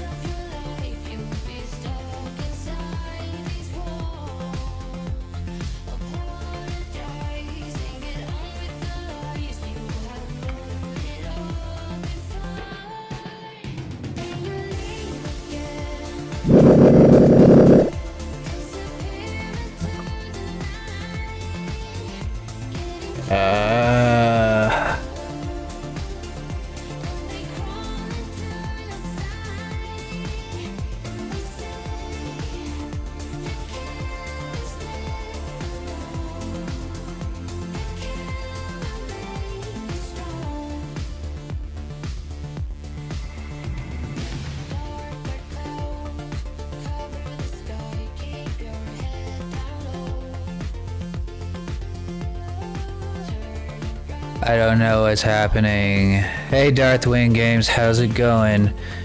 We're on the ultimate struggle bus. Is all I want to do is bake a texture, but it won't bake. I'm trying to get baked, and I can't get baked.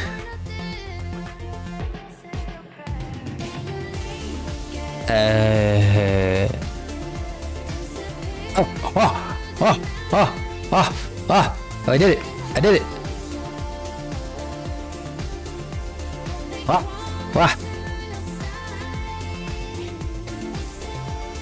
There it is. Oh, thank God. Okay. It has to be combined. It can't be diffused. Got it. Cool. Understood. There we did. Holy fuck. Oh my God. Everything else is still black though, which kind of sucks balls. When I switch to Eevee, yeah, okay.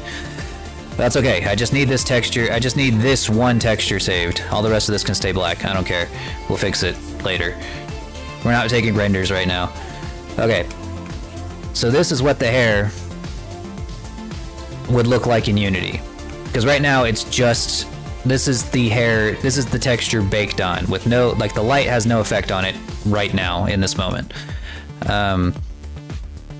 So if we were to do, just slap this onto a material, this is what it would look like. I don't know why there wasn't a, there's supposed to be an edge right here. Not sure why there isn't.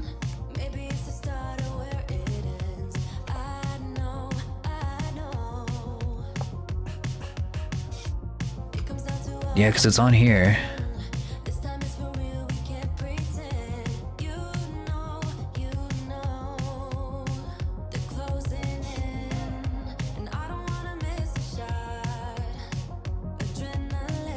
Oh, that blender crashed for a second. I was like, oh.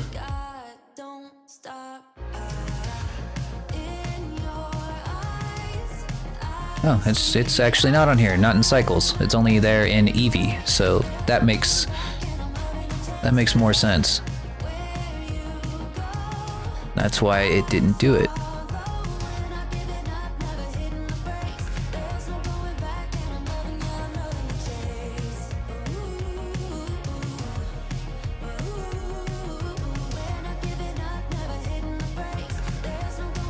Can a baked-in version be combined with a reactive? Yes, yes. What I was saying there was like that would be what the base color is before you added any sort of. That's like what the color would look like if we were to do nothing else to it.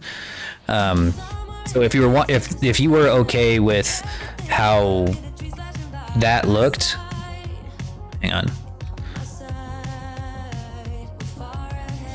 If you were okay with how this looked as a base, then I would have a way to, I would have a place to build off of for the specular and stuff.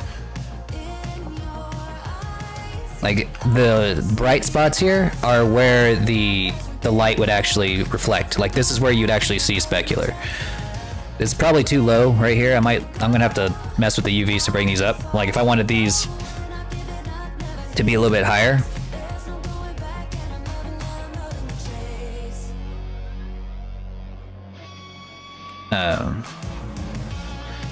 Like if I wanted these to be a little bit higher, I would like do this and move them up or down like that. But those bright spots are the places where the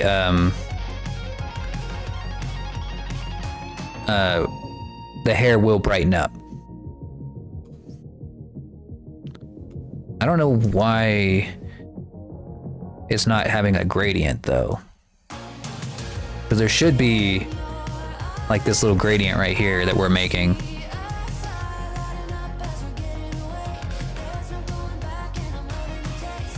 So we could technically bake one to simulate a gradient and then just do highlights as reactive over it. We technically could. It's nothing stopping us from doing that. The hair is too long to simulate a gradient? No. I mean, I could, like I said, I could take this bright spot and I can extend it practically all the way up if we wanted to. I can make this part go all the way up to here if I wanted to. It's just dependent on how far you want that discoloration to go. Like if you just want that discoloration or that brightness to be right up here and have the rest of this just be a solid color, we could do that. We can move it up, move it down, whatever you need. I'm trying to figure out though is why this gradient's not working. I guess maybe color ramps don't work in cycles. Just a little bit lame, if that's true.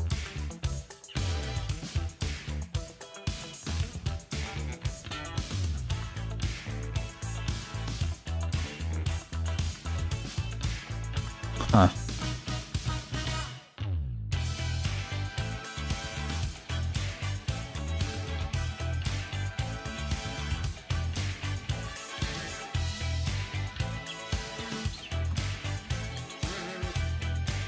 Why is the gradient not working? And another thing we could do as well is like I could paint directly on the texture like I showed you before, where I painted a little bit of darker on the top or lighter on or somewhere and just kind of adjusted the UV maps to put it on there. We could do that. What I'm trying to get right now is the style of the specular that we want first. We want it to look. Looks great on the banks. I just don't know if I like how it looks back here. And again, it's not giving me. It's a little past the shoulders. Okay, so you'd want it like up here.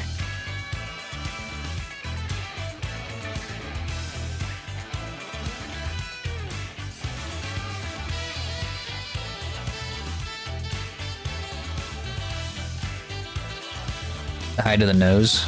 So it would be like.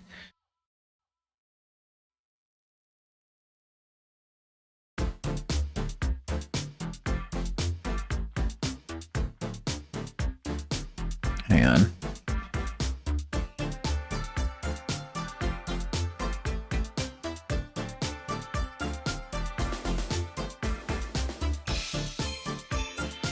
Be like around there. I mean, I can always change it after the fact.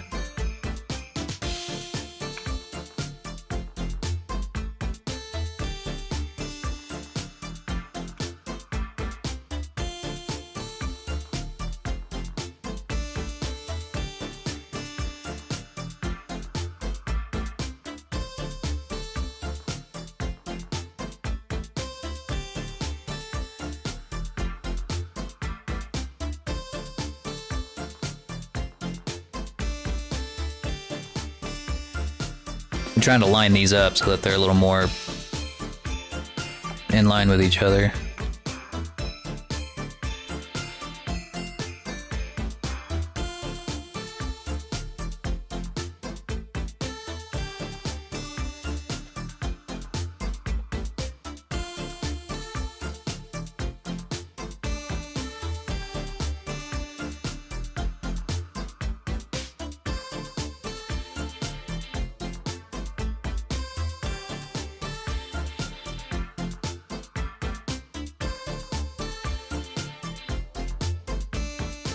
Man, I really wish I could bake textures in Eevee without having to switch to cycles, because as you can see, that's why it looks all grainy right now, is because we're in a different render cycle, or render mode.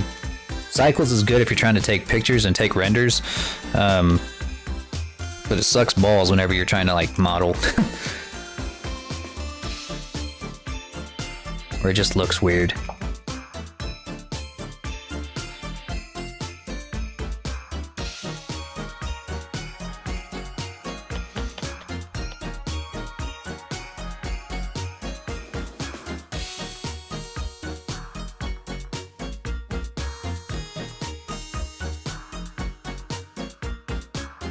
Yo, Darkosaurus, what's going on, buddy?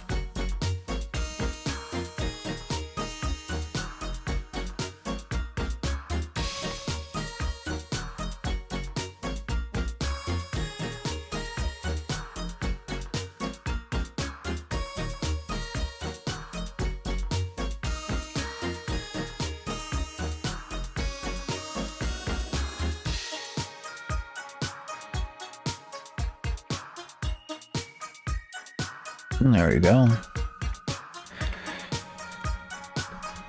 Actually looks pretty good, if I do say so myself. I do wish that I could get that like slightly different color in here, but maybe you just can't do it in cycles? That doesn't make sense.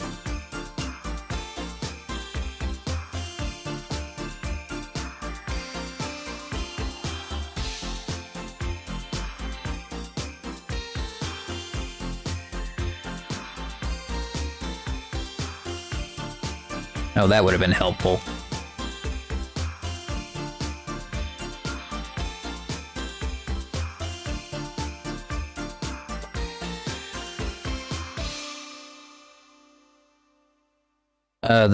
I was moving around the UVs to try to get the as they call them, blotch, which is like the, you know, the lighter colors, to move up closer to the where you said, like just below the shoulders. And I could have just taken the position and like moved it like this, which would have been way easier.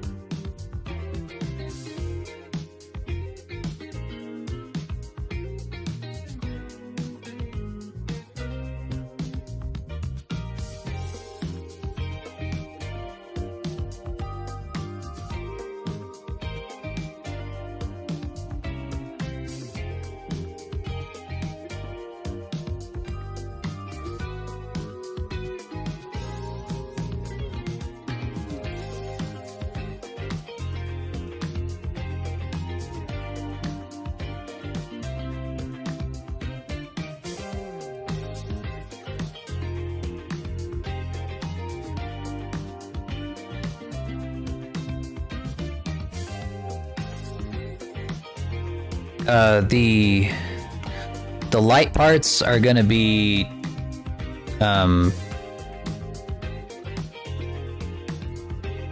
yeah, the main hair color.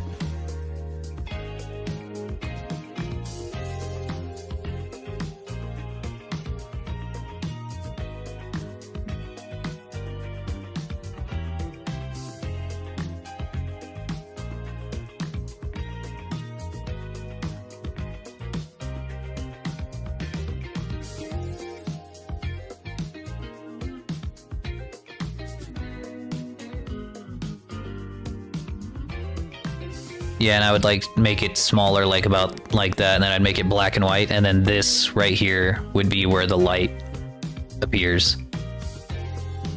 But that's two separate textures.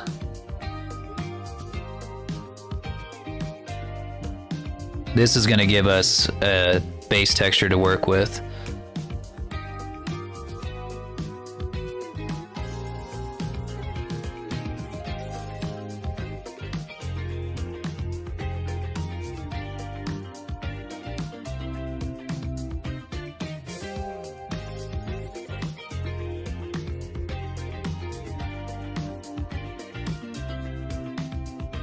It's a little past the shoulders.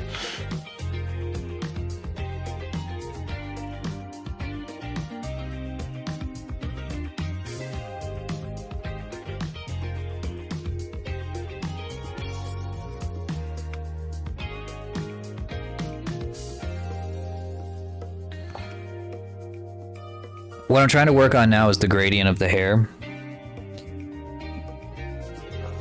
Trying to figure out where I want the colors to end up.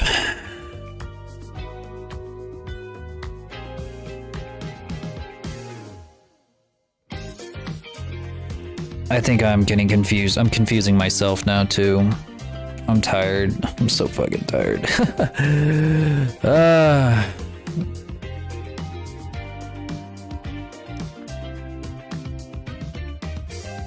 Yeah, I think I'm trying to do two things at the same time.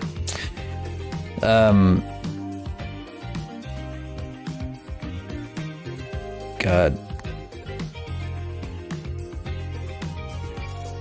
I guess I don't know where you want the dark color. Okay, I know you want the dark colors on the top. Do you also want the dark colors on the bottom, or do you just want them on the top? Like just right here on the part. Like there. Because if you want the dark colors just on the top, then what I need to do is make all of it this color. My reference, all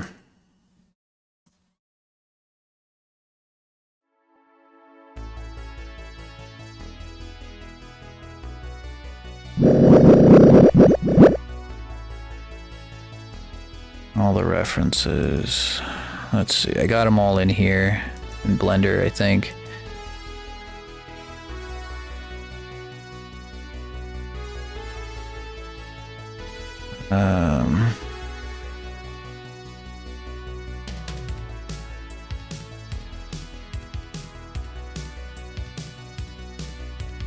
Okay, I think I understand now. I can see it in the full reference. I guess I just didn't see it before, but I think I get it now. I see what you're talking about with the gradient. Oh, I'm so blind. I swear to God. It's just when you look at something for so long, you just start not seeing it at all. Everything starts to become invisible. Okay, I think I get it now. I understand what you're talking about. I'm thinking about like 15 different things at the same time. Okay. This is the color we want on top. Yeah. Yeah, I see it now.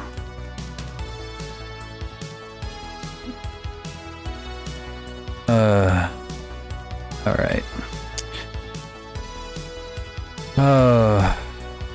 All right, I know what I'm doing now. So, for the colors, we don't want this dark stuff. We're not going to do this right now. We want this color because the majority of the hair is this color. Really, we can go either way, but I'm just choosing to do that one. We can go either way.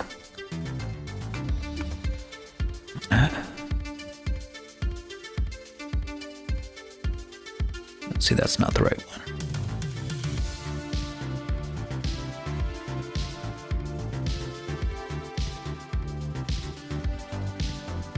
Yeesh, I'm sorry. I've been working way too hard. And I don't think Nessie was food poisoned. I think she got a bug or something, because I feel like I'm getting it too at this point. Oh my goodness.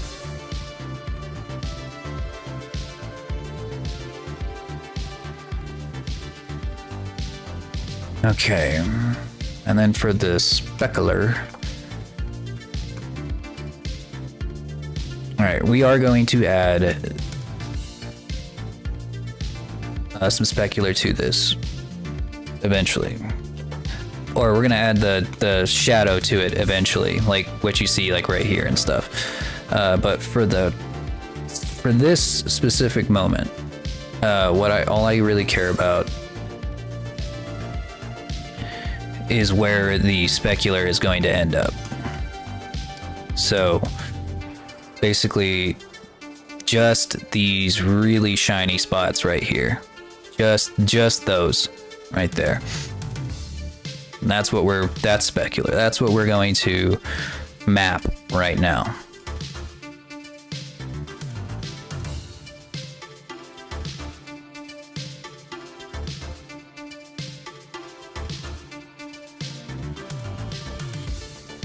We will color in the gradient soon. To start with, though, we're gonna want these to be much smaller.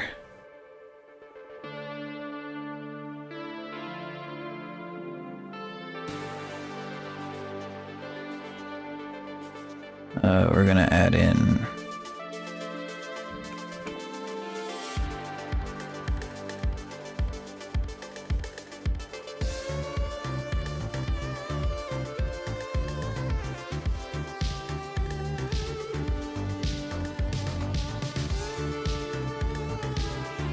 there.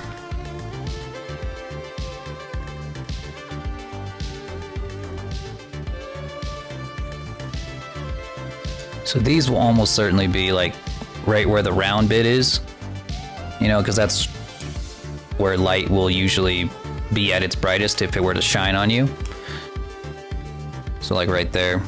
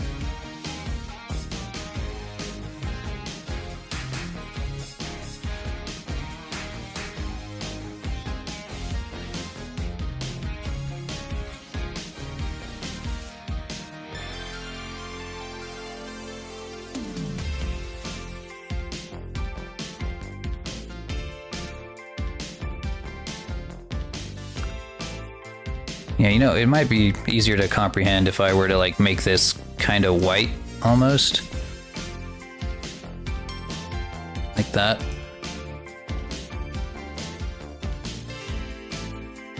Yeah. just to see what I'm doing.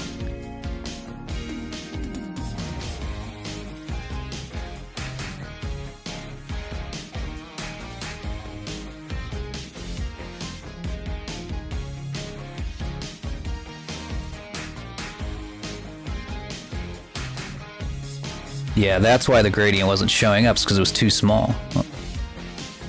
For the specular anyway. Trying to see what kind of color scheme they used. Basically white, actually. I think that white would actually straight up be the better color for this. And then for the step into it, just use a lighter version of what this is.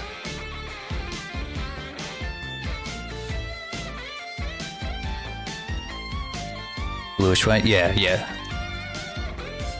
Oh, damn it.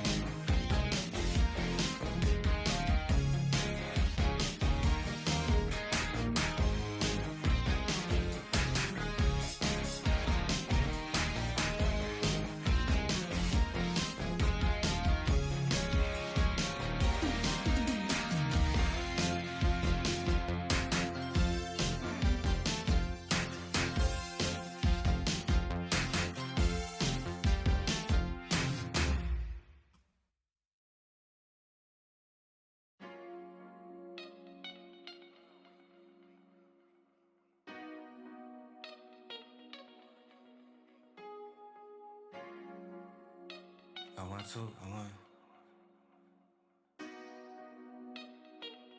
Look. I-35 with the top down, quick to tell a hater they should get like me. Seem like everybody wanna be the boss, but it costs and these lames ain't shit like me. Drop a couple bands on the crypto fans, know my shit go. I ain't gotta tell them what it is. Tell them I'm a grown ass man, so you'll never fool me with the cap you be selling to the kids. Shorty be the lords of the land, we wavy. Bad little mama tryna have a nigga baby. In a coupe seat color like gravy. Children of the sun, why these niggas so shady? Boss talk with the wolf pack, I ain't never look back. Got a couple bands and I flip that. I be chillin' with my shorty, got the crib on karate. Keep up, little baby, that's a kickback. Might have to paint these manually, like just blend these manually, because it looks like they're just doing straight up solid colors and they will not let up. Not in cycles. I don't think I can make another. Oh, I can. I can just, yeah, I was like, I don't think I can make these any more gradual.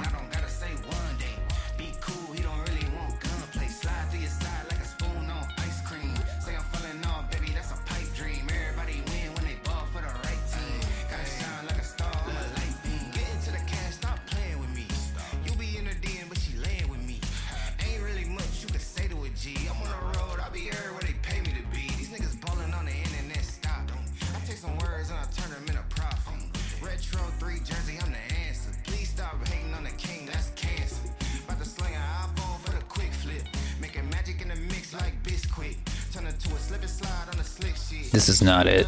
No.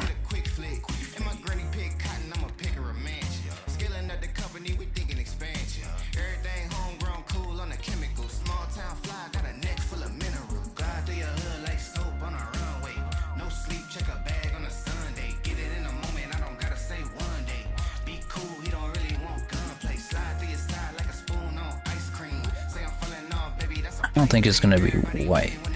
And if I do make it white, I think it's because like the style that Royal Sky Shader makes is not the same as this, which is a little more blended in. They're going for something that's like one piece. This is the kind of specular you'd see in one piece.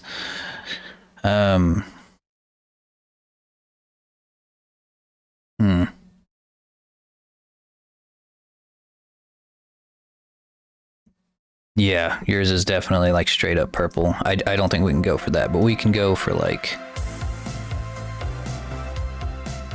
a very cool light purple.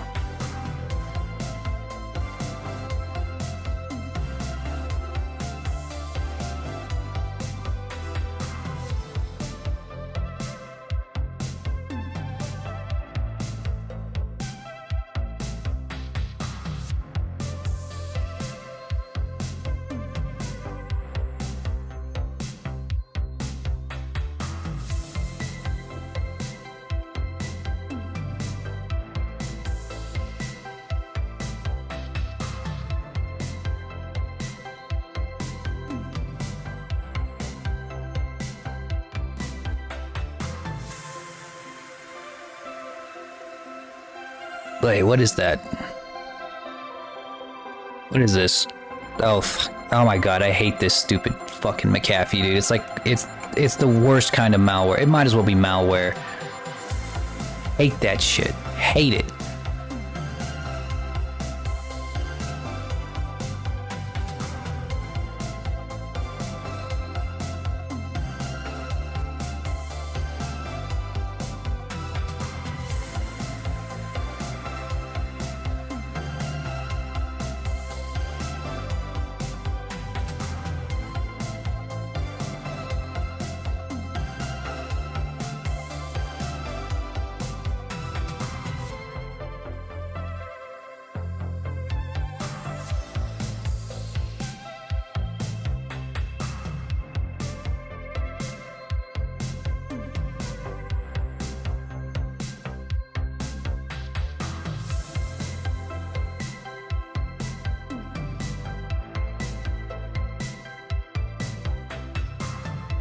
Why do you have it? I don't know. It's always been there, and I don't know how to get rid of it.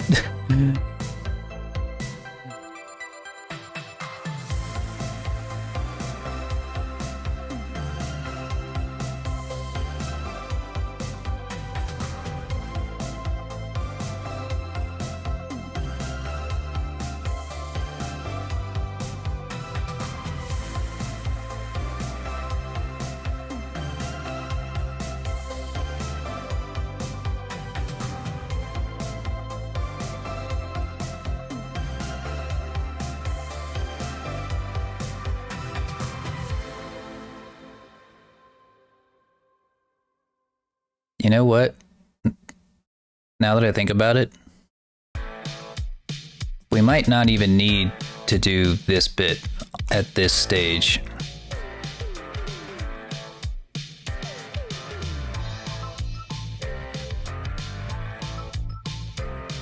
Yeah.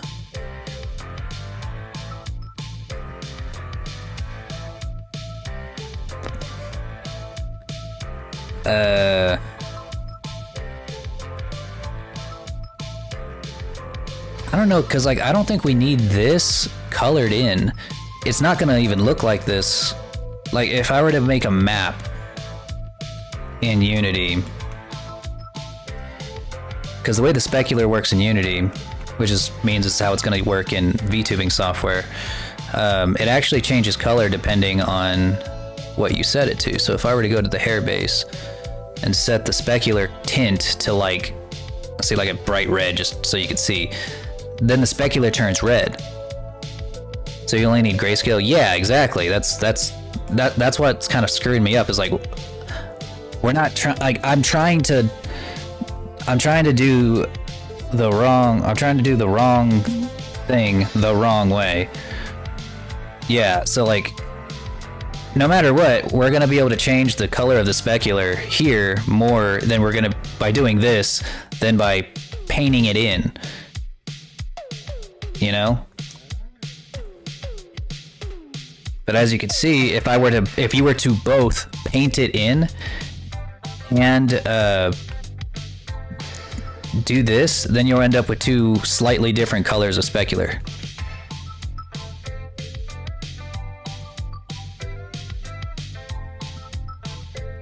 So if my main purple is 50% gray, something like that. Well, we would want your main color to be basically black, entirely black. so that the majority of your hair is black. Otherwise, the specular could show up all over your hair at the same time. We're gonna want just these spots right here to be not only white, but be shaped in the way, to be shaped exactly how we want them to look whenever the light shines on them. So instead of doing this like this, we're actually, first off,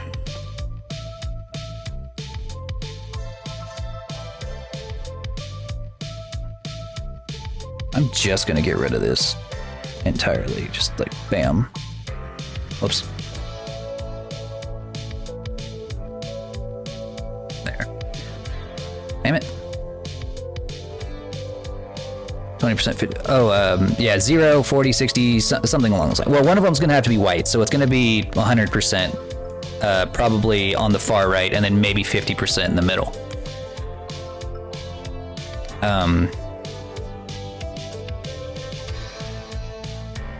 All right.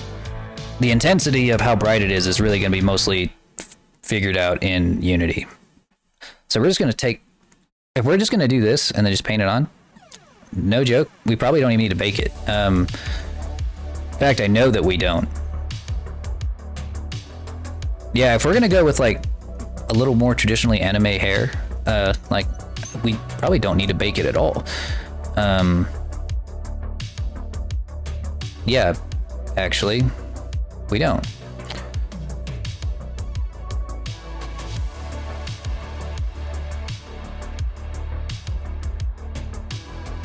If I'm just gonna paint the gradient on anyway, we can just do this.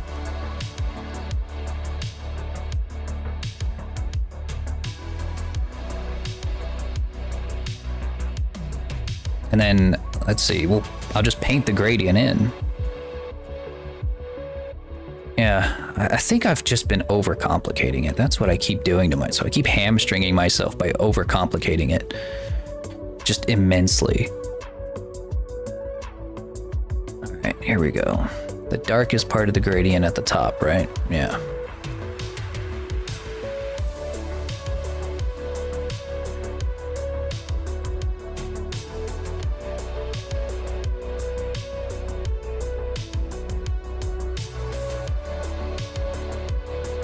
Not the best painter of gradients in the world, but I will give it my best, baby.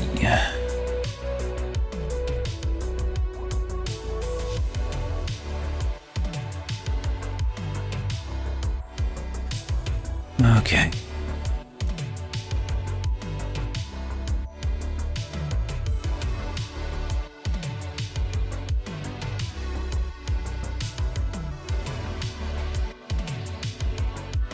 I think something like this.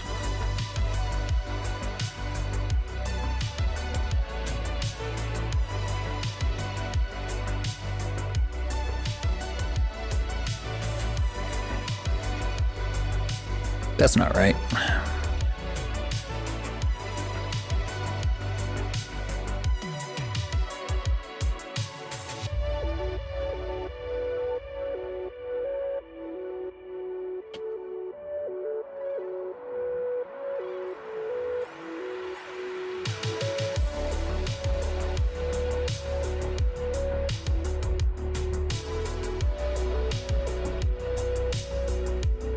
It's probably too big.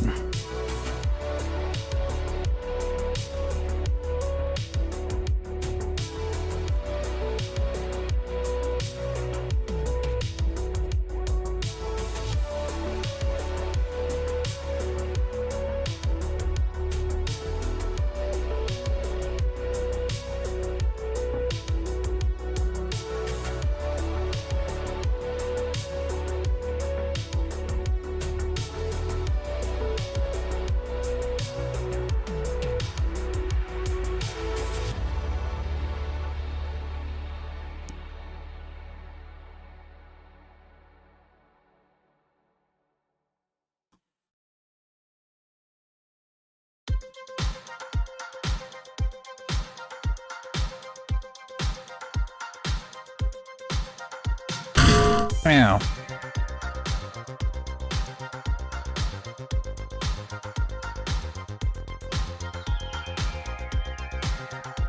And I use the gradient tab because I don't know how to.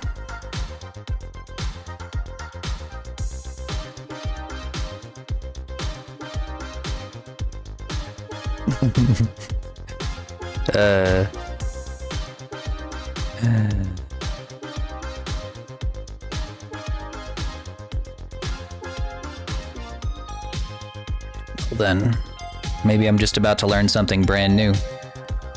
And that'll change my life forever.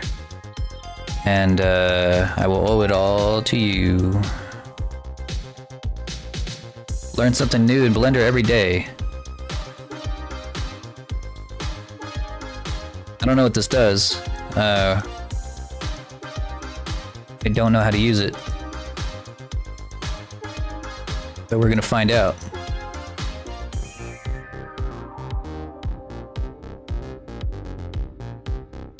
Alright, so to start, that didn't do anything.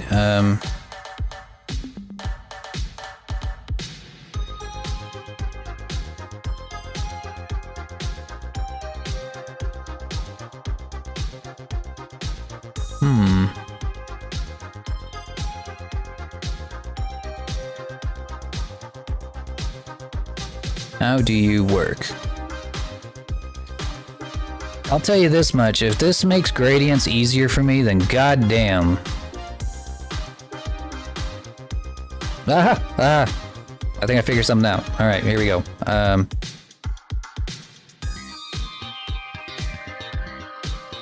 Okay, that didn't work.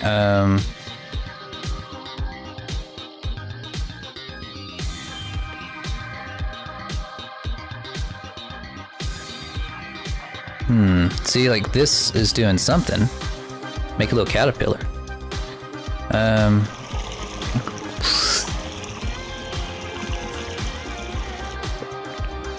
I do need to take a drink.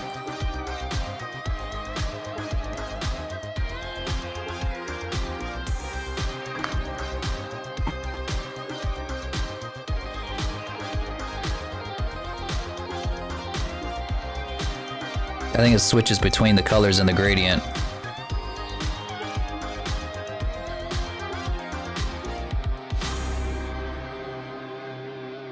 You know, there's probably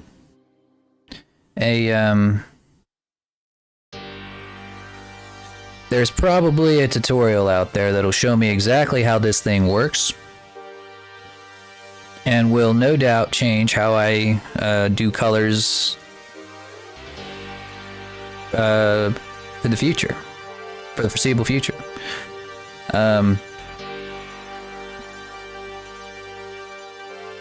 Could change everything. But right now, I didn't even know this existed till like just now.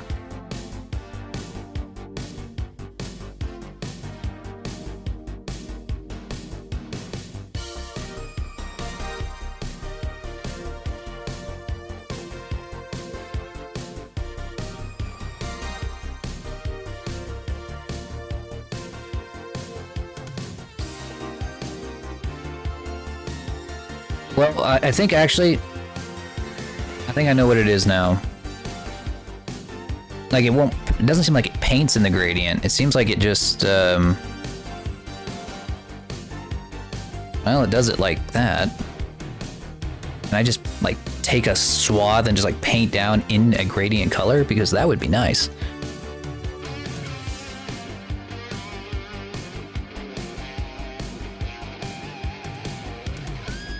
If I click and drag, then it makes the caterpillar.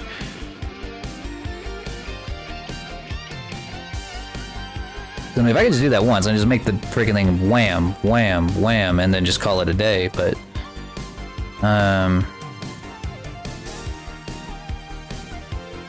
Okay, so this controls this. We got this looking the way we want it.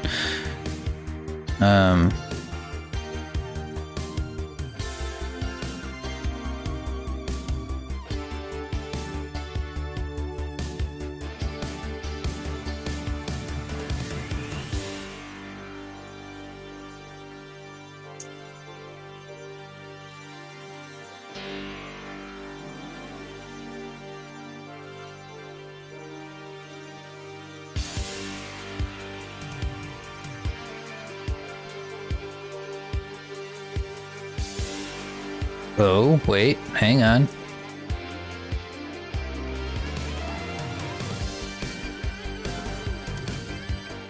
See, it's doing it, but all for like 1 second, see?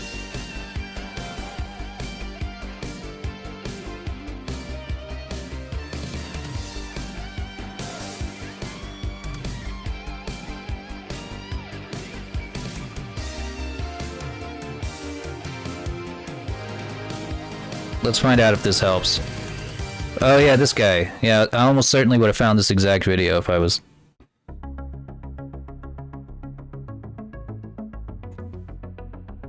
Alright, let's see what he's got to say. Texture painting link is in the description. So once you have your object set up for texture painting, you can go to the texture painting tab or just click right here and go into the texture painting mode. Now to set up your brush so that it will paint a gradient, you're going to click right here on the fill tool. And then you're going to go right down here on the side panel, and instead of using a color, we want to go right here. Oh, use the fill tool. Gradient, it's going to give you a color ramp preview, and so you can just change both these colors here by clicking on the tab, clicking right here, and you can make it whatever color you want, and then clicking over here on the other tab, clicking right here, and you can make it a different color.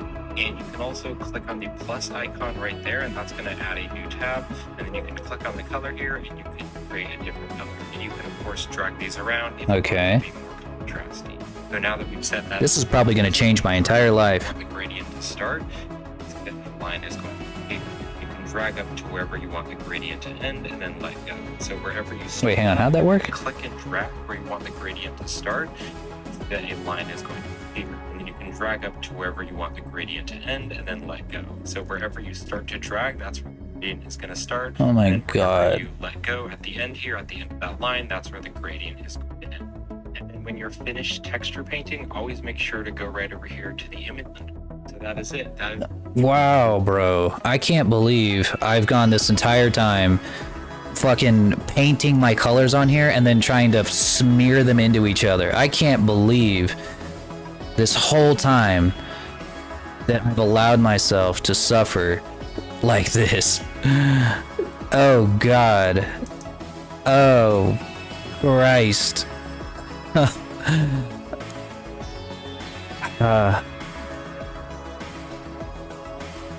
My life has changed forever. You have no idea.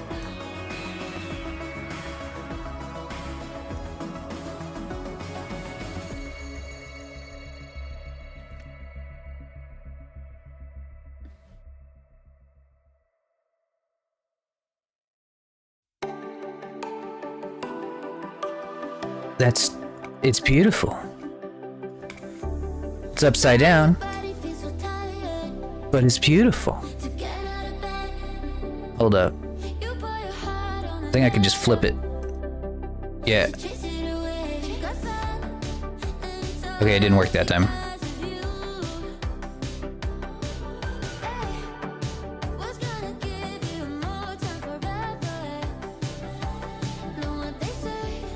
Oh yeah, it's gonna have to draw it. Okay, never mind. Okay, so you do have to click and drag.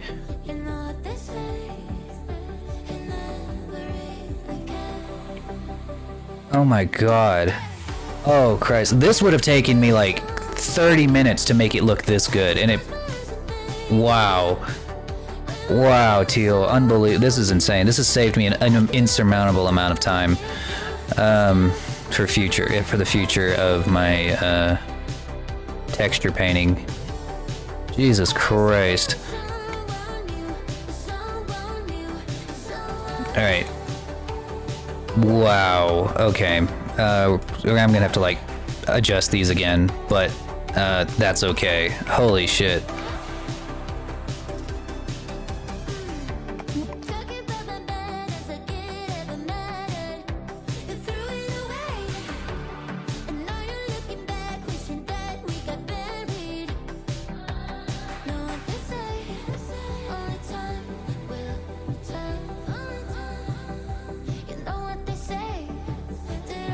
Yeah, I don't usually do a lot of my texture painting.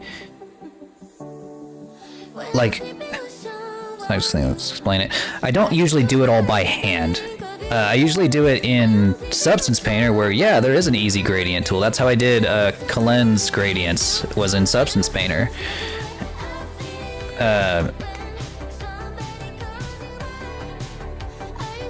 Where it's like super easy. I kept thinking every time I wanted to do a gradient, I had to go to Substance Painter, which is a huge pain in the ass.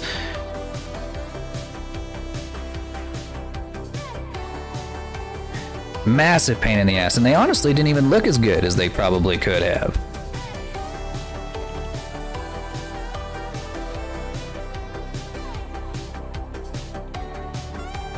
I'm gonna move all this shit back up. Alright, and flip these upside down. I just close my eyes and think of you when I'm sleeping with someone new.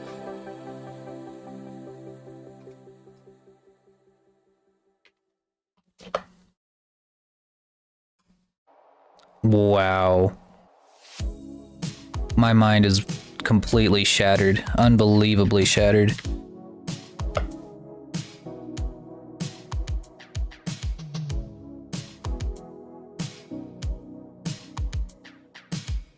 Thank you for this. Holy shit.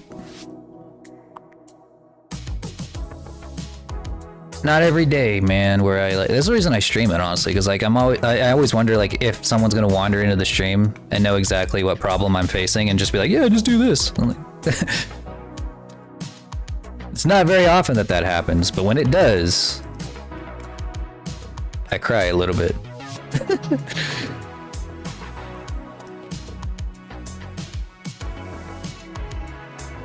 Actually, this whole thing is gonna be the top color. We don't want that to be a gradient. Let's backseat the Lord. By all means, yeah, this is the chance. This is your chance to backseat and be like in a constructive way, you know? Like most of the time when people backseat, it's like really annoying and awful. But in this case, it's actually super awesome and based. And art streams.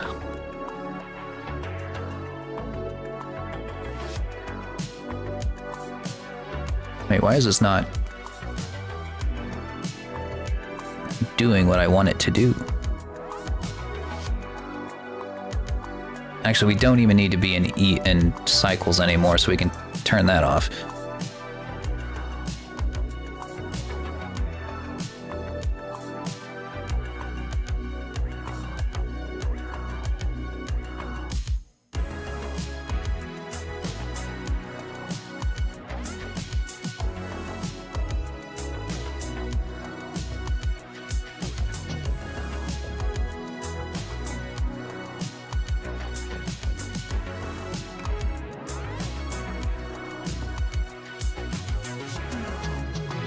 I could color it all. Well, actually, no, I can't because they're all sharing the same material, which all has the same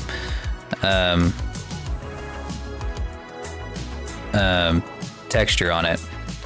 But yes, I can just take the individual sections and just move them further up the gradient manually, like I'm probably gonna have to do right here for these.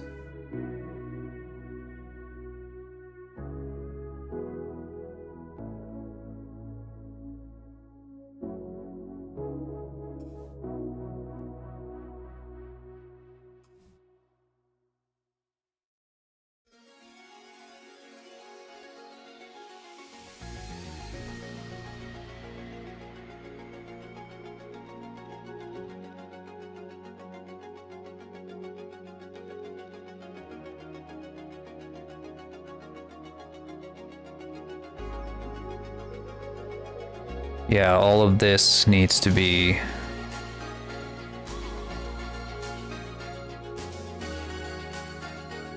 the correct color. Okay, I got them all.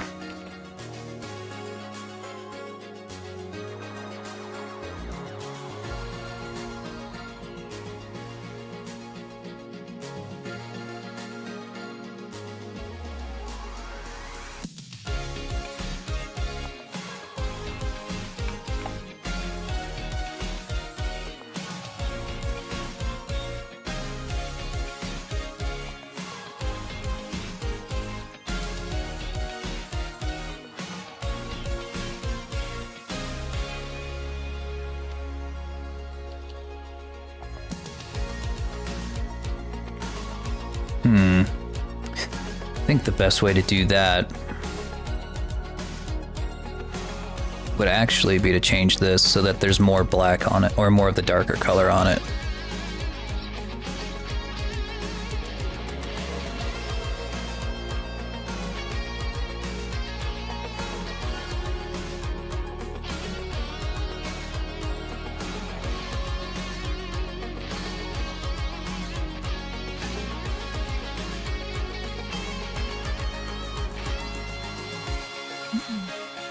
Something along those lines.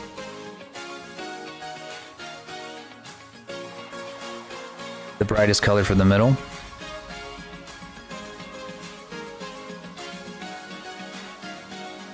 Pop that off.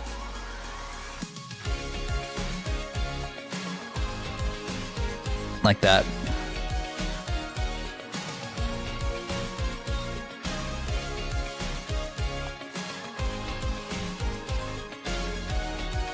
Yeah, I'm feeling that too. It's a good idea. Collab. Some of these are still a little bit off.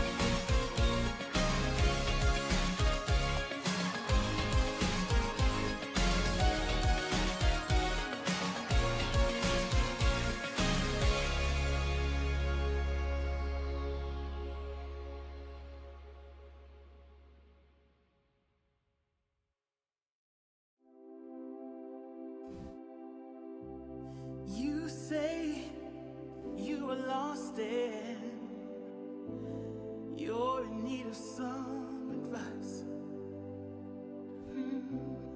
I'll try to be honest, though it's easier to lie. And you can say that I'm crazy, that you're thinking I'm ready, but I'm telling you, baby, get up and get out, get up and get out, get up and get out, get up and get out, get up and get out, get up and get out. It's okay to be broken. It's okay to laugh and cry. 'Cause when you try to see the problem, that means you figure it out. And you can say that I'm crazy, that you're thinking I'm ready, but I'm telling you, baby, get up and get out. So much prettier already. Well, thank you. I really appreciate that. I think this is gonna be the one. This is gonna be what makes it to the final product. But I'm telling you, baby.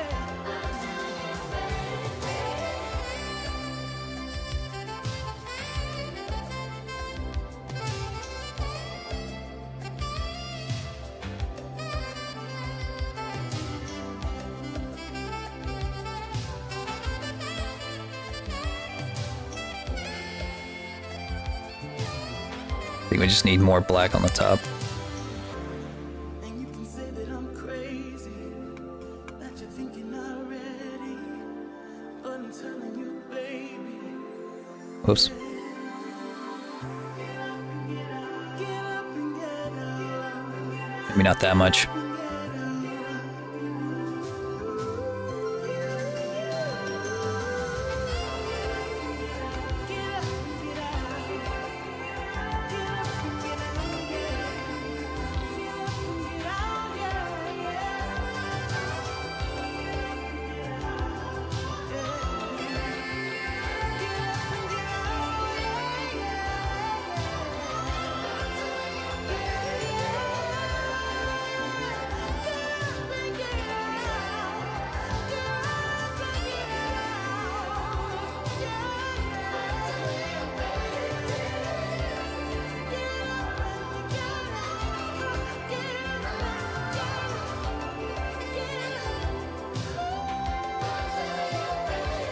You lose a third color in the middle.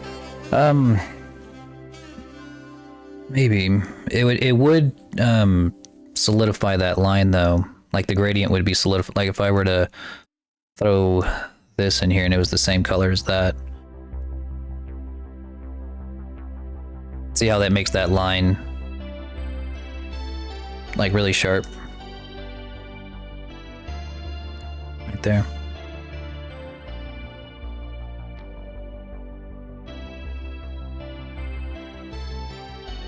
Probably bring it down a little bit.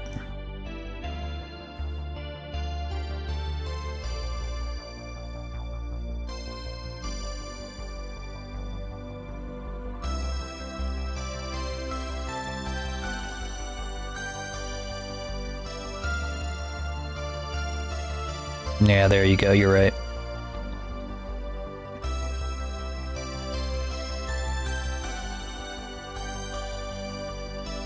I mean, one way or the other, because the middle line is in a different spot on all these, I am going to have to adjust the points a little bit.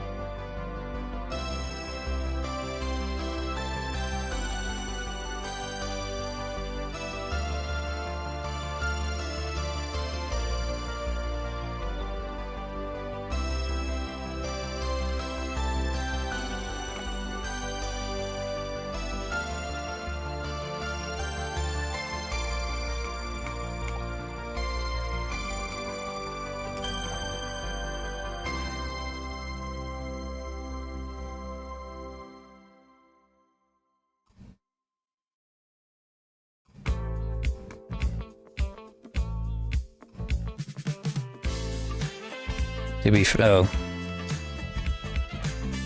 Well, shame on you. How dare you? You ruined your entire model forever.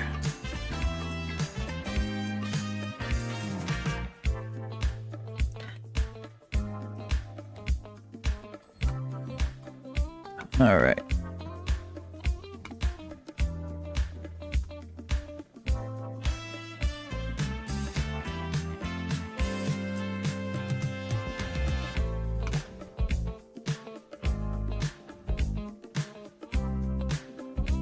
Alright, that's where the colors are gonna be for that part. Let's make some changes here. You said the braid was gonna be all one solid color, but I just don't know which color you want.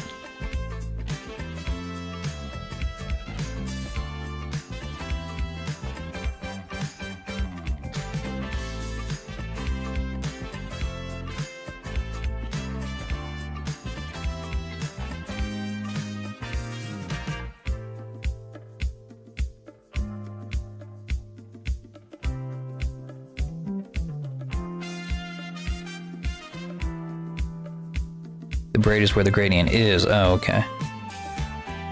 Don't know where I got that then. Oh, I think you said like the area above the braid was all one color, and we already did that. Okay. Where is the braid?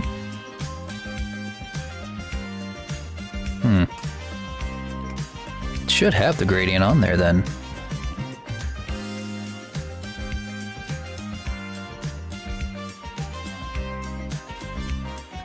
Oh.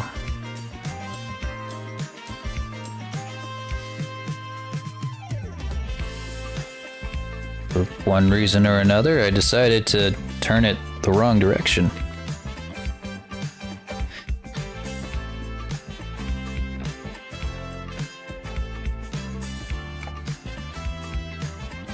I am gonna have to do all of this again, but for Kalin anyway, so I am gonna, this is a different material, but I will do this all for that. And they'll just use that same material for the discoloration or the streaks.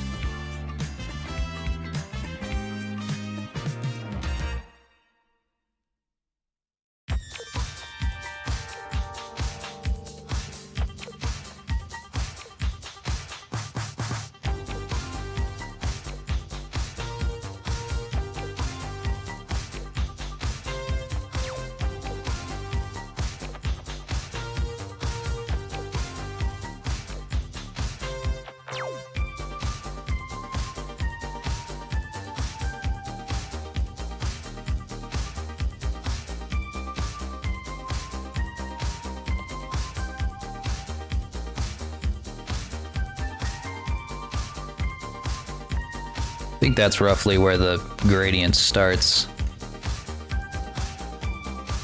Let me get the other rest of the hair. Alright.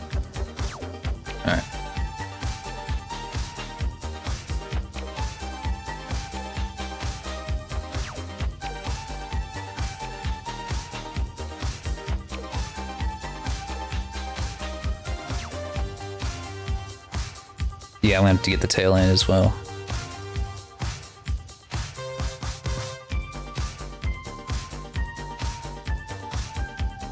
Got all the pieces? Oh, I'm missing a piece.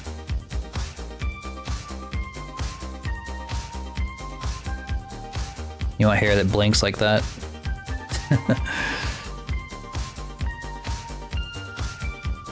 Which ads? Yeah, I hate them too. Hate all of them. What's going on here?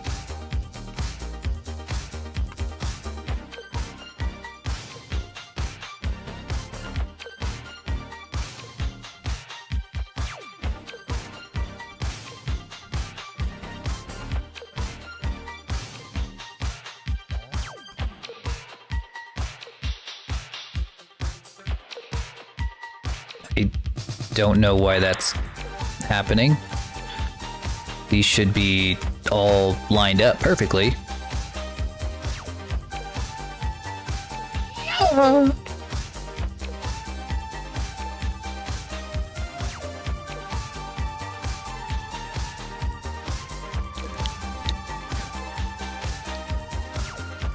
Well, at least it was an easy thing to fix.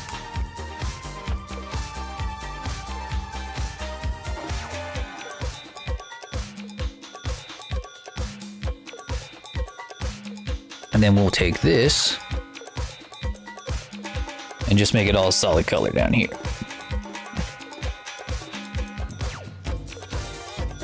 Oops, that's also in the wrong direction.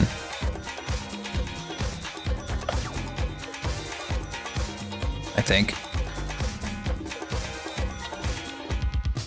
Actually, it's not. Oh. This is the streak. I was like, what is going on here? It's the streak.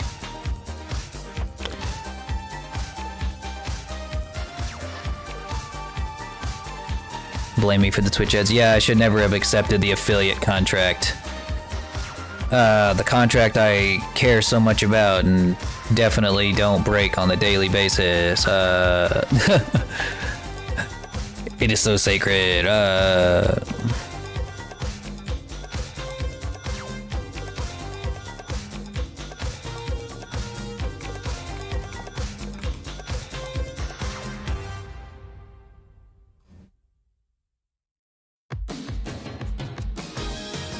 The only reason I'm an affiliate is for the emotes. Yeah, I'm only an affiliate for the channel points, which honestly I don't even really need anymore. I know how to use stream elements to do the exact same thing with Vignon.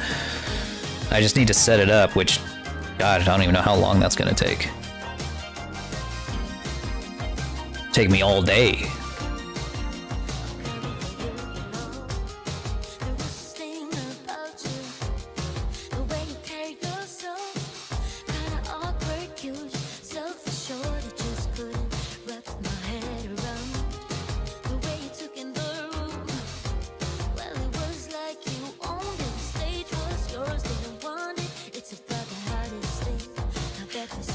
When I saw you, knew that I saw you. Alright, there we go. We have a gradient on the hair.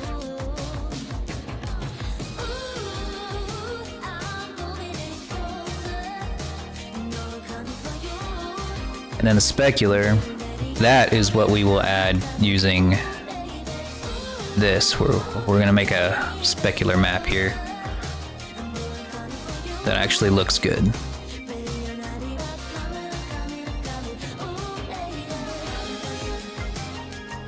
Oh, wait. What? Wait. Yeah, it doesn't have gradient on it. Oh, the tail, like the tail. Oh, okay.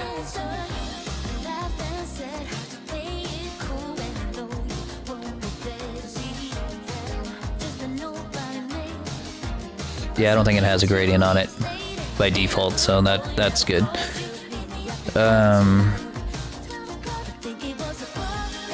So for this, we're actually just gonna go 2 colors, one of which is totally black.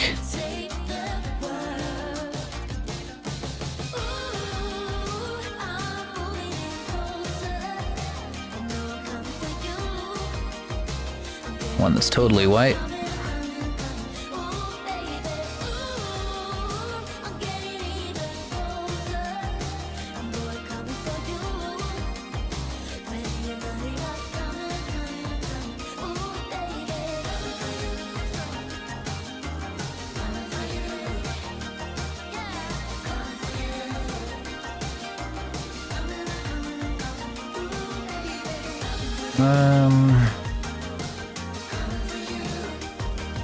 Where is it?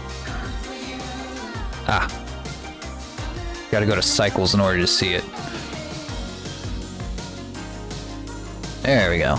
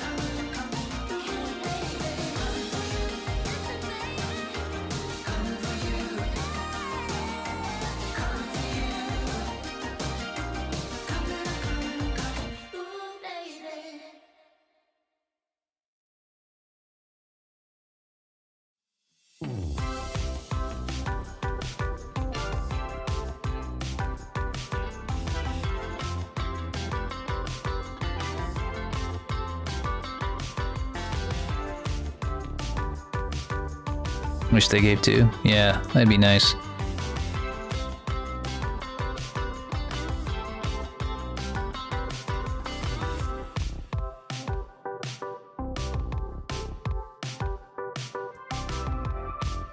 I'm about to go inside and play me some Fire Emblem after I make dinner.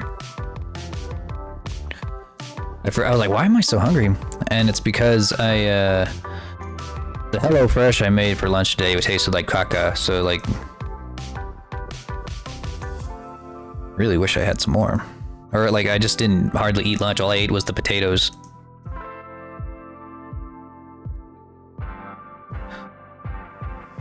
Yeah, Fire Emblem's great. I love everything about it.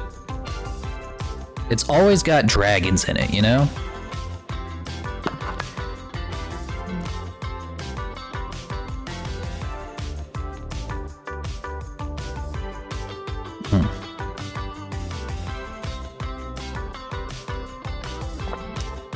Ouch. You mean the lolly dragons? It has sometimes some lolly dragons. At least in Awakening it does. Awakening and Shadow Dragon has lolly dragons, but most of the time it has full-grown, super badass villain dragons. Like, the Fell Dragon in Awakening is insanely cool.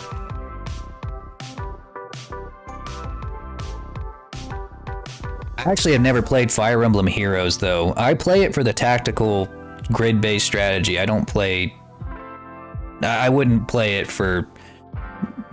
Oh, wait, is Heroes the gacha game? I can't remember. I think I'm thinking of the gacha game.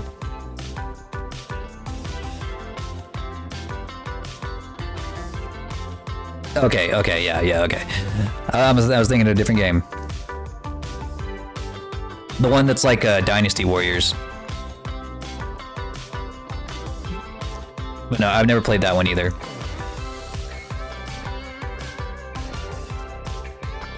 Man, this is fighting me.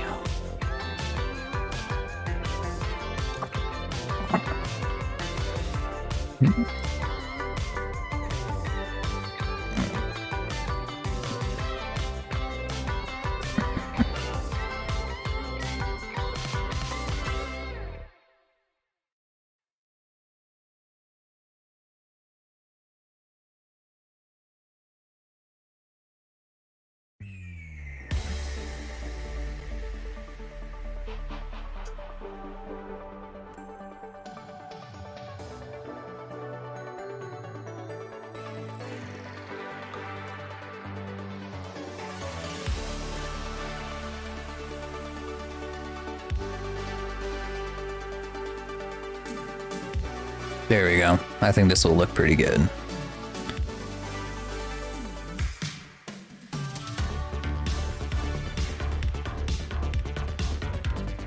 Oh, it is showing a gradient. Yeah, well, I can fix that later.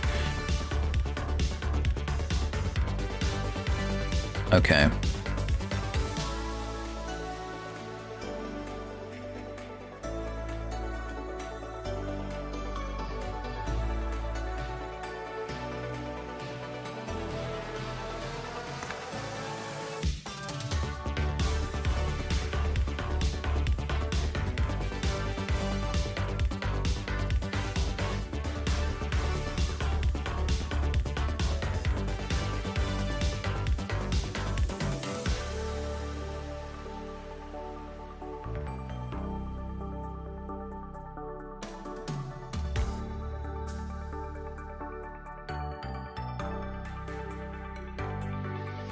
Well, the tail, I thought it had a different texture or a different material entirely, but maybe it might not.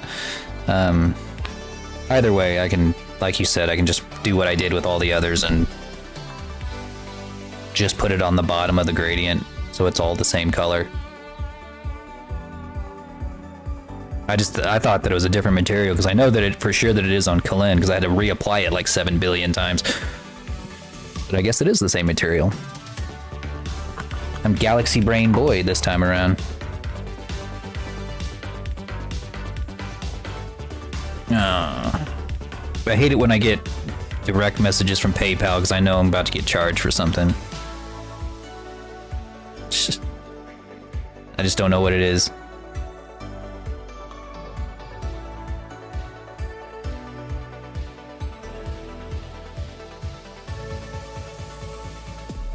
All right.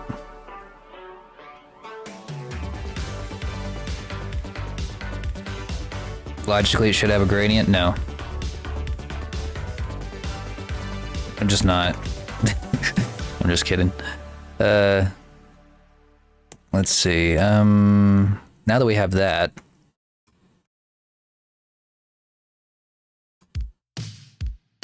I need to re-export this dude because the UV maps have changed. Which, just gonna throw this in there. Rejected, yeah.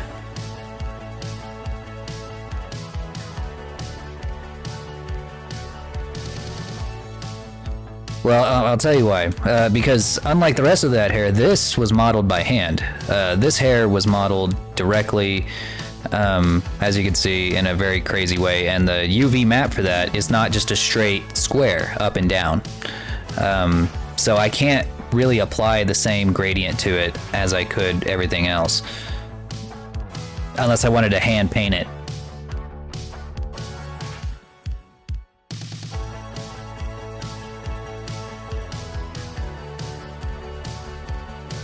Because the hair on here is actually not, or it wasn't supposed to be procedurally generated.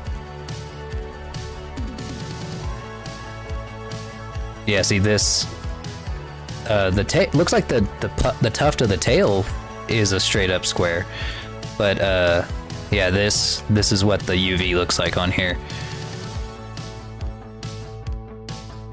And I'm basically colorblind. I'm convinced that I'm like colorblind because I did not see that gradient at all, even though it's clearly there. But I can just turn it, like you said, 90 degrees and just plop it down here at the bottom, and it will be the correct color.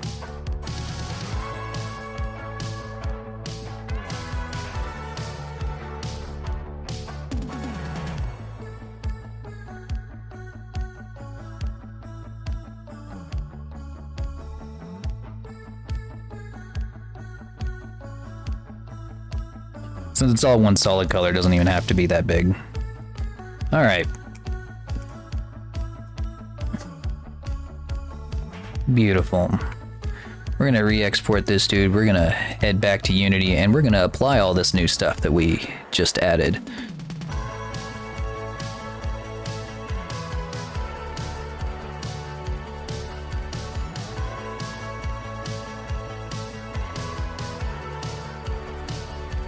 All right, takes a second for it to send it over to Unity.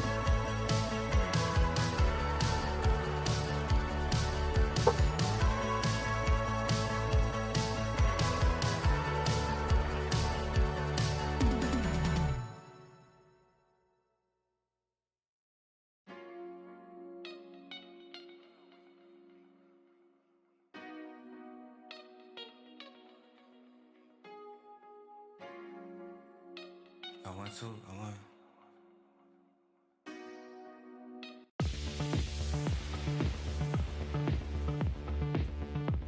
Come on, Unity. All right, there we go.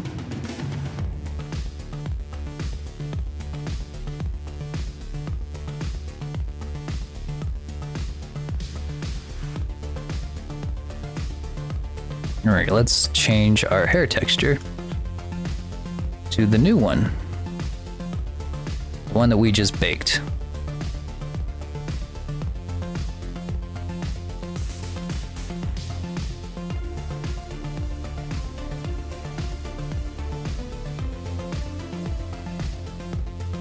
Wait, I don't think I ever saved it. Should probably do that.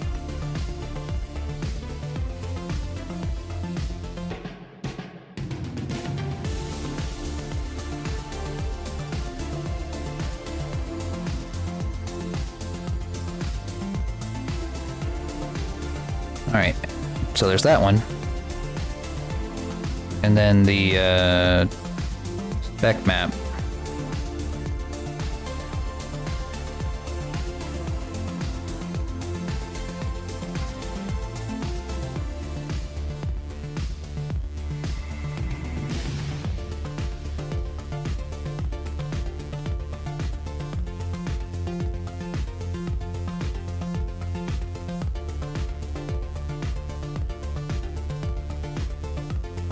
Alright, got it.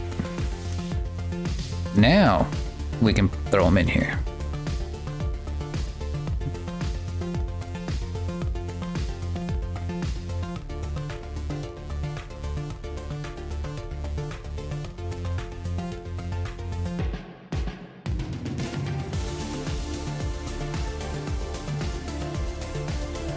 Very nice, very nice.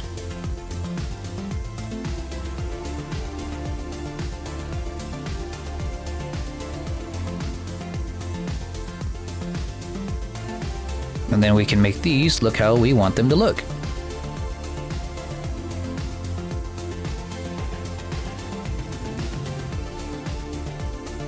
We can make it take up the whole map, or we can make it take up just parts of the map. Make it a soft color, like you said.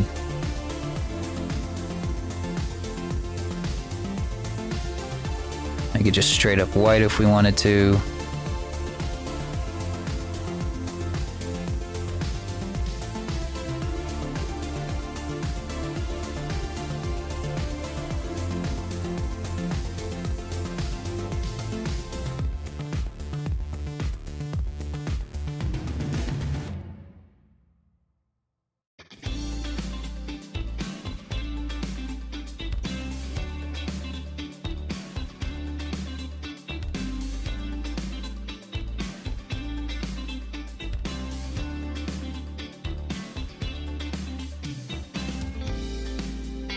we go. Tune anisotropic.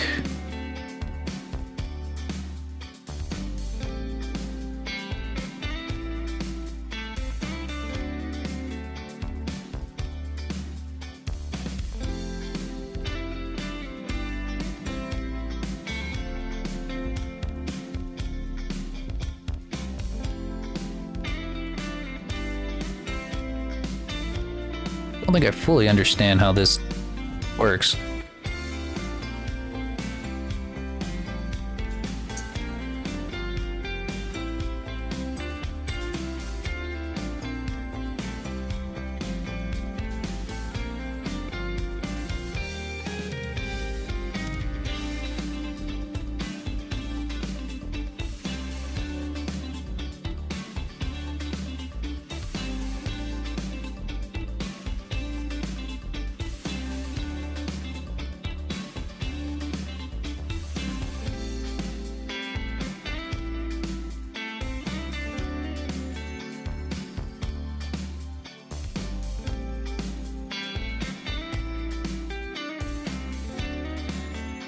Alright, so now I might mess with this a little bit more. I want this to...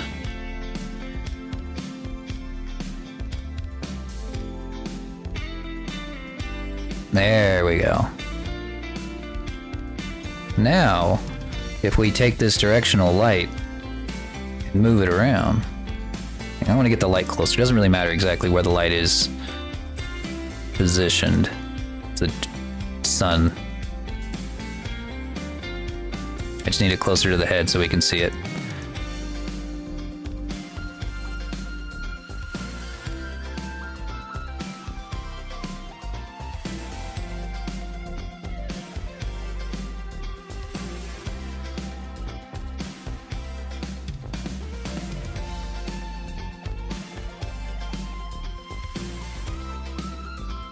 Imagine having the sun on the head. I know, it's like living. You're gonna get the Texas living experience,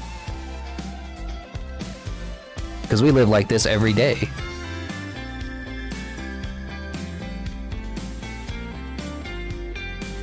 So this is kind of what you can expect with the specular, and I gotta say, this looks pretty good. I need to mess with the shading a little bit. To make sure that the shadows don't clash with the shadows or with the gradient that we've drawn. But yes, you'll be able to change the lighting to make this look as good as, or however you can imagine it, really.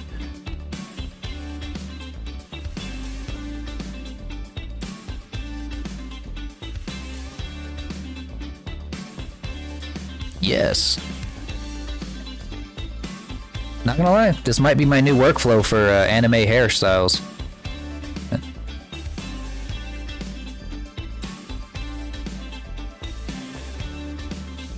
Yeah, I think this is like updated my workflow for sure. Looks really good, and it won't just be here. It'll also be wherever the light you put it is. It's gonna be appearing there too. Because we have this specular drawn all over the head, so...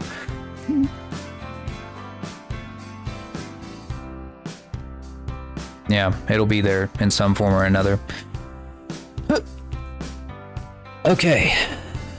Let's add the textures that we made for the rest of the clothes. We went on a massive hair tangent. Insanely long hair tangent, but here we are.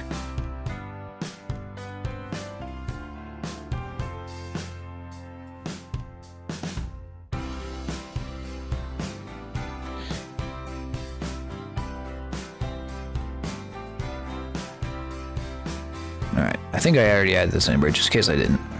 That's metallic map. I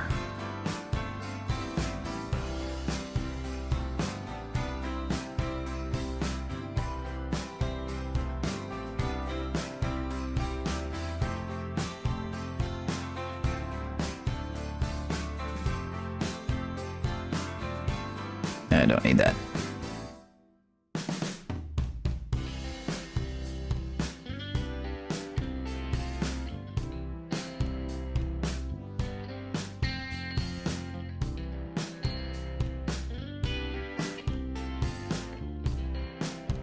The cool thing about Substance Painter, which is probably the best thing that no one even realizes it does, is that it can generate an ambient occlusion map just from the shape of your model. Before we had Substance Painter, you had to paint these ambient occlusion shadows into your model yourself, which is grueling, unrewarding work. Just awful stuff to do with a model. You have to, every groove, you have to just put just a slight amount of shadow in there. Oh god, it felt like flossing. It's terrible. But now it just does it for you. You can just press the bake button and it does it. And it looks better than what you can do on your own, probably. Hella nice. Incredible.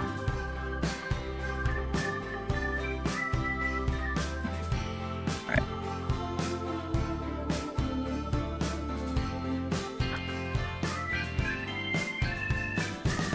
Let's start with the cloak.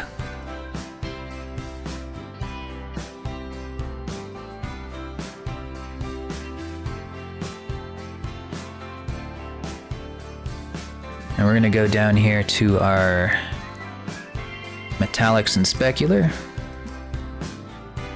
And we're going to take that metallic map, I'm going to slap it right there.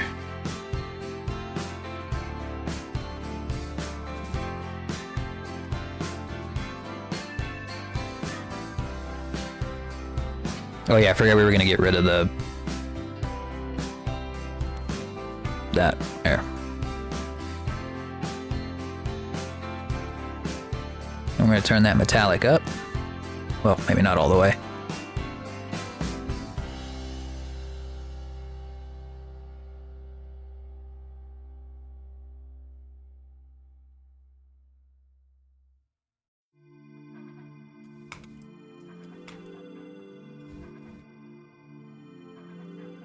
I think that should do it, right? Maybe I also need it in the...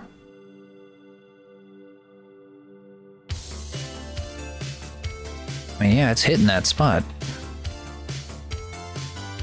Oh.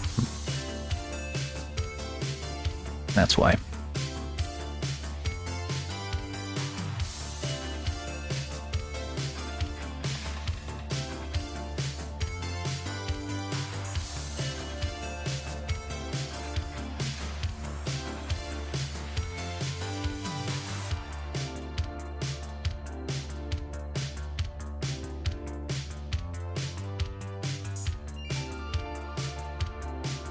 Kind of pixely, yeah.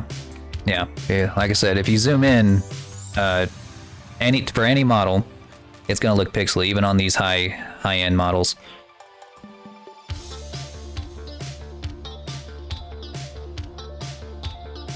Like eventually, when you zoom in, you're gonna see it. See? But for this mask, though, if you're talking about like for the mask, I just need to soften up those edges. I'm gonna have to go back and mess with this a little bit more.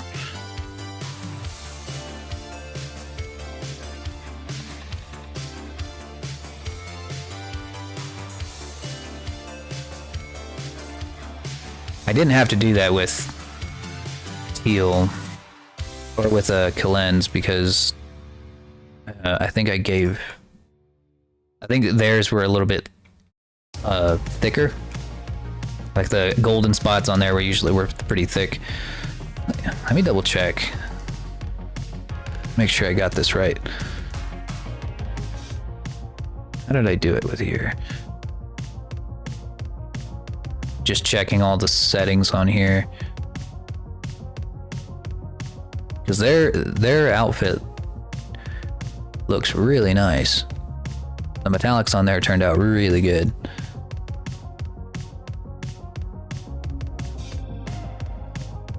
All right, I put it on all three. That's why it's not showing up.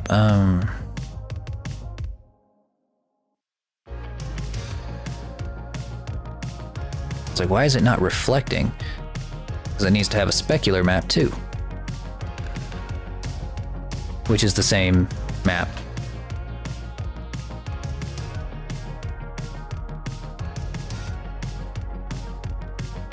So technically it's different. Well, yeah, it's not supposed to be as shiny. You're right. You're right.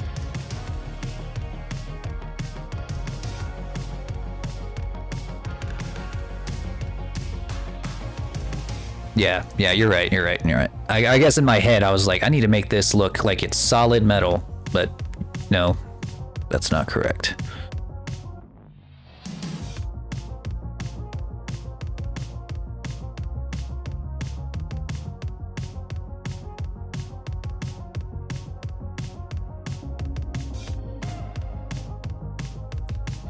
All right.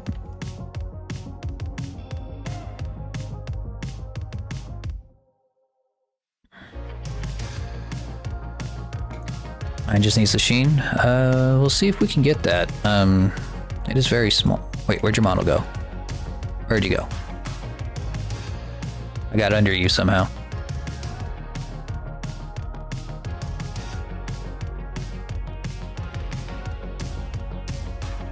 What the heck?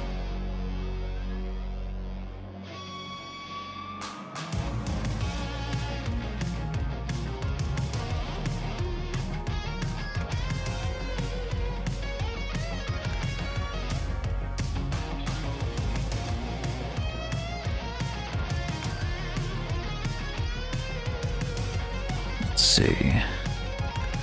I don't mind.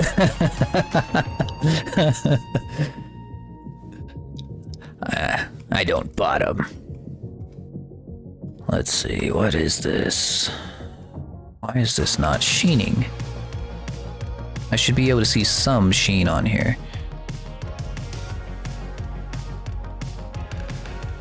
I guess it's just because it's really small. Well, I guess there's some. Yeah, okay, it's there. It's there. It's just it's hard to see because it's like really small. And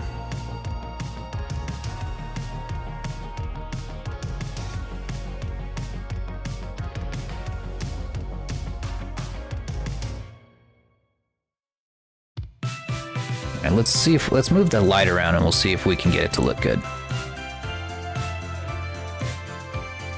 Or see what happens when the light moves on it.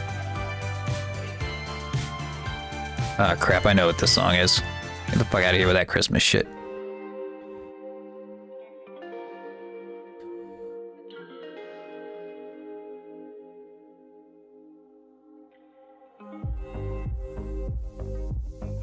Is it tune shade like skin? Yes.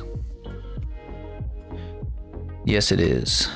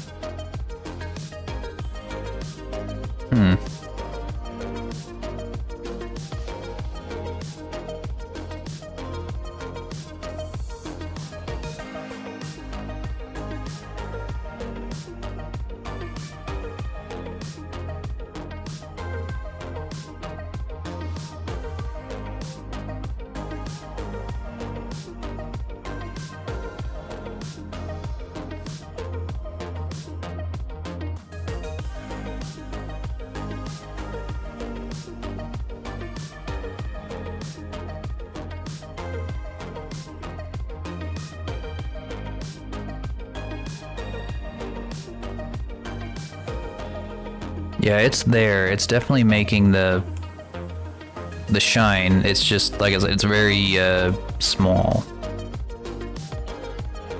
Let's see how it looks on this too.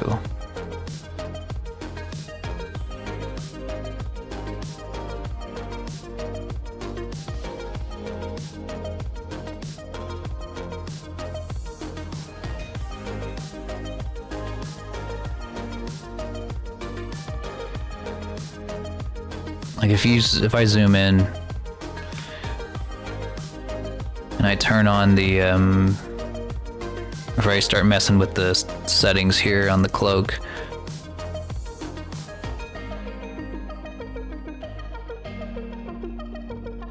Like, as you can see, the mask is working. Like, it makes it, if you make it super metallic, then it absorbs more color than it reflects. Or it starts to look more metallic, where it's like distorts its colors. So you know that the mask is working, otherwise it'd be doing that to the entire thing. The reflectance just doesn't change very much. But if I mess with the anisotrope, and anisotrope, I can never say that word.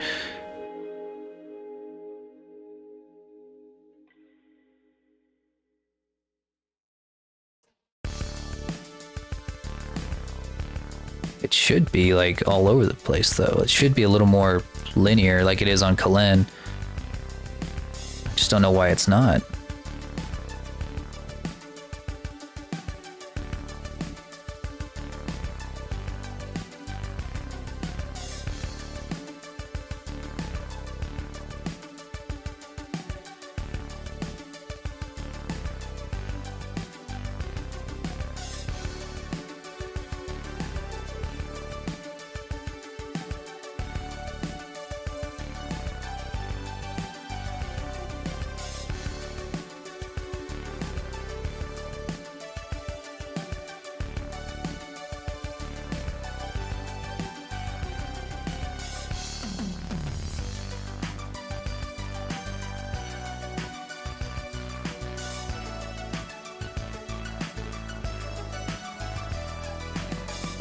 Okay, I think it's because I missed a step.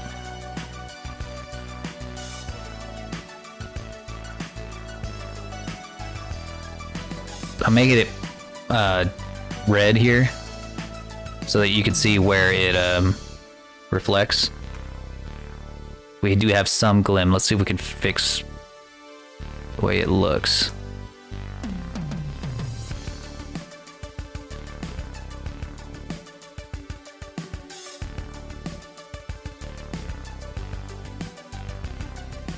Looks like a laser. Yeah, let me. If I move the light around.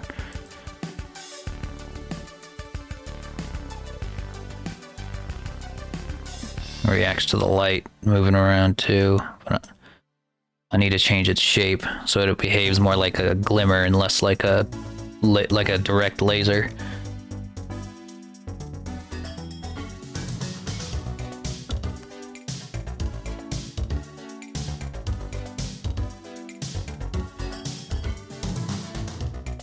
There we go. Because if it's set to realistic, then it'll just reflect the directional light right back at you like a real light would. But when you turn on the tune Aniso version, it'll just kind of spread it out more like a tune.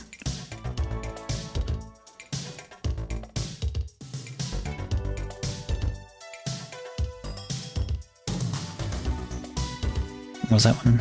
No, we're not using a directional map.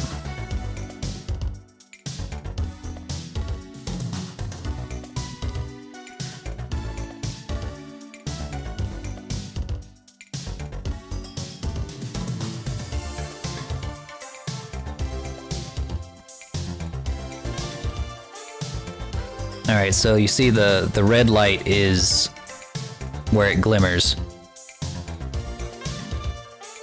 Or what the glimmer is going to be, and then the intensity of how bright it gets is going to be what you set in VC Face or in Vignon. That's where you set how intense your glimmers and your emissions are.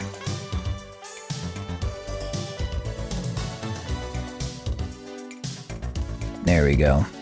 I was wondering why it wasn't coming out right, and that's why.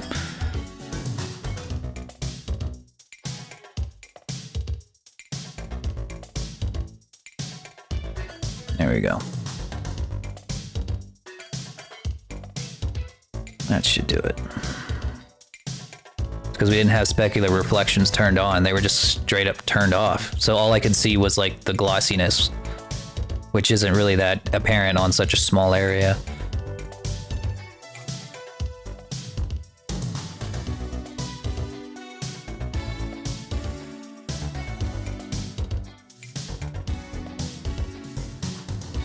For sure.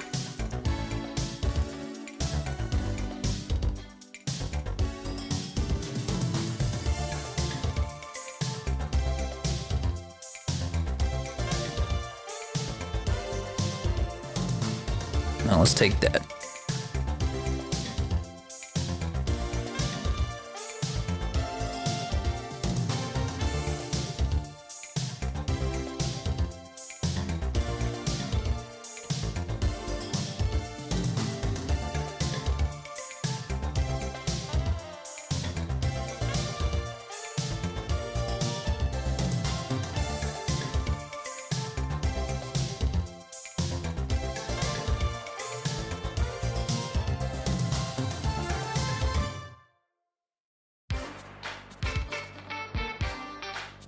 There you go.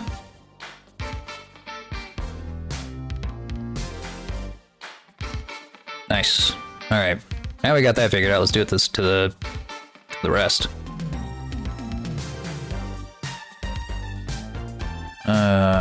Now where's the mask I made for this?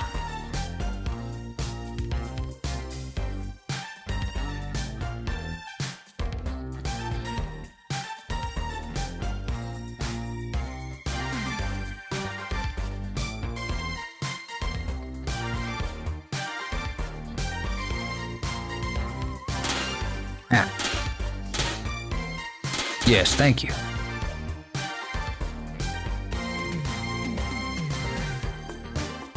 Ah, there we go.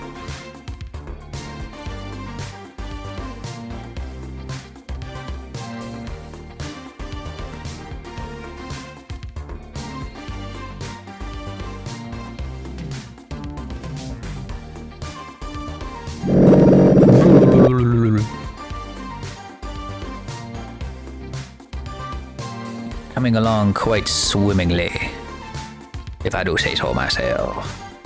Let's see. Metallics and specular. Specular reflections.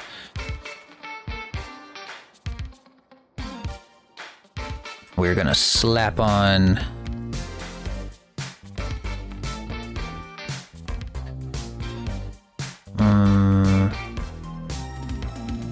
this, that, that.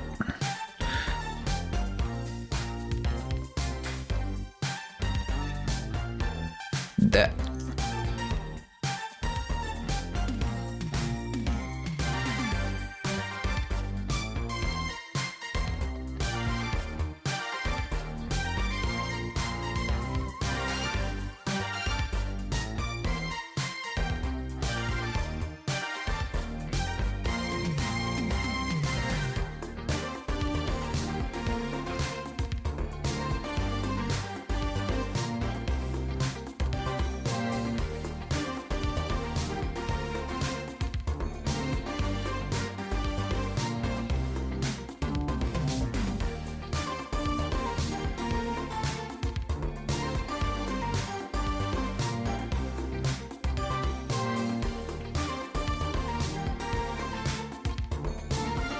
What?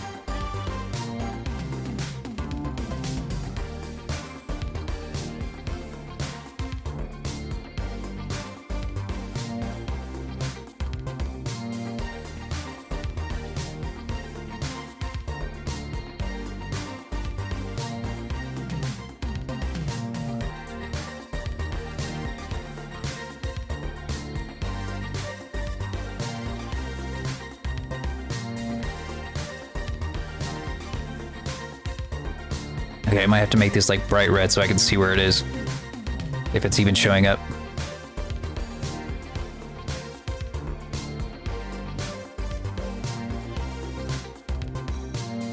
Oh wait, I see it.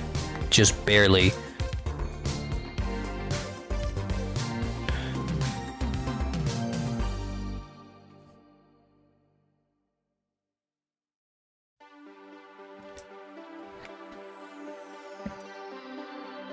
Yeah.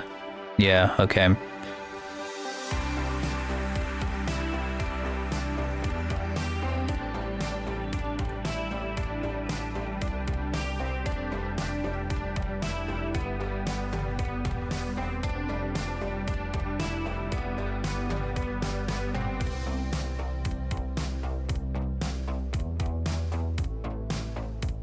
Looks like a reflection of the red parts. Yeah, I wish that were a little bit easier to do.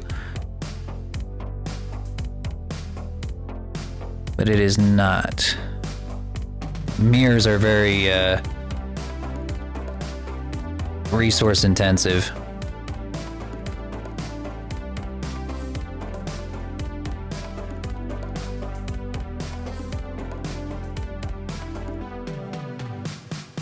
Like it's possible, but it'd be like I wouldn't even know where to begin to make it, because I know how to make a mirror, because I do that for VR chat, but I don't know how I would make it like look like a gold mirror, you know?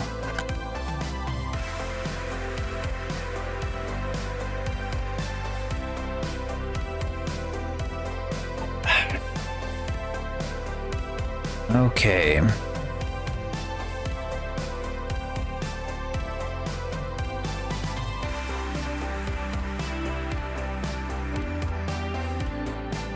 There we go.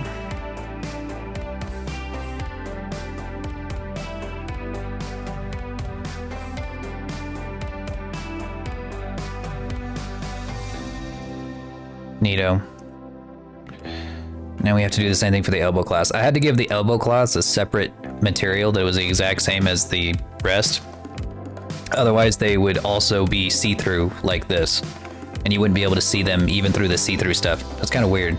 So I had to give them like their own material.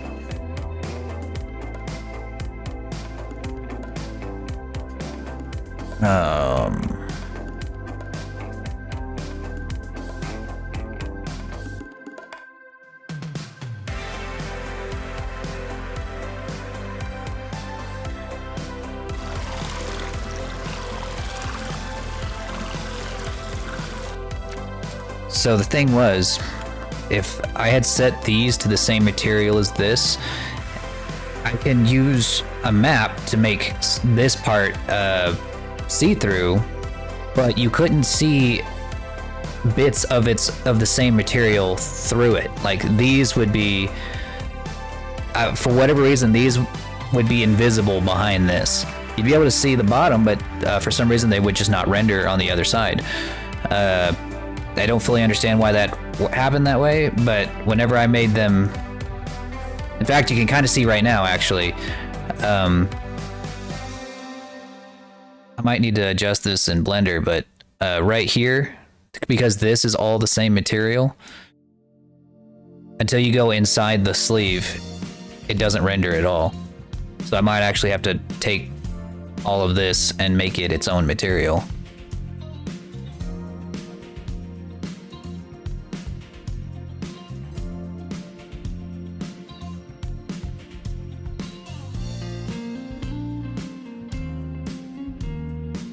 Yeah, very weird. See-through stuff is doesn't work the same in video games as it does in real life.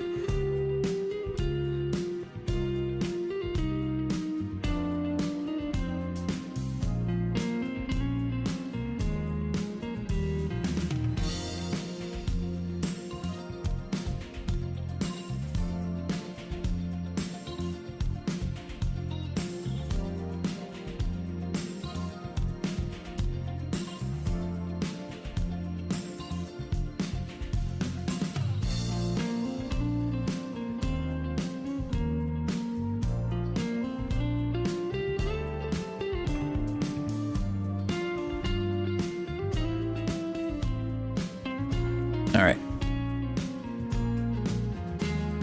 Yeah, well, we have the technology. We just have to fiddle with it a little bit to make it work the way we want it to work.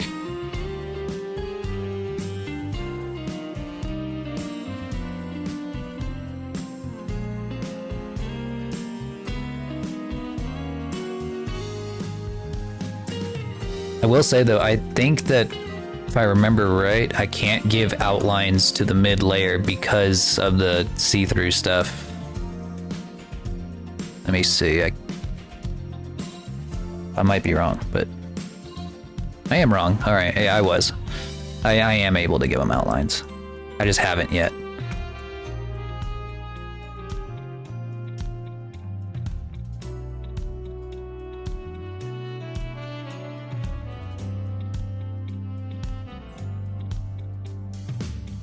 And just, I know, I'll make them similar color or different color. I'm just making sure I can see them.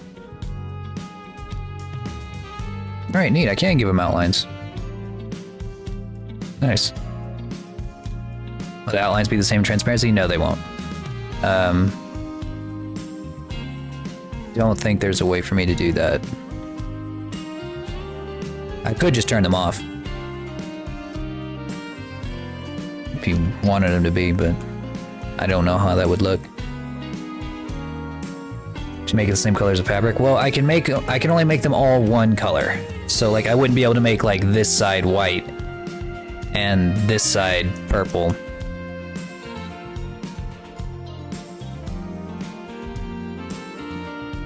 And you see how it wraps around even the... Because like it sees the chest right here. Or like the cut of the chest, like right there.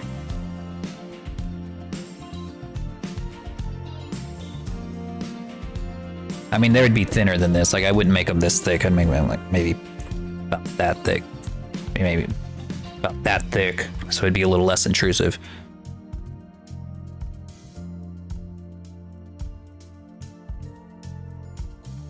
All outlines the same? No, for this material. Everything that has this material on it will have that color of outline.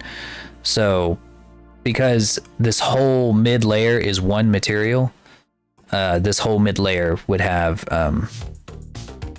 that outline color. So I guess it begs the question, do you want it to be white or purple?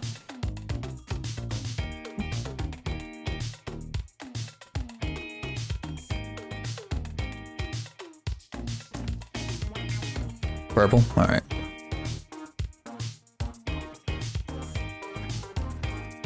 Let's see. Let me look at your doc. I don't know if you... Didn't know if you had these in here or not.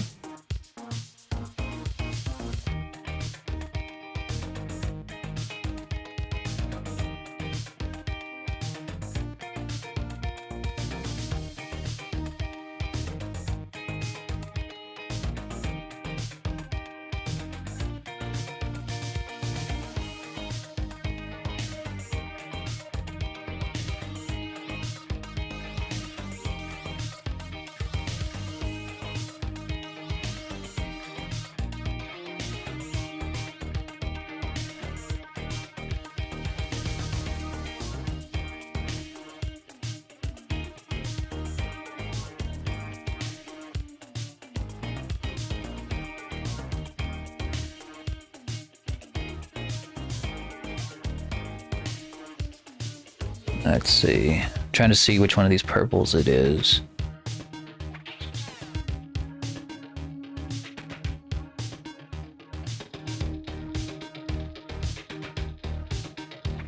Top base fabric.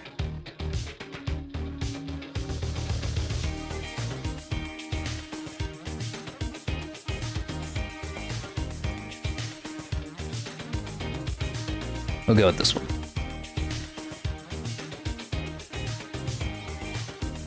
Top base fabric, yeah.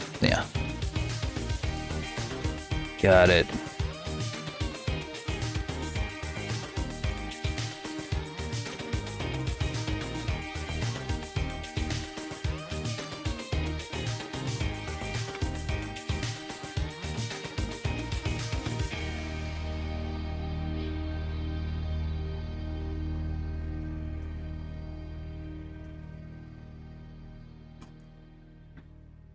Nice. Might make them just slightly thicker. Whoops. Slightly thicker.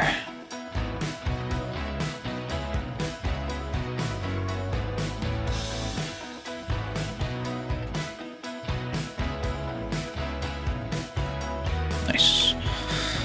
Alright, do the same for these.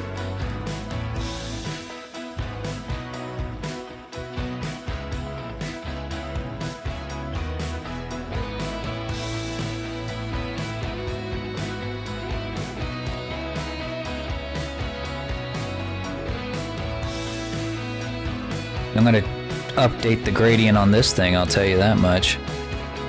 Sheesh. This is easy. This is just straight up make it metallic.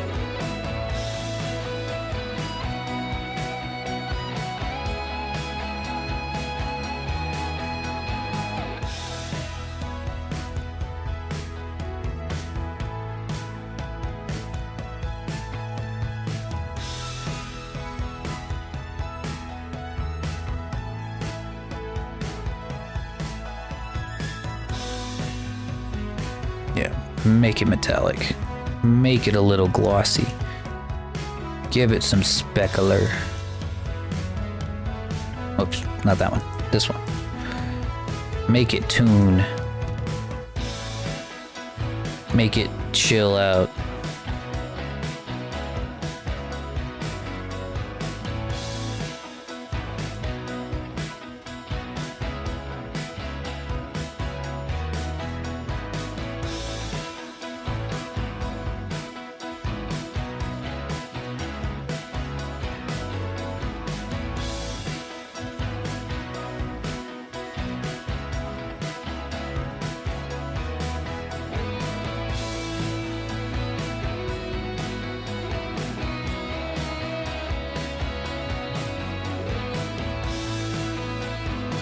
Uh-oh. Okay, I might have to make a map for this one.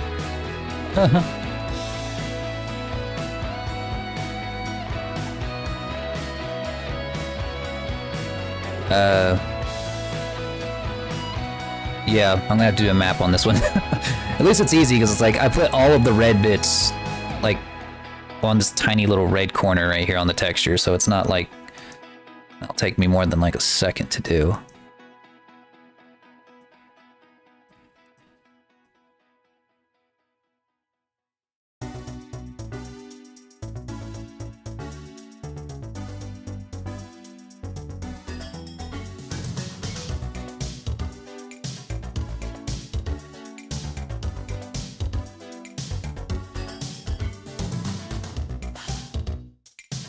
I think you're wired just fine, babe. But your mind works in a different way. Wait. You're taking me far, far from my avatar. I think I get a bit addicted. It's the fear to get afflicted, but nothing worries me. We are on the run, and beautiful flight. Don't be afraid, I'm the one. We are better than God. Your touch sets the universe on fire. Too much, we're brewing on desire. Where love is blind and cruel and reckless, and a death from you. There we go.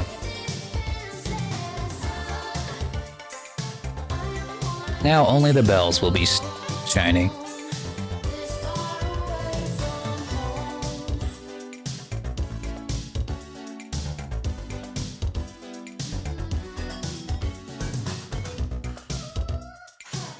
I hear you screaming like a butterfly.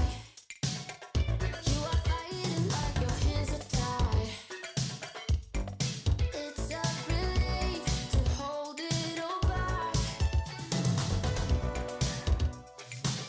If all your memories in danger, suddenly ignore your anger. Only you can change your ways. We all hide from the sun. Nice. Alright. That looks nice. What else do we need to do? On the one, like the guiding light. Your touch sets the universe on fire. The great engraving? What engraving? Oh no.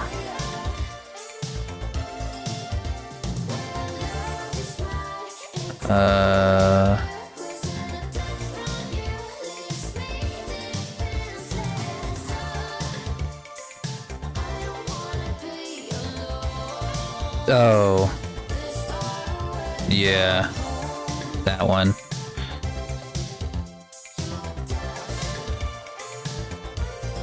I'm gonna get a higher res. For some reason this one came out like really low res. Oh, that's not even you.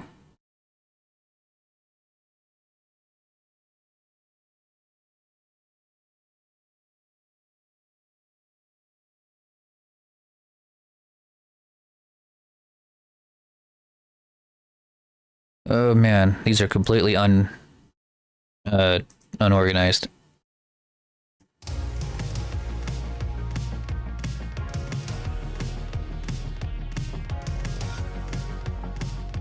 Ow, I know.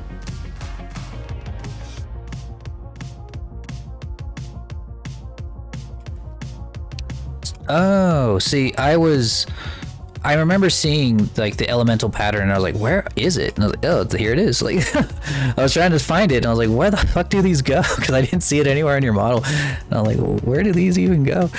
That's where they go. Right there. On the medallion.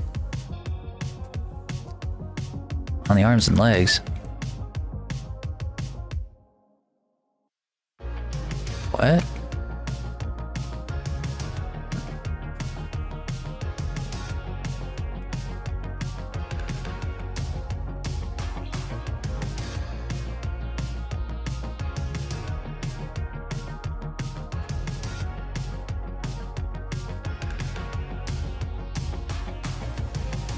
Oh. Like here.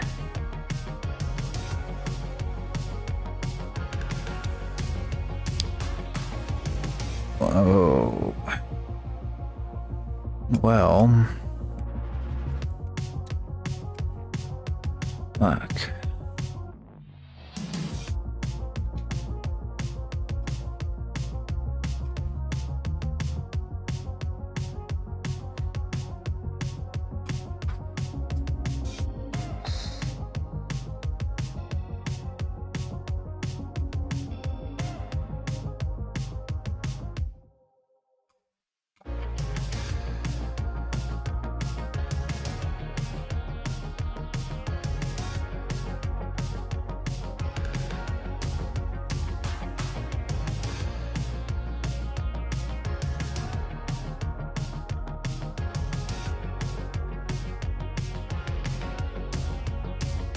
Okay, I thought for a second that I had crammed all of these into like a corner too, an overlapping corner, which would have meant that I would have had to UV unwrap those again, but I did. I was smart, I was big brain, I was a big brain dragon.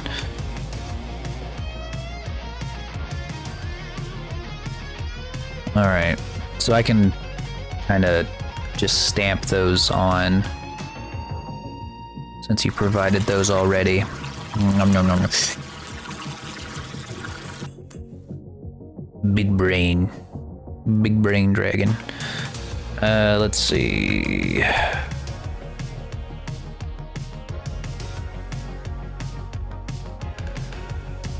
Let me see that underwear one.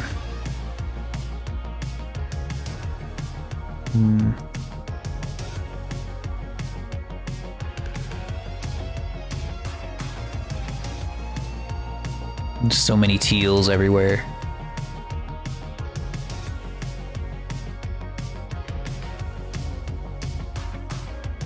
That's not it. That's not it.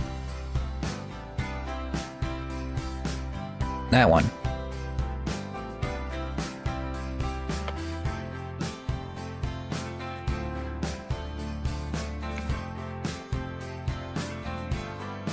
Yeah. I see it now.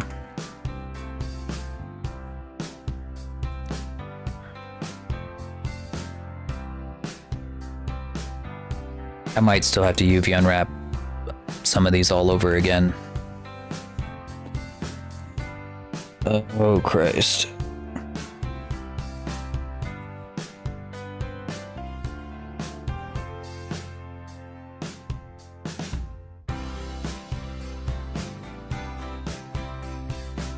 Oh, it's like an onion. There's always more layers.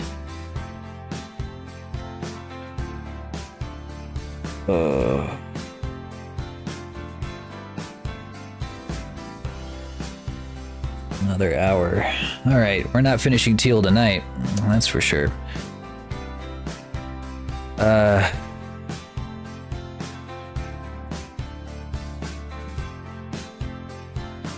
does this not have gradient on it?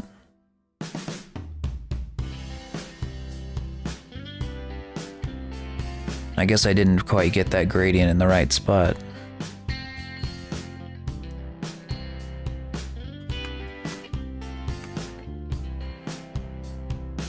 Yeah, I guess I didn't.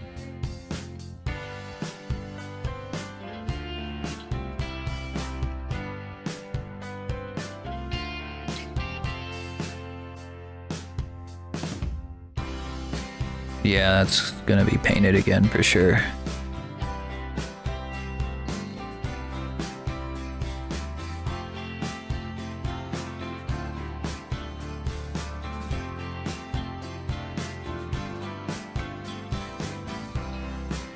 Yeah, I didn't even get that right.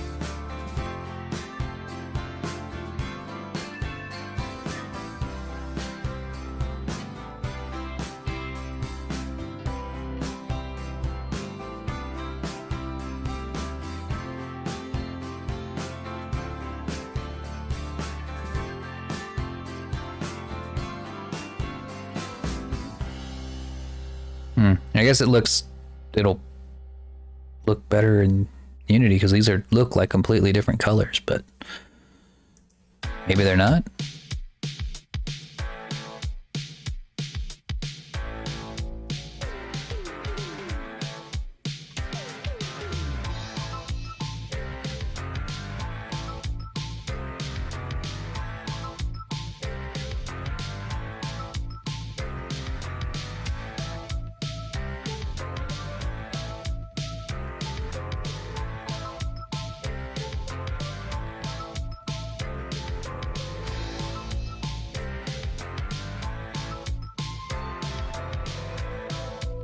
Huh.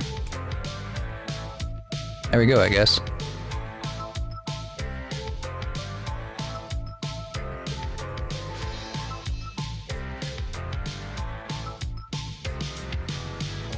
Did you take the outline color? Oh god, maybe I did. I'm not doing it again, if I did. Too many things to do, too many things to redo, too many things to do, too many layers to peel off this onion with my fingertips. Oh gosh.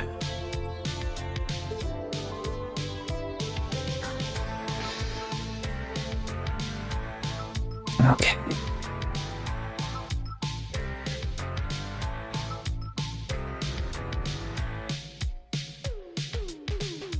Do you want the cloak to have a white outline too? Well, I guess you wouldn't even hardly see it if it did. But I didn't know if you wanted it to be white or gold or...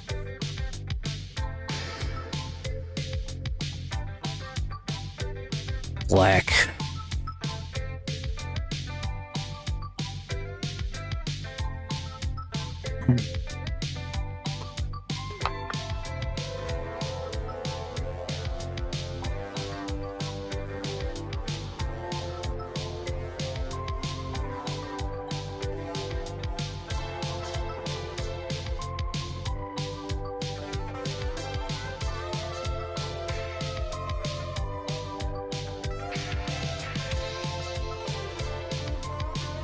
Alright, I'll just use the outline color for that.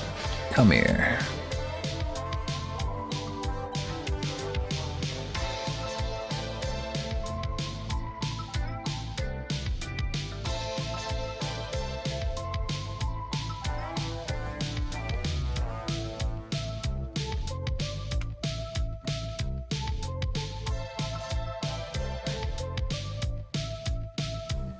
Okay. For the hair, probably do the same.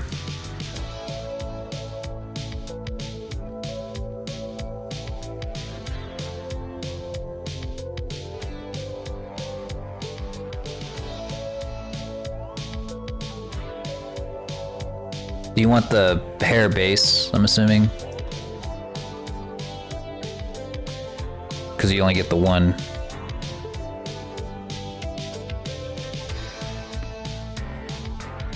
Oh, that's...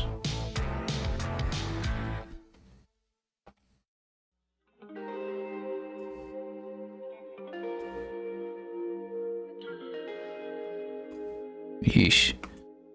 Doesn't quite translate very well to a braid. Yeah, that doesn't look super swell on the braid. Actually, just looking at the braid, I think that it also is... The UVs on that are turned sideways. And this is straight up upside down. Alright. That's an easy fix though, at the very least.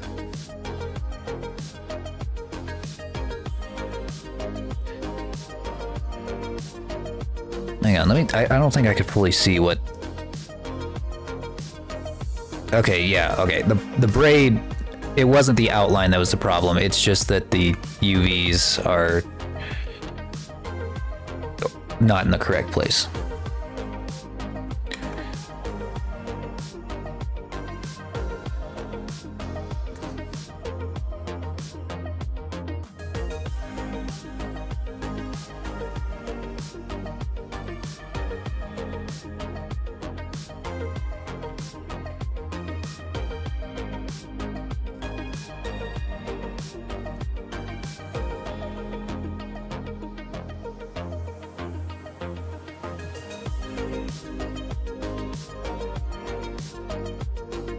Looks like a caterpillar. Yeah, it kind of does. All right. And then this side.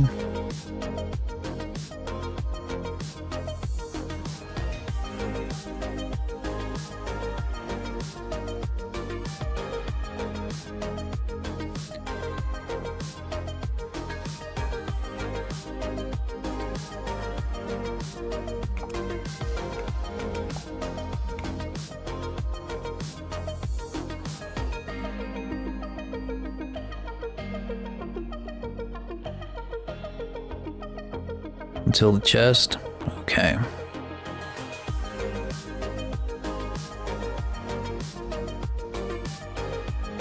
That's right, because it's supposed to be like the back hair.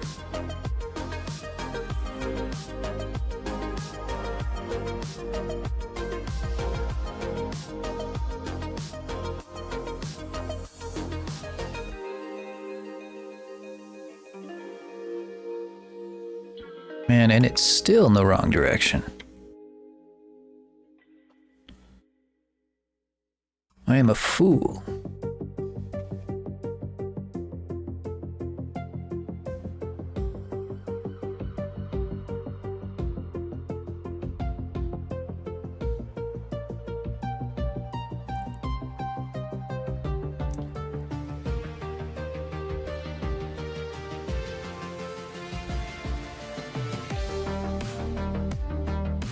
Okay, there we go. I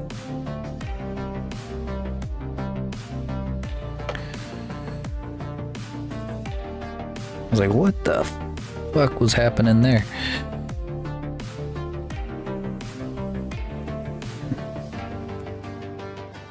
There. That should look 1,000 times better.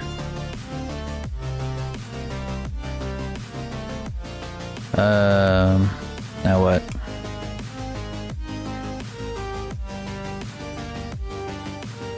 I think I'm gonna do this next.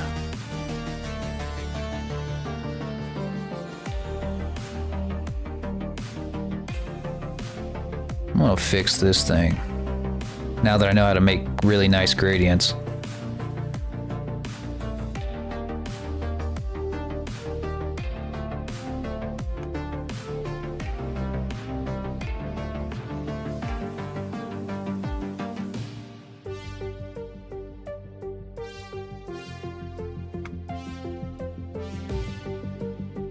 I'm just gonna go straight over this.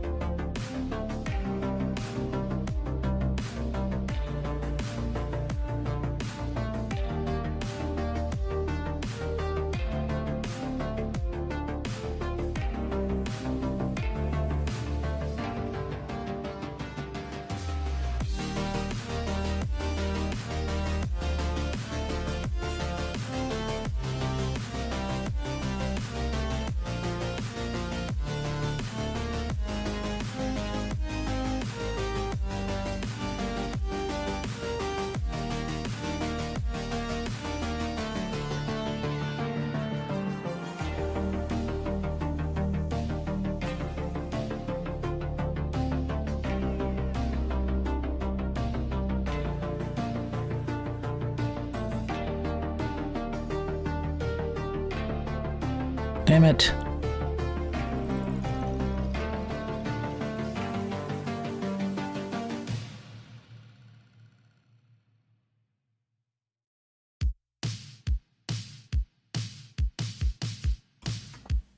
Well, that was not a great idea. All right. So you can do it with like filling up the whole damn thing, but you can't like just paint it in one spot.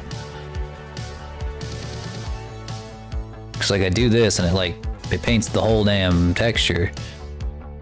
That's not great.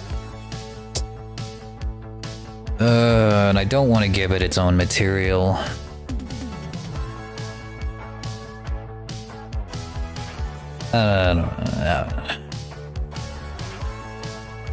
Can I just do it here? Okay, I can just do it on this thing. Don't do it on this. Do it on this.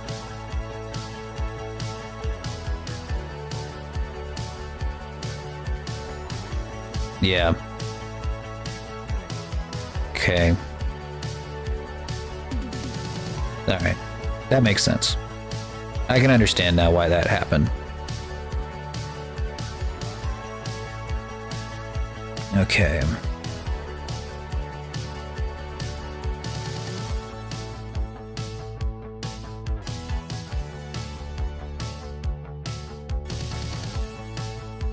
Right, I am gonna have to basically, like, get rid of this.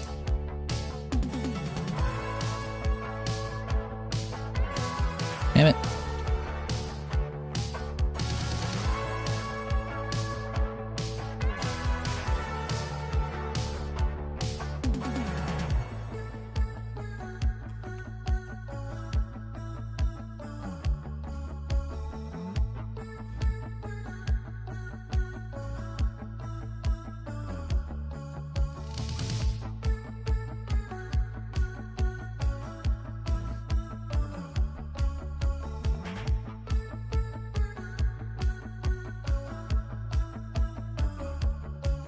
Wow. That's not the right color though, is it? No, I selected the wrong color. Yeah.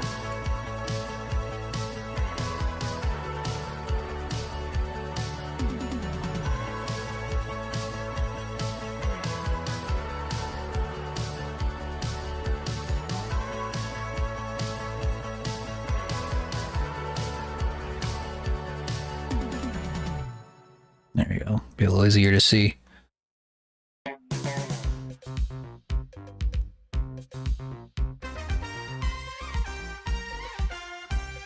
Okay, I think I have to like hide everything that isn't the cloak.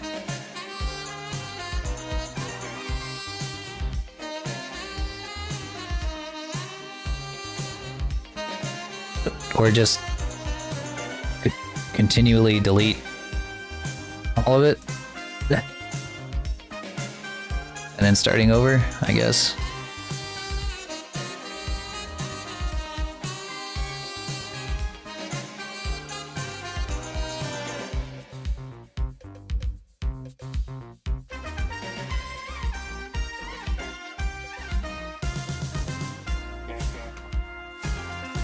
It did it so perfectly a second ago.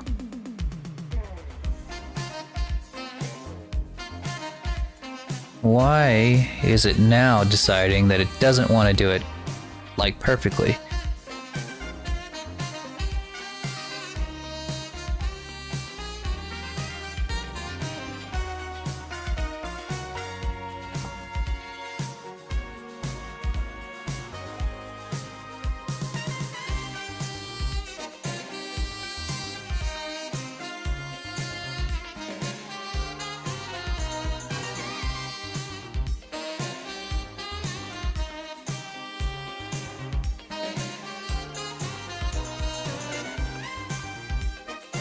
Oh, I know what it is. Yeah, the symmetry's turned on. That's what it is. 9 times out of 10, when something's going on in texture paint, it could be because you have your symmetry turned on. Because it'll, even if the model is not symmetrical, it will paint it on there as if it was. So let me just delete that, make sure symmetry's turned off.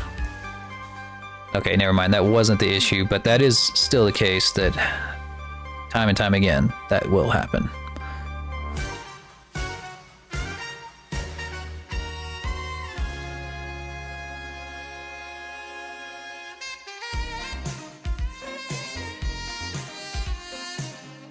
I will say it's definitely far more accurate whenever you're just doing it on a texture like this, but if you do it on something like this, or just like on the model itself, it just does not come out great. Like, I can't figure out why it's not.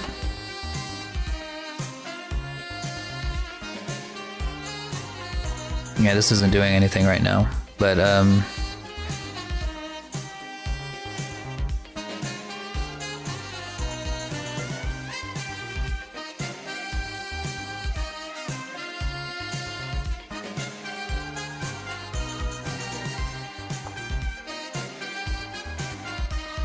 it's because it doesn't like the material. Well, it shouldn't matter.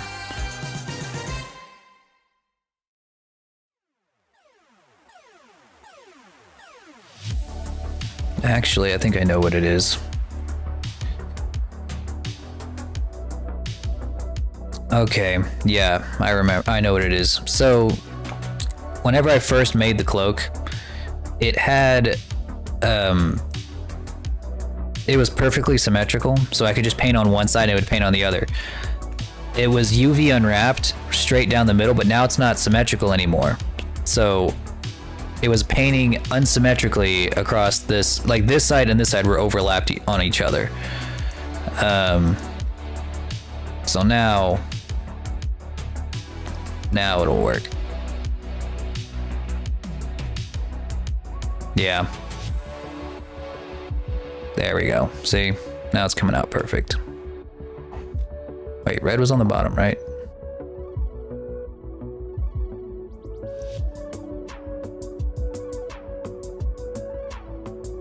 Yeah.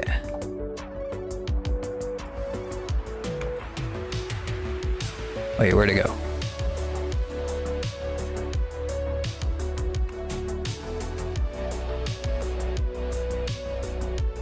There.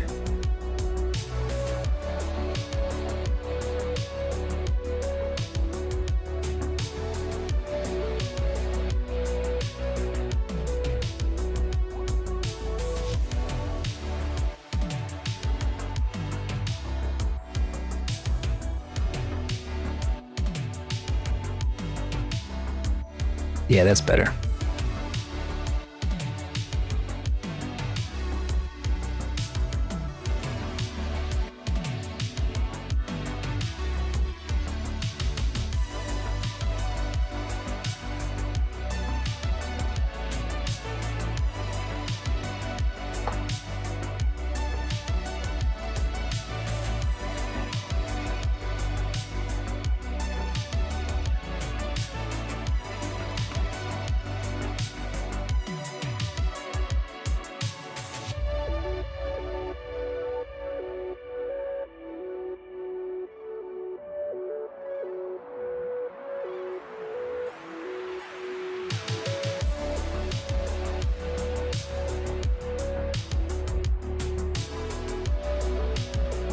Let's find out.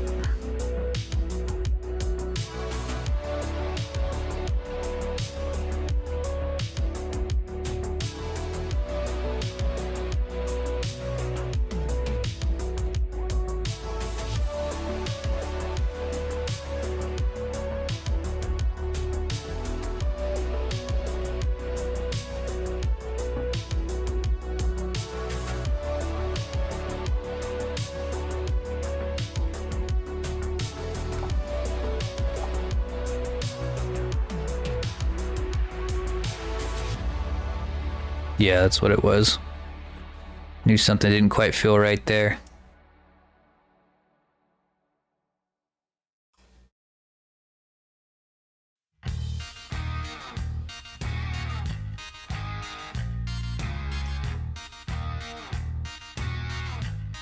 I think I got the right purple here, yeah. I'm pretty sure.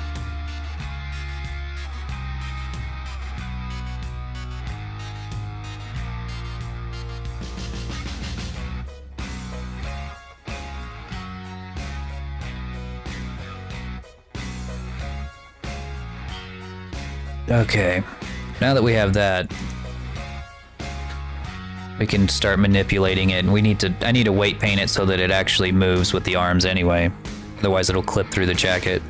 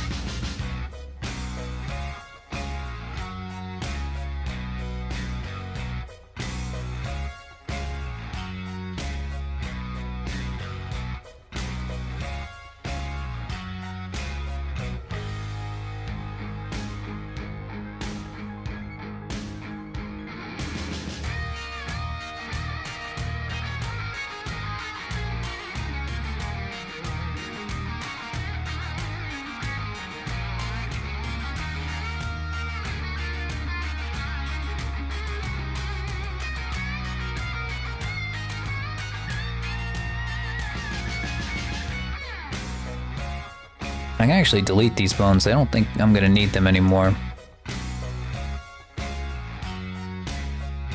Alright, that's for the hair.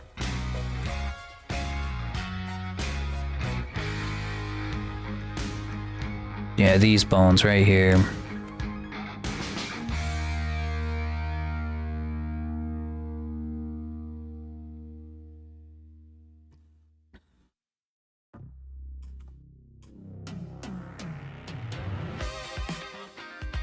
Actually, no, that's not true. I am gonna need like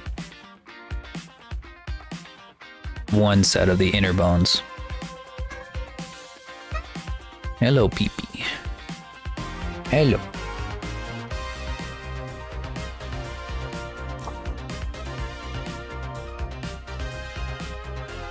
Okay, here we go.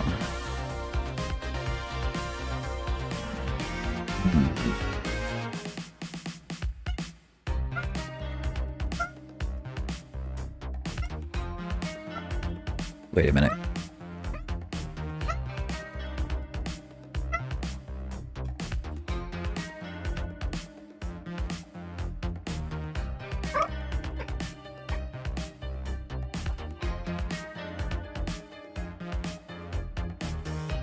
I gotta like push him around a little bit because he tries to like sit on my computer.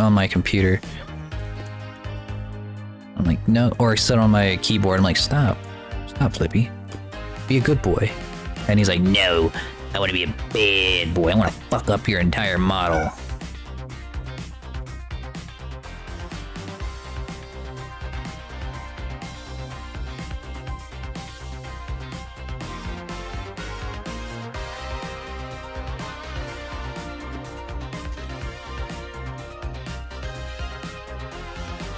The new Iron Mouse model?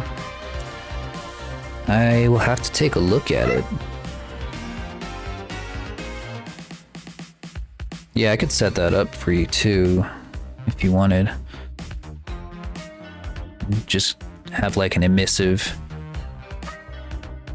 toggle that like makes the model go dark, but the eyes stay emissive.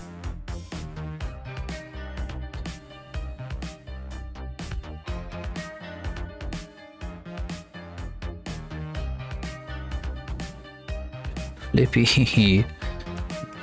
Stop.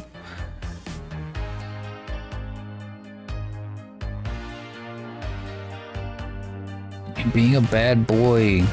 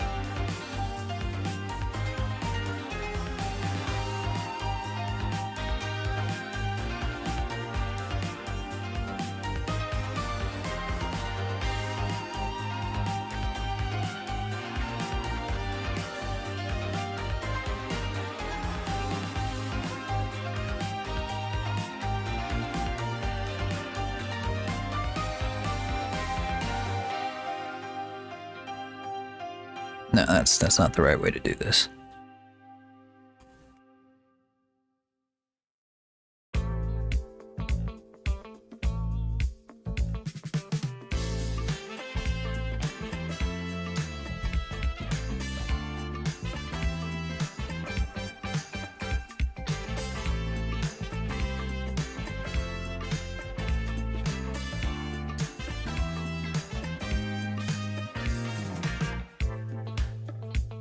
Hmm.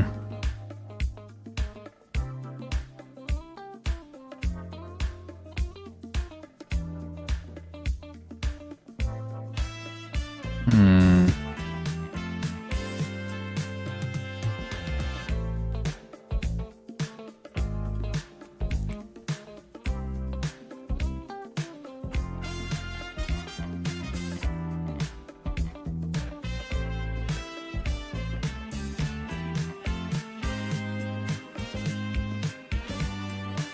Huh, it's not clipping through now.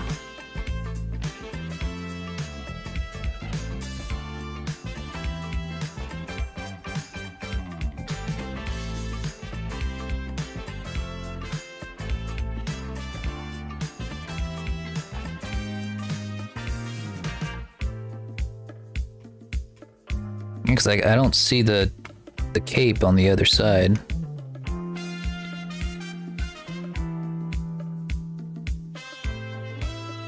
Other than like, you know, where the under the hair.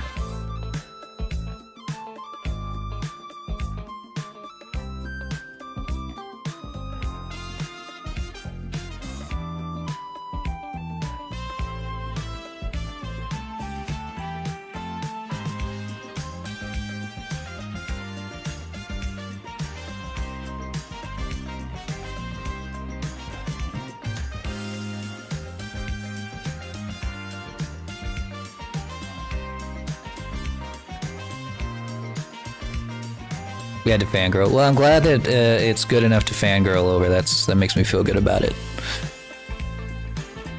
Makes me feel like my work is one day gonna lead to a finished product. Oh gosh. Oh, this working on this model has been very rewarding, but man, I am so behind.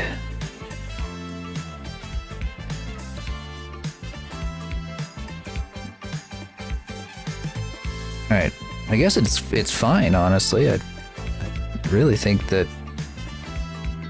kind of covers it. Let's see.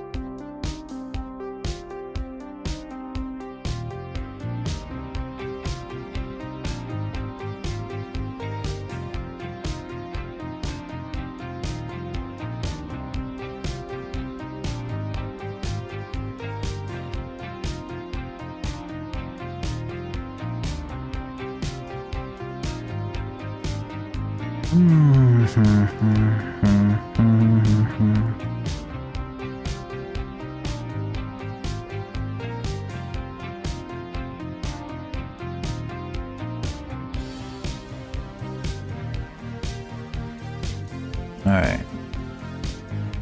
This will keep it from clipping through the jacket. Okay. Alright, I will be adding the designs to all the jewelry at some point before I deliver it, but I'm not gonna do that tonight. I'm gonna try to get everything else done that I wanted to get done tonight and then show it off. But I will be, at the very least, getting all these textures done, get the final look done. Besides the jewelry designs.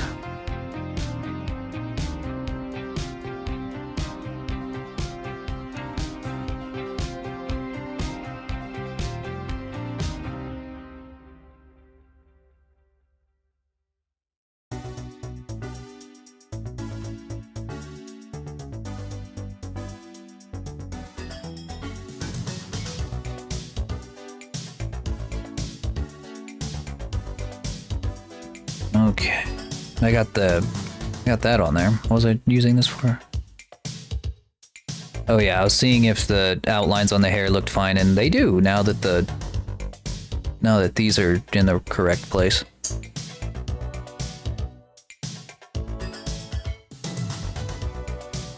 Yeah, that looks great. Okay. For the horns, let's get the horn outlines.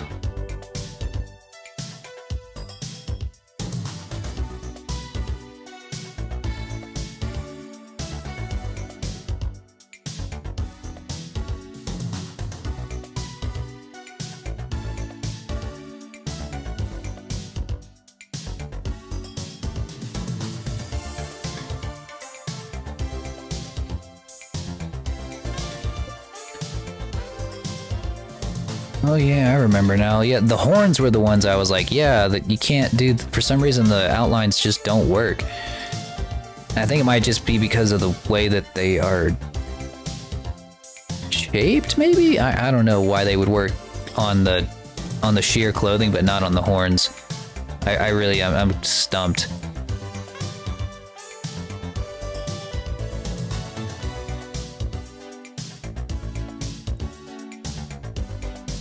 Yeah, I don't know. It's very strange.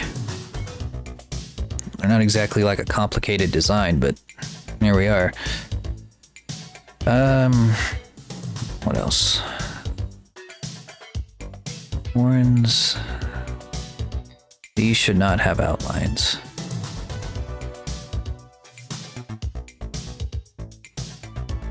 Oh yeah, I needed to add the correct texture for the little cloak.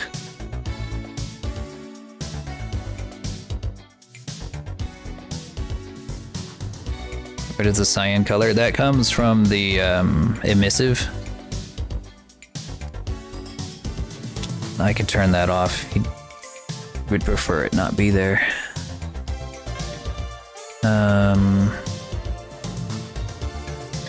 Where did I save it?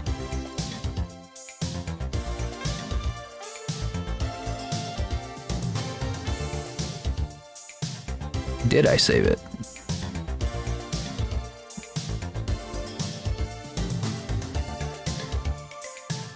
Did, but where?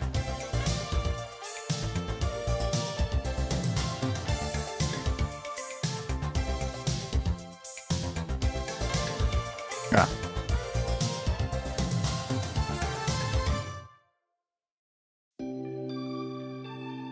Well, that doesn't look correct.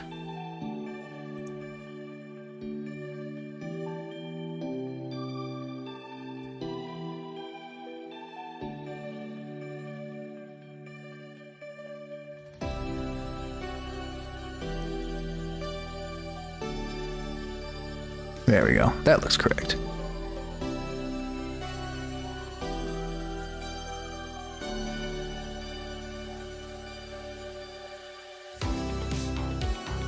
There.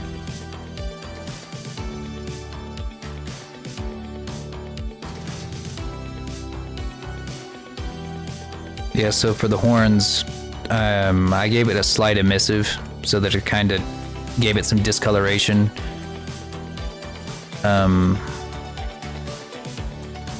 Where is it? Here. Well, you can change it to whatever color though, it doesn't have to be blue. Make it red.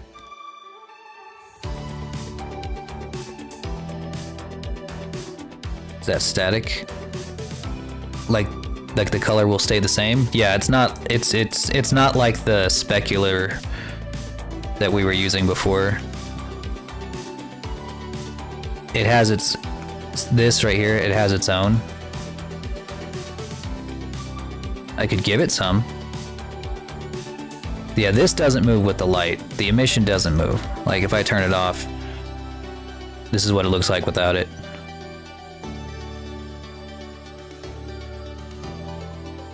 We can go with or without, it's not a big deal.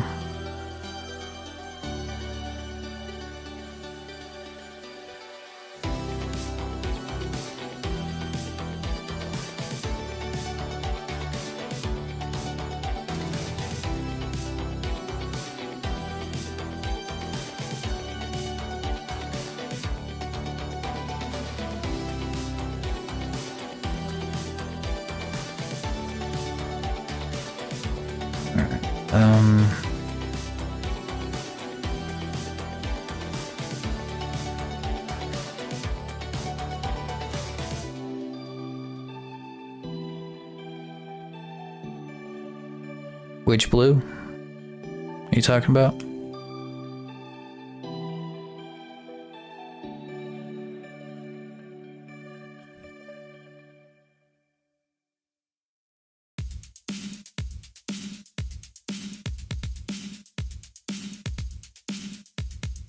Well, I'll have to change those in Substance Painter and re-export them. Actually, I can just yeah, I'd have to change it in Substance Painter and re-export it.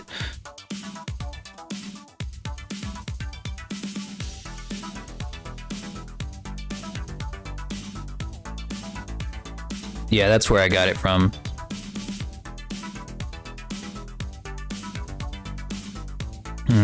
But what we could do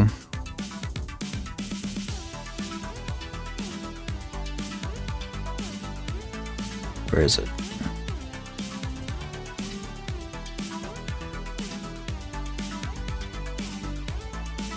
Let's do this.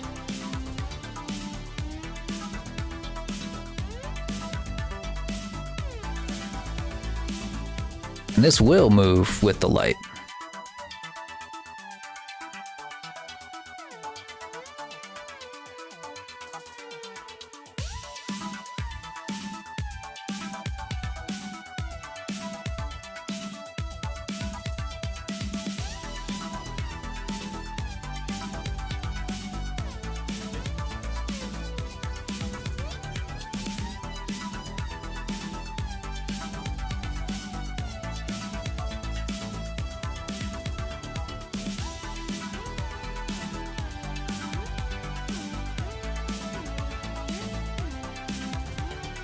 Let's put a second color in there.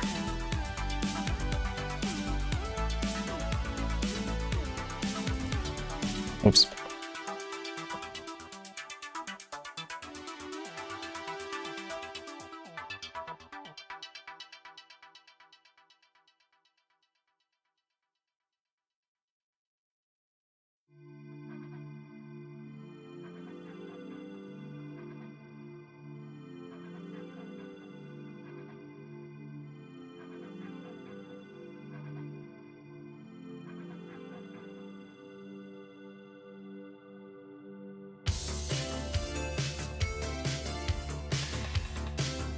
Makes the roundness smooth as obvious. Oh, it kind of does, don't it? Tried to make them rough, but just the nature of how they're crafted just didn't.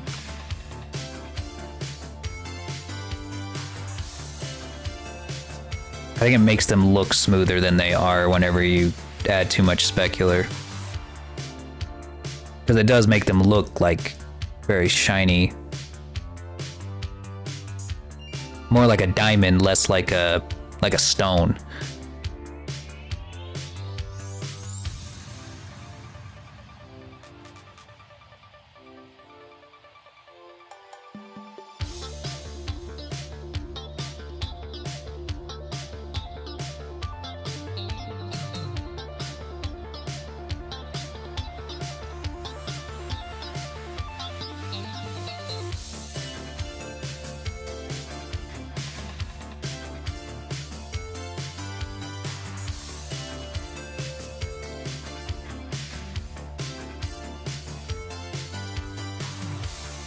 Can turn up the metallic and make it a little less.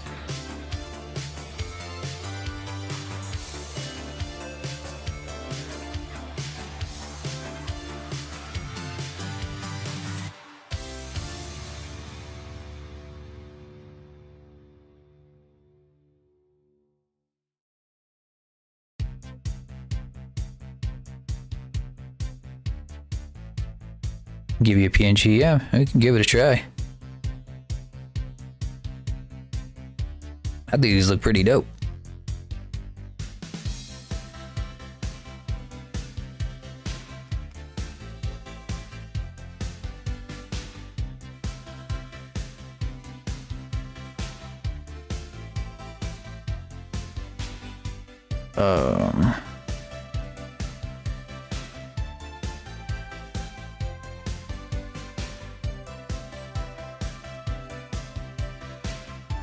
Let's see. I think I need to do the pants next.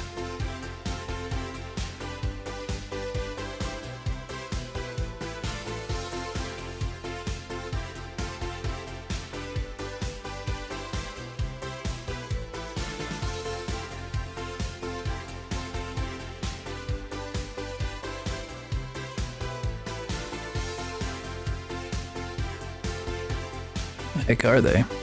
There.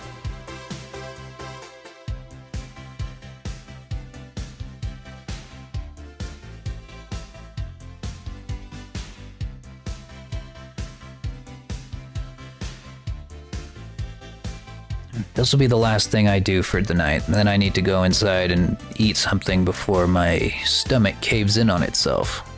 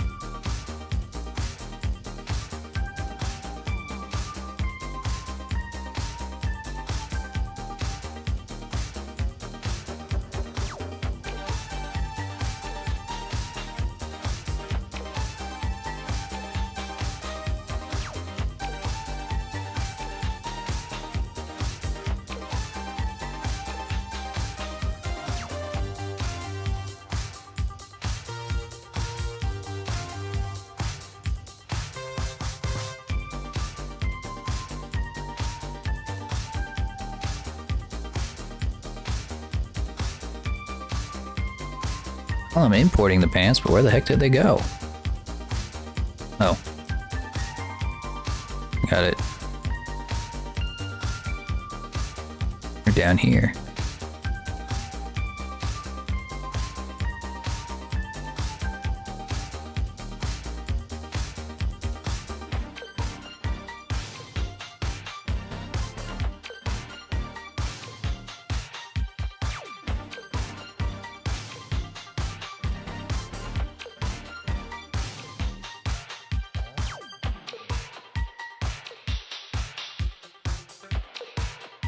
I don't think that the normal map exported correctly for the pants.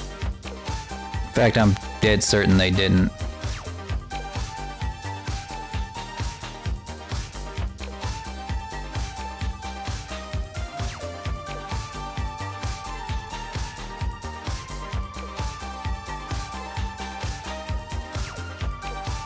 Well, they're not particularly crazy looking.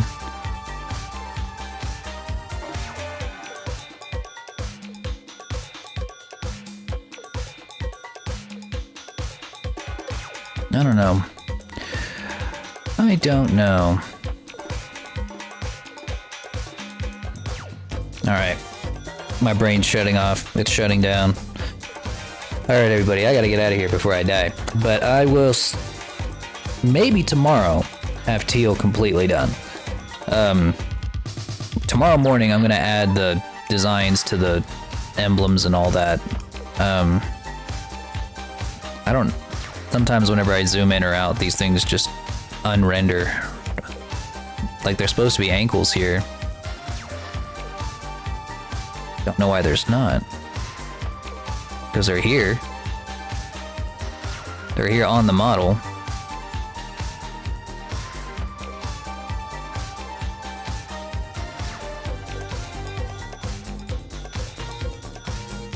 Let's take a look at this horn texture and see if we can get that look, what that looks like. Real quick.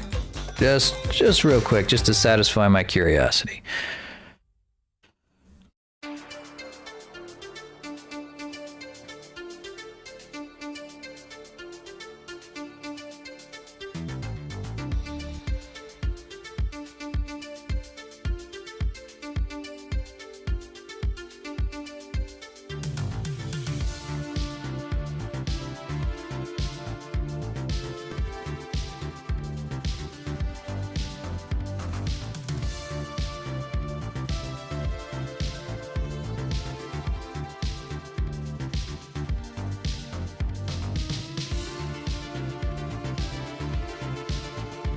Well, I think it still looks pretty good. I just had a base color before, so I mean, this works. The size doesn't really matter too much. I mean, for something this small, even just a, you know, 1K texture would be enough.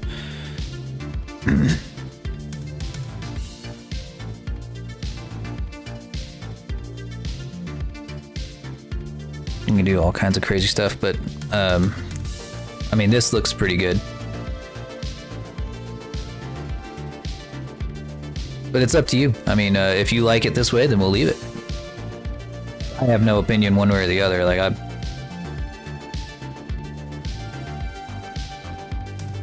this is just where the seam is marked, because I don't think I could probably get that seam to go away in a substance painter if I imported it in there.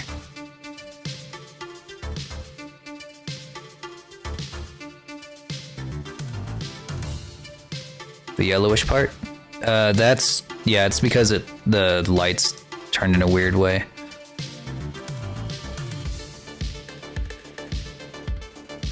Yeah, it's just the skylight.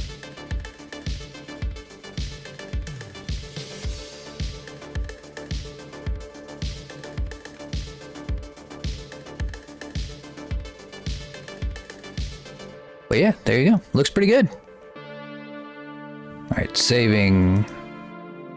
And I think that'll be it for today, everybody. Thank you all for stopping by. We almost did it. I think it was live for...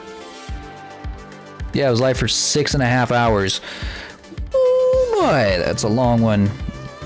Tomorrow I'm gonna get this one done. I need to get this. I need to get them done, both of them. I need to redo a couple of things on Kalen, but I need to have these twins out of here. It's so many models. I got 7 models in the queue that need to be started like 2 weeks ago. But let's go. All right, everybody. I will see y'all next time. Have a wonderful day, and if I don't see you again tomorrow, have a wonderful weekend. Peace.